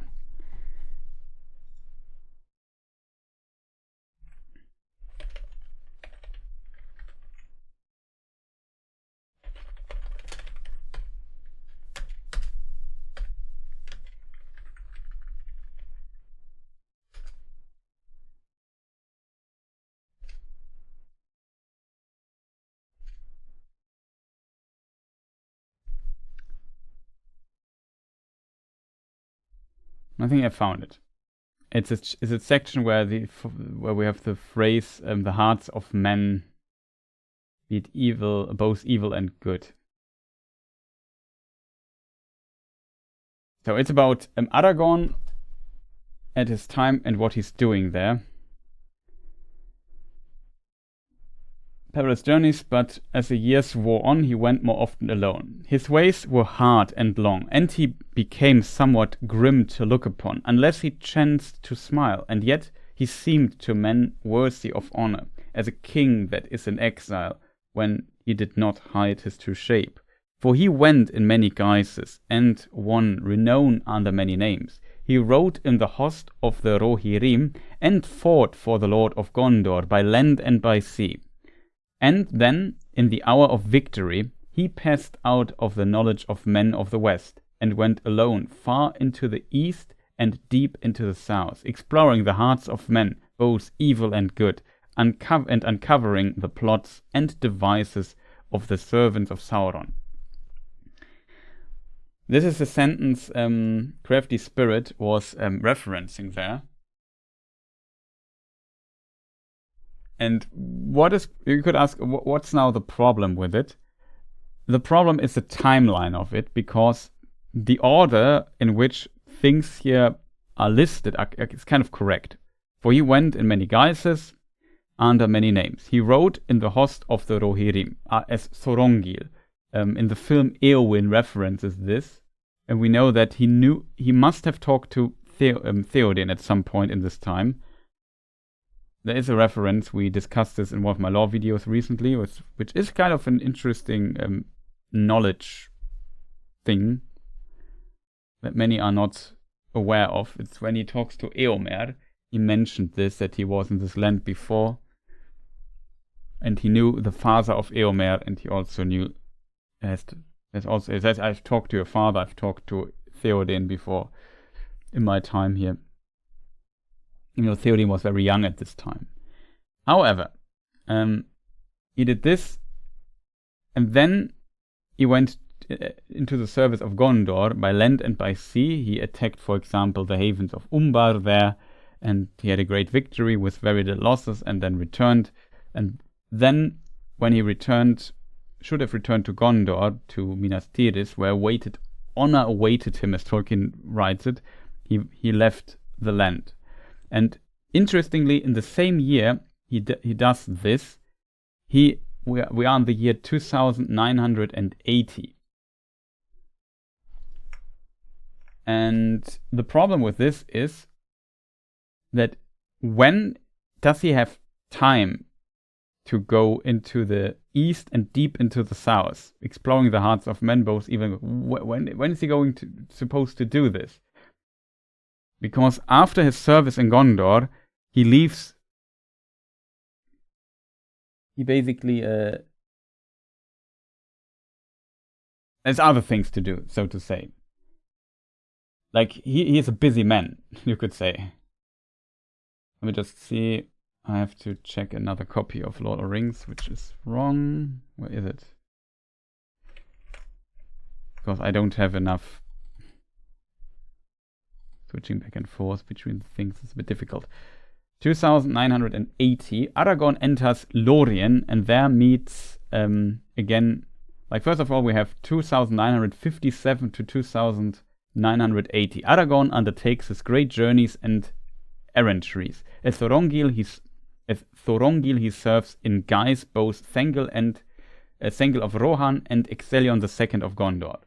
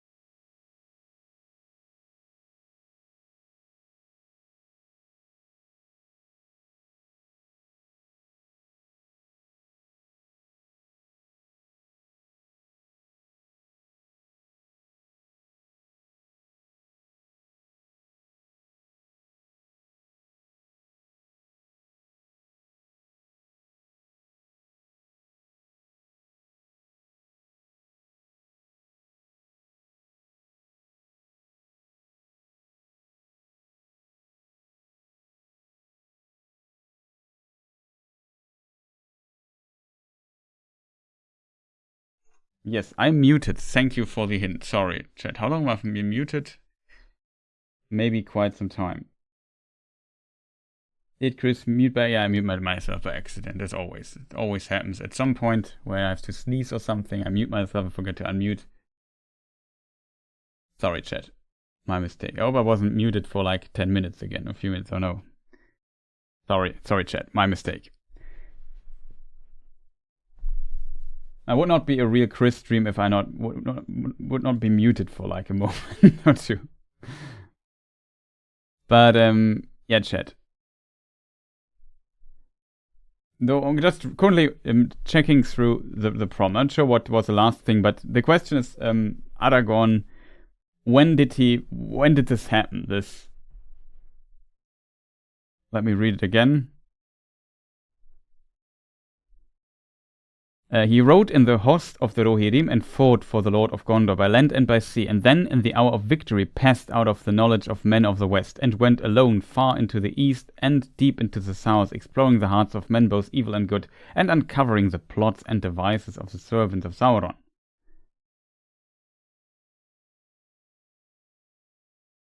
Well, it's better than last time, I think. So, the question is, which I can't really fully answer. I mean, Aragorn is very busy. Here in the text, in the summary, so we know first he goes to Rohan, serves in the host of the Rohirrim. Then he goes to Gondor, serves under Ecthelion II, the father of Denethor II, by land and by sea. And then, the hour of victory, he passes out of knowledge of the men of the West. And now comes and went alone. The question is what this means. And then he went alone far into the east and deep into the south, exploring the hearts of men, both evil and good, and uncovering the plots and so on and so forth. Or is it he also did this, but in no chronological order? The chronological order for Rohan and then Gondor is correct, and he ends his service 2980. That's the year where he ends his journeys and as Thorongil. And then he comes to Lothlorien, he meets Arwen again, they plight their troth, and then he goes to Elrond, and then potentially he goes from there, not back into the south, but stays a while with his folk, because he might has also some dealings with the Rangers, he has to guard the Shire and so on later on.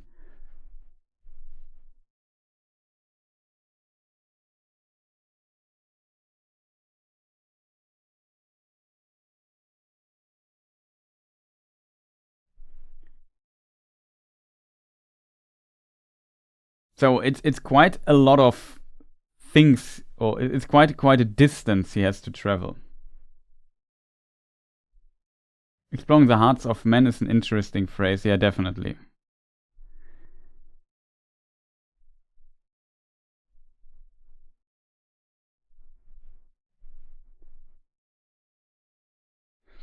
So the question is a bit, when does Aragorn have time for all of this?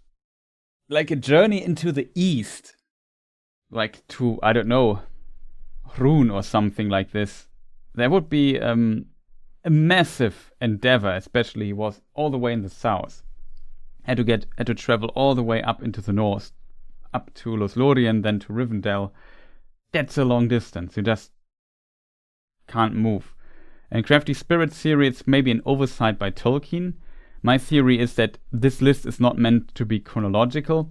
And now my question is, chat, just thinking about it, why is it not possible, like Aragorn becomes really busy in the years of around 3000. Why is it not possible for Aragorn to do this in the 20 years until the year 3000 happens?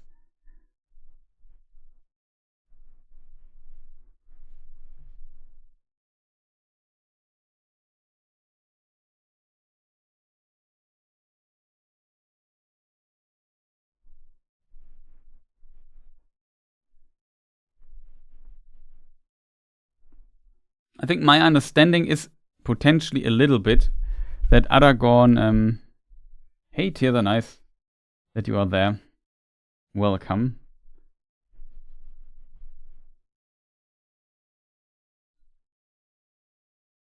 Questions a bit, what would speak against him doing this later on? Okay, 3006, 3007, he visits Gilrain. That's something that happens. His mother. 3009, he renews their hunt for Gollum. So in this time, I think it's very unrealistic that he goes far, because he has to kind of try to find Gollum in this time. So going far off into other lands, I don't see this.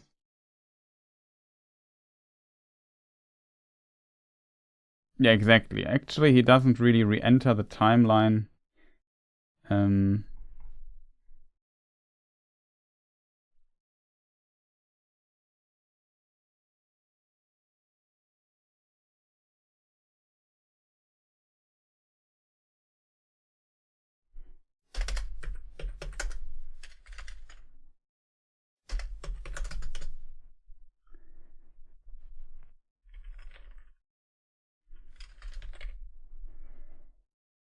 So 3080 is busy. Let me just check the timeline really quick if there's an argument that can be made. Maybe I'm overlooking something. Maybe there's an explicit statement that says, no, he stays there in this time. It would make sense because he travels towards the west again. So back to his people in the northwest. Former Arnor, where he's also the chieftain of.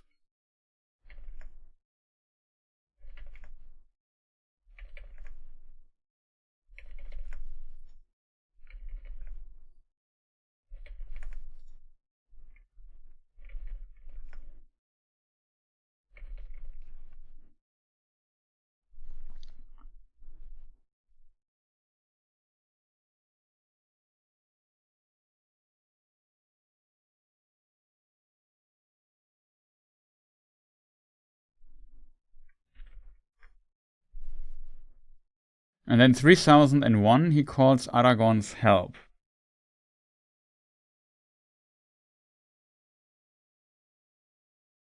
Exactly.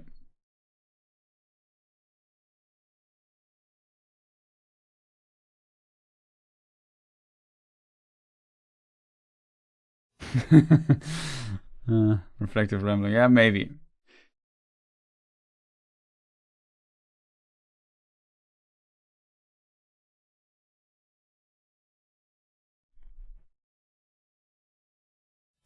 Discovered pipe, we didn't went on a spirit journey. Yeah, maybe.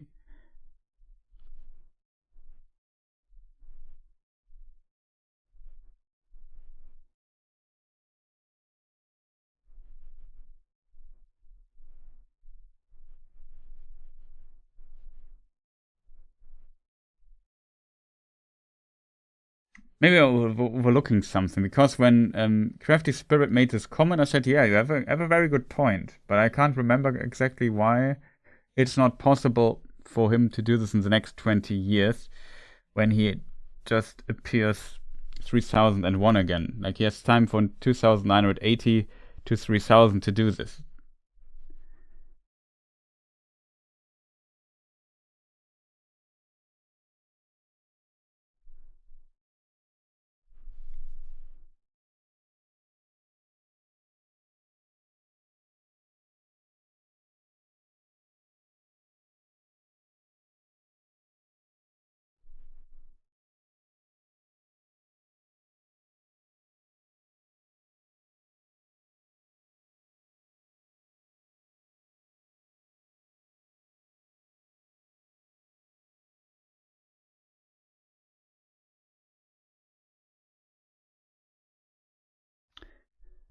Yeah, okay, I understand. You know why? I understand the reasoning now. Why that is. I think we have to kind of see this as a summary of his later time, because the next event in this essay is that he enters, like, let me just read some little snippets of it. So He rode the host of the Rohirrim and fought for the Lord of Gondor by land and by sea. We had this. And then in the hour of victory, he passed out of knowledge of men of the west and went alone far into the east and deep into the south, exploring the hearts of men, both evil and good, and uncovering the plots and devices of the servants of Sauron. Thus he became the last and most hardy of living men, skilled in their craft and law, and so on and so forth. His face was set and stern because of the doom that was laid on him, and yet hope dwelt ever in his depths of his heart, from which mirth would arise at times like spring from a rock. And now it becomes interesting. It came to pass that when Aragorn was 49 years, so 49 years of age, he returned from perils on the dark confines of Mordor, where Sauron now dwelt again and was busy with evil. I like this phrase. Yeah, he was busy with evil. And he was weary, and he wished to go back to Rivendell and rest there for a while, ere he journeyed into the far countries. And on his way, he came to the borders of Lorien and was admitted to the hidden land by Lady Galadriel. So it reads like in the compass, he has to do this, you could read it as he leaves the service of Gondor, explores the hearts of men in the south, and then goes to Rivendell, and then we know he is in Rivendell in 2980. So it has to be in the same year. I think that was the idea, basically. But I could imagine that this is simply a summary of the next 20 years. What's he up to there? He goes deep into the east and south, exploring the hearts of men. In between, he was at the confines of Mordor, as we can read. Then he says, okay, I'm weary, I go to Rivendell, back to my home, crossing Lothlorien on his way, and there he met Arwen again, and there they plied their troth and so on. And then the story of Arwen and Aragorn continues, if that makes sense.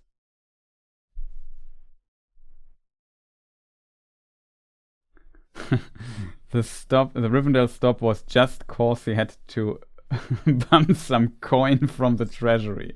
That living isn't cheap, Nice one, reflective.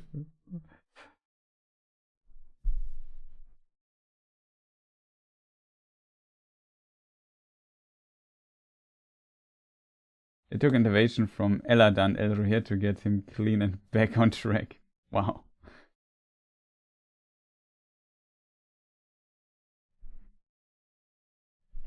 I would guess that Aragorn entered Moria. Yeah, I could imagine that this happened in this time. At some point during his journeys, Aragorn must have crossed Moria for whatever reason. We don't know why exactly.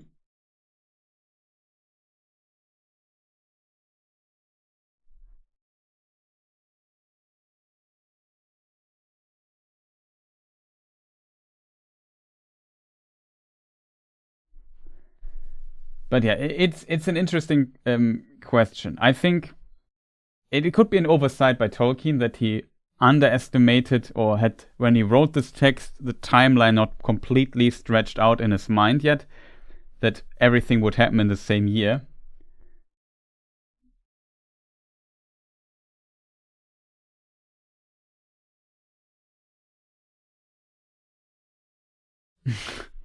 You thought you were grooming intellectuals. Instead, us clowns arrived, and instead you really should demand a refund. No, I like you people, so I'm glad you're all here.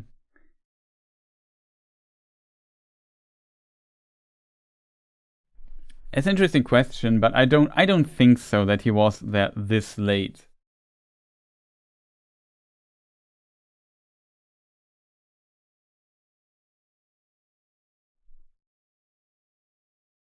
I think it must have been an earlier, because he says, if I remember correctly, let me just see if I find the quote for it.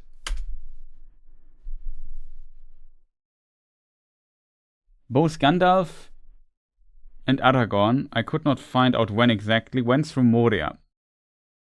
Gandalf went through Moria when he searched for Thorin's father, Throin, however pronounced, Thrain.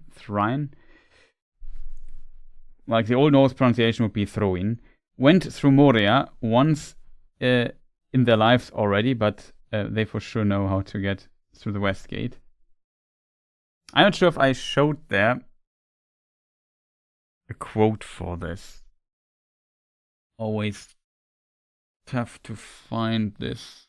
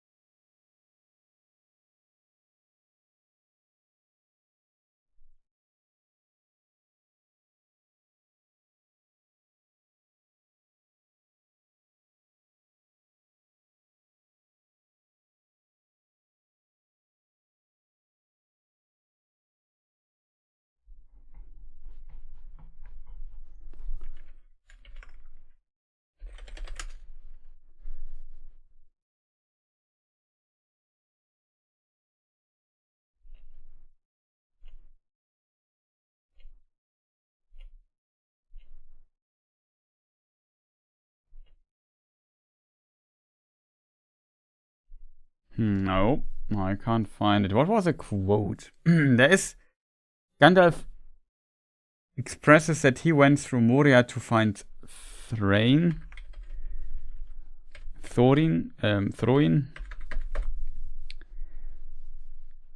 I also have to stop the screen. It's going to stream soon. It's very late and my ability to speak diminishes with a minute. The pencil goblin.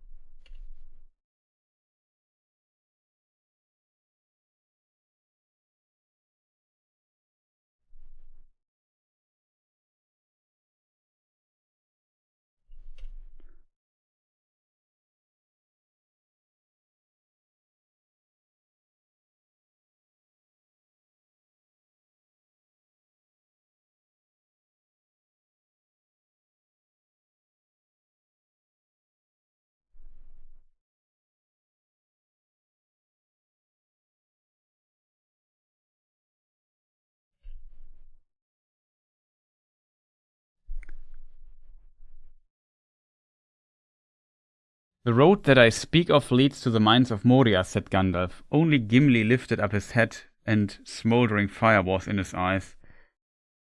All the others, a dread fell at the mention of that name. Even to the Hobbit, it was a legend of vague fear.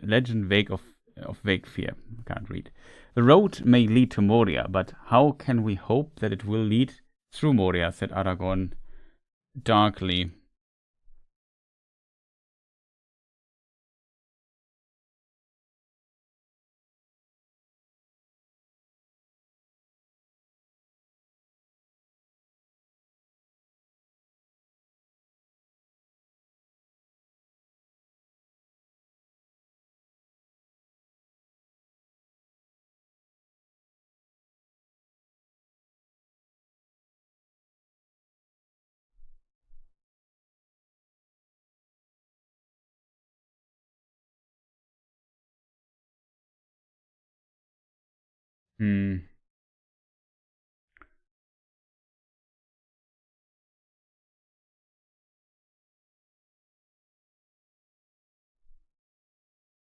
Yeah, here it is.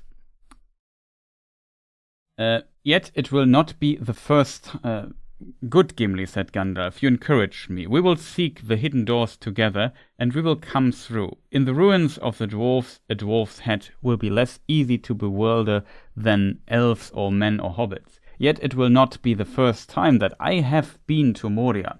I sought there long for Thróin, son of Thror, after he was lost. I passed through, and I came out again alive.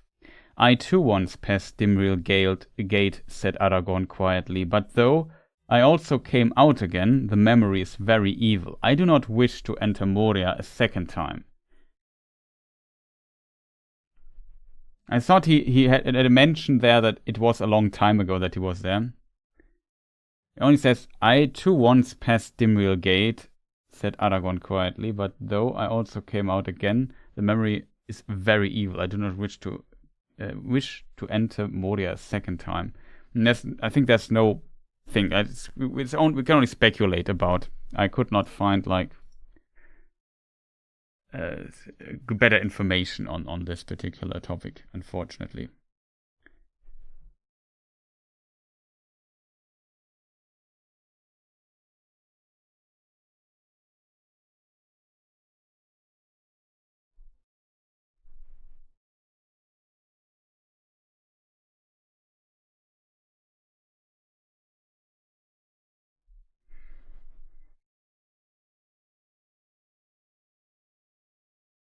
How long was he inside, and what was he doing? I mean, Aragorn or Gandalf? Like Gandalf, of course, he was searching for Thróin. That is what Gandalf states. Why Aragorn went there, I don't know, to be honest. I could imagine he's in a way, for him to become the best man, he also needs to know the darkest places, I guess. So he also goes to Moria. He crossed it once and risked it, maybe because it's faster than going through the Gap of Rohan or the other way. So he thought, well, why not give it a shot? And he did this, and he kind of, from how he phrases it here in the quote I just read, regrets potentially going there. But now he knows even the exit. He knows how to get out there. So he was definitely somewhat prepared to go through Moria, but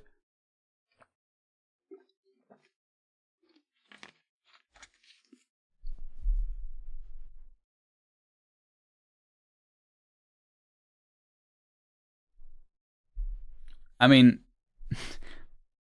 Gandalf is a supernatural angel entity in the disguise of an old man. He goes alone through Moria. You say, yeah, I can see this, but can you imagine as a mortal man going alone to Moria in this pitch black place full of orcs and a Balrog living there? That needs like a special kind of fearlessness, in my opinion.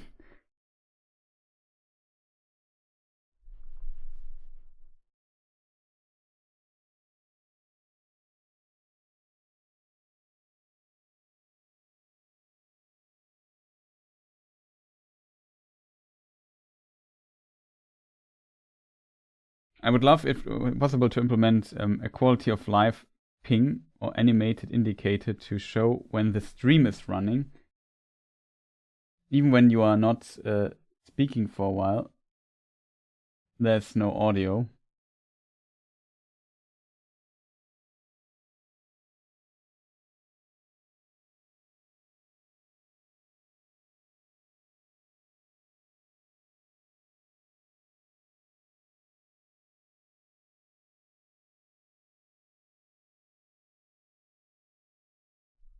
Only I have when I speak, you have this little audio thing there going on. Where's my thing here? On the top right. That's the all I got. So if this is kind of gone, then you know, well, he's not talking. The problem is I have so many windows opened here that it's sometimes very difficult for me to see what's going on. I have to admit, I'm kind of surprised that we have so many people here today. We have like 63 current viewers, so welcome everybody. Nice to see you here. I hope you had a fantastic day and glad you joined the stream. Yeah, definitely. It's this time. I mean, last time was also, we got like almost 40 or so at the peak time. So that's very nice. So yeah, glad you people enjoy this. And it's kind of fascinating on this channel here. I think the live streams work pretty well, audience-wise, on this channel for the most part. But just uploading a new video is kind of a catastrophe always, like when it comes to video performance. Very strange, I think. But, well, let's hope the new channel works a bit better there.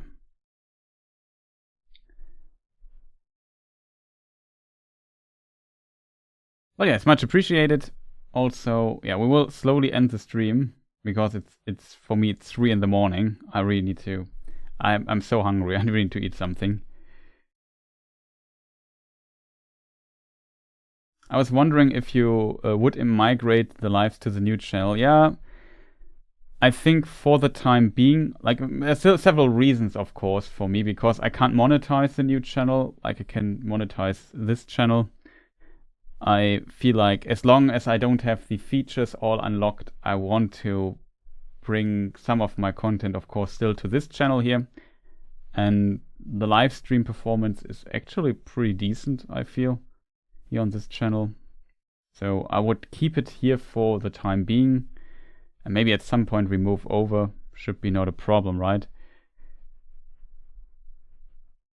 For people wondering, new channel, if you haven't subscribed there yet, like, currently all you will get there is re-uploads of older videos there to kind of keep the channel a bit going there.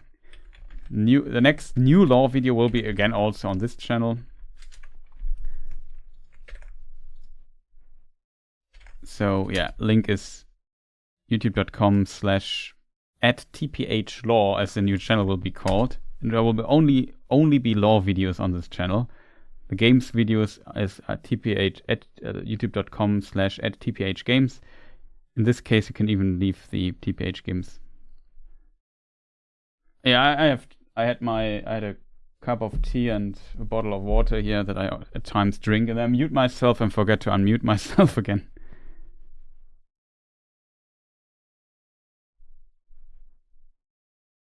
Insistent and sweet. Thank you, much appreciated. But yeah, there were also almost 5 hours, very long stream. Well, it could go longer, of course, but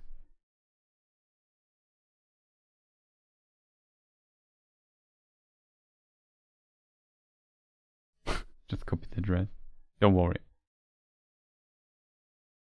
But yeah, new lore content will be on this channel for the time being. As soon, like, for the new channel, and that's always kind of a problem, I have to hit 1,000 subscribers and 4,000 watched hours to unlock all the features that I need.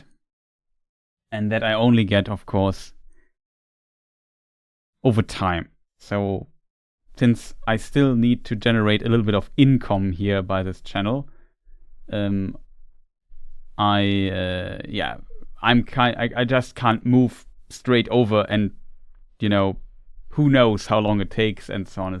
It's kind of risky. So I wanted to try to do this slowly in parallel, which is maybe not ideal, but I think it's okay-ish for you people.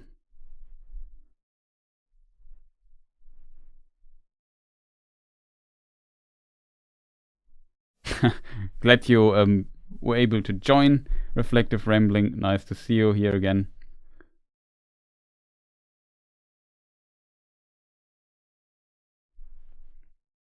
Now, my problem is this channel here has like 46,000 subscribers or so.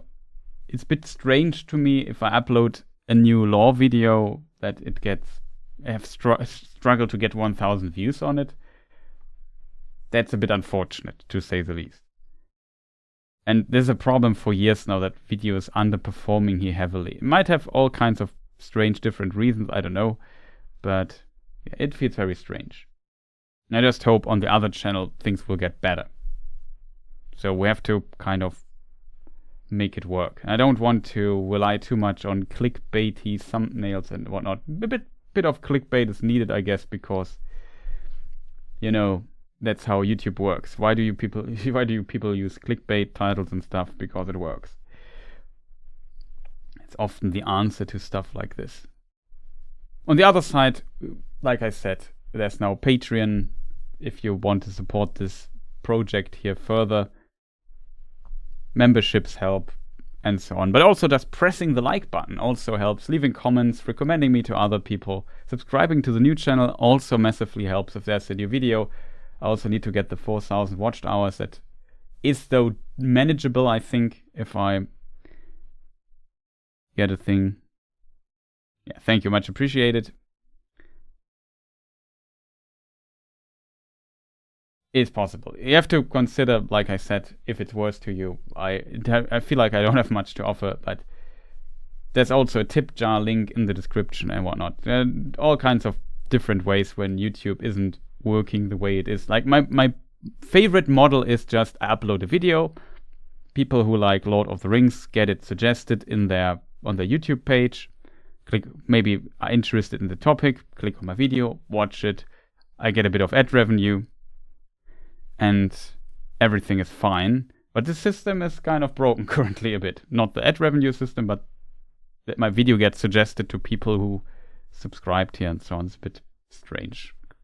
For years now it's strange for my channel. It feels like my channel is cursed. But whatever.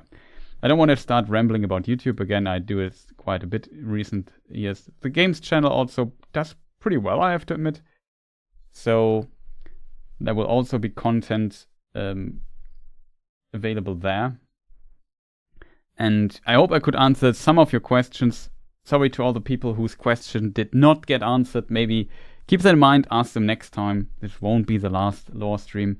There will be also the watch party streams. We start somewhere in November, so next month. We have 6 films, so we need 6 weeks. If we have 1 watch party each week, I need 6 weeks, maybe 1 extra week for a little bit of buffer. So I guess then we have also War of the Rohirrim that we did a poll for that we want to watch here. Do you have something like a Ko-fi? Not yet set up really, but I think what is it called? I mean, it's a bit complicated. It's usually a Twitch thing, the Streamlabs thing. It eats up a little bit of transaction fees there, but I think it's still much better than I mean, YouTube's membership stuff is also not that bad. Like Twitch is, for example, Twitch sub is 50-50, you know, 50% go to Twitch, 50% to me, and then before those 50-50, the transaction fees also go away. So from your $5 subscription, I don't know what you get for there. I think definitely less than $2 land on my side of the thing. On YouTube, it's a bit better because it's not 50-50. I think it's 25-75 or 70-30 the share. Ko-fi's better than Patreon. Yeah, I think it is, but what I like about Patreon is kind of like the blog style. You can make a post and write some stuff in it and so on. It's kind of nice. The tip jar thing is basically a Streamlabs thing that goes directly to a PayPal account. There's also a PayPal transaction fee that goes away from that, but it's not that much. So if you prefer this, the only problem is you need to log into it with your YouTube account, and it needs quite a few weird permissions. So it's not ideal. So maybe I really have to set up a Ko-fi link or something like this.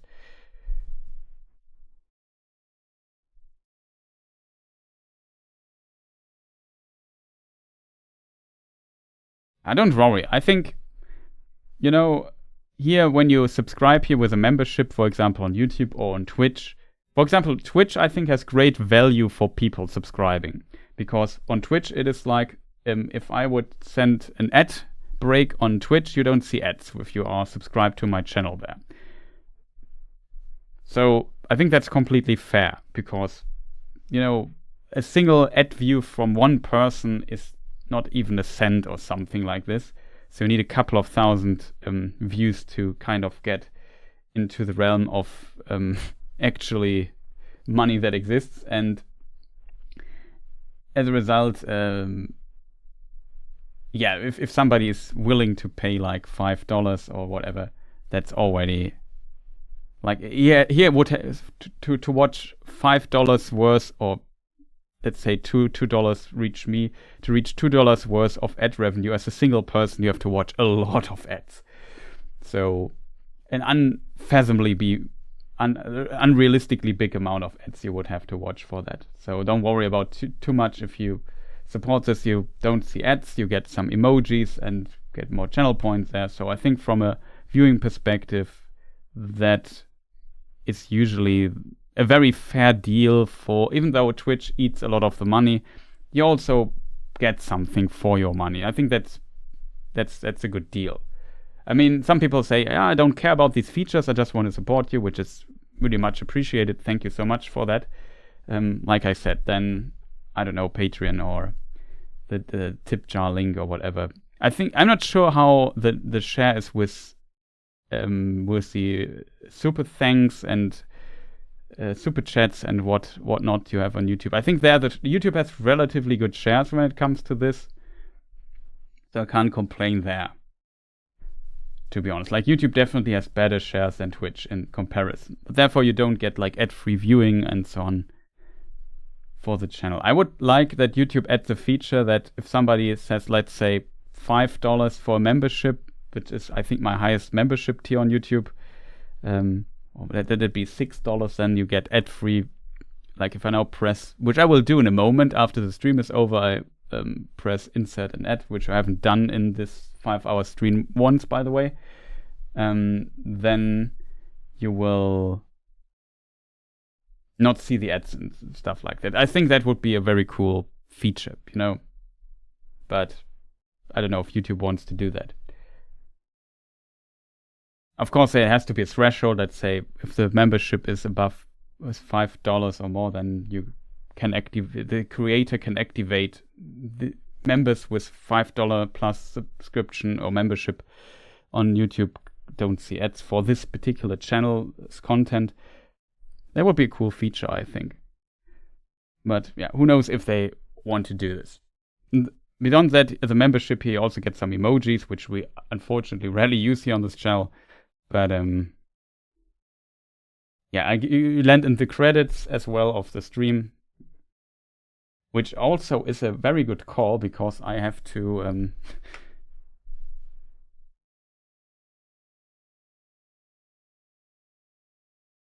do I have to update them? I don't know. Let me just do the credits really quick in a moment. I just have to update them.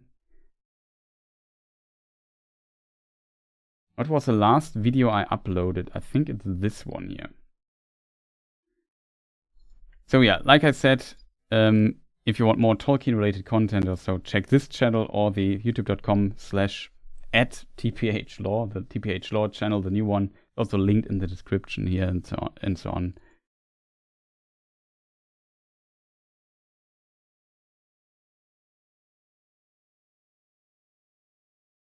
Now I have to check out how the name is spelled. But for completeness sake, we can just add the new member here.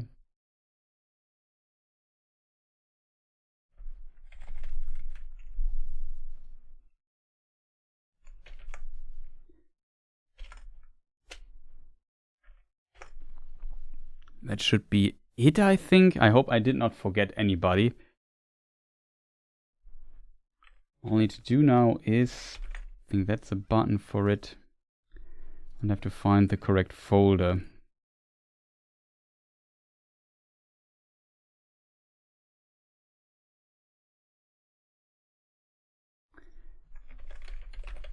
Credits. What do we have today? The 21st of October 2025.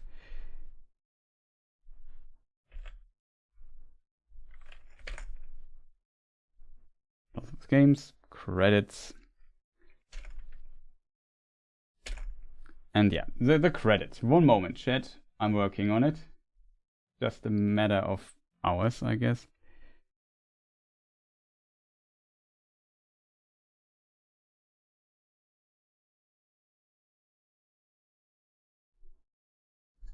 Okay, there is. Good Chris of Germany. Thank you.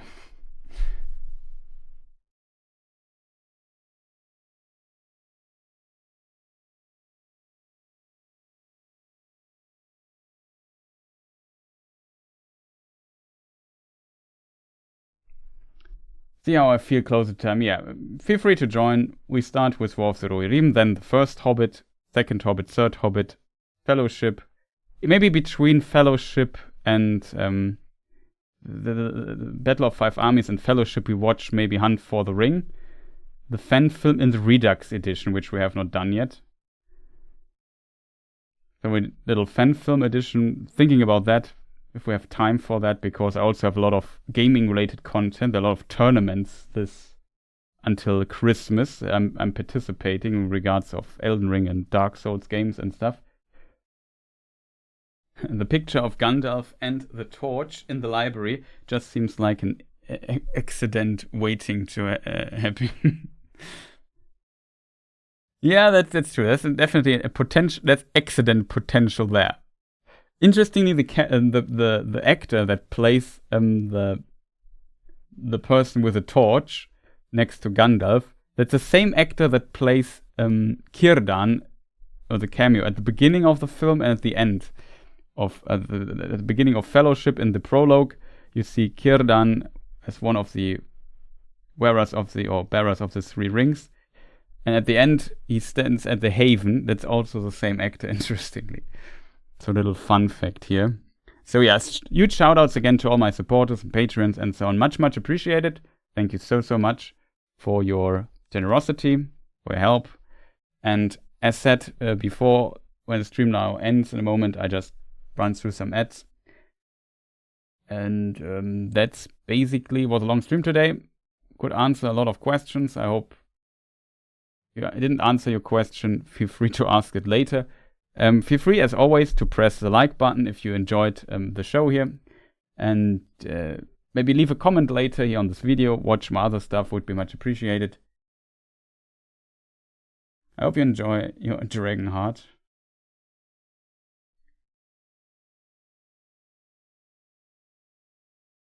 And yeah, Joe and Time Lord, Amazing Bad Boy, Reflective Rambling, and all the others lurking in the background. I hope Otaku Senpai also. Good night to you.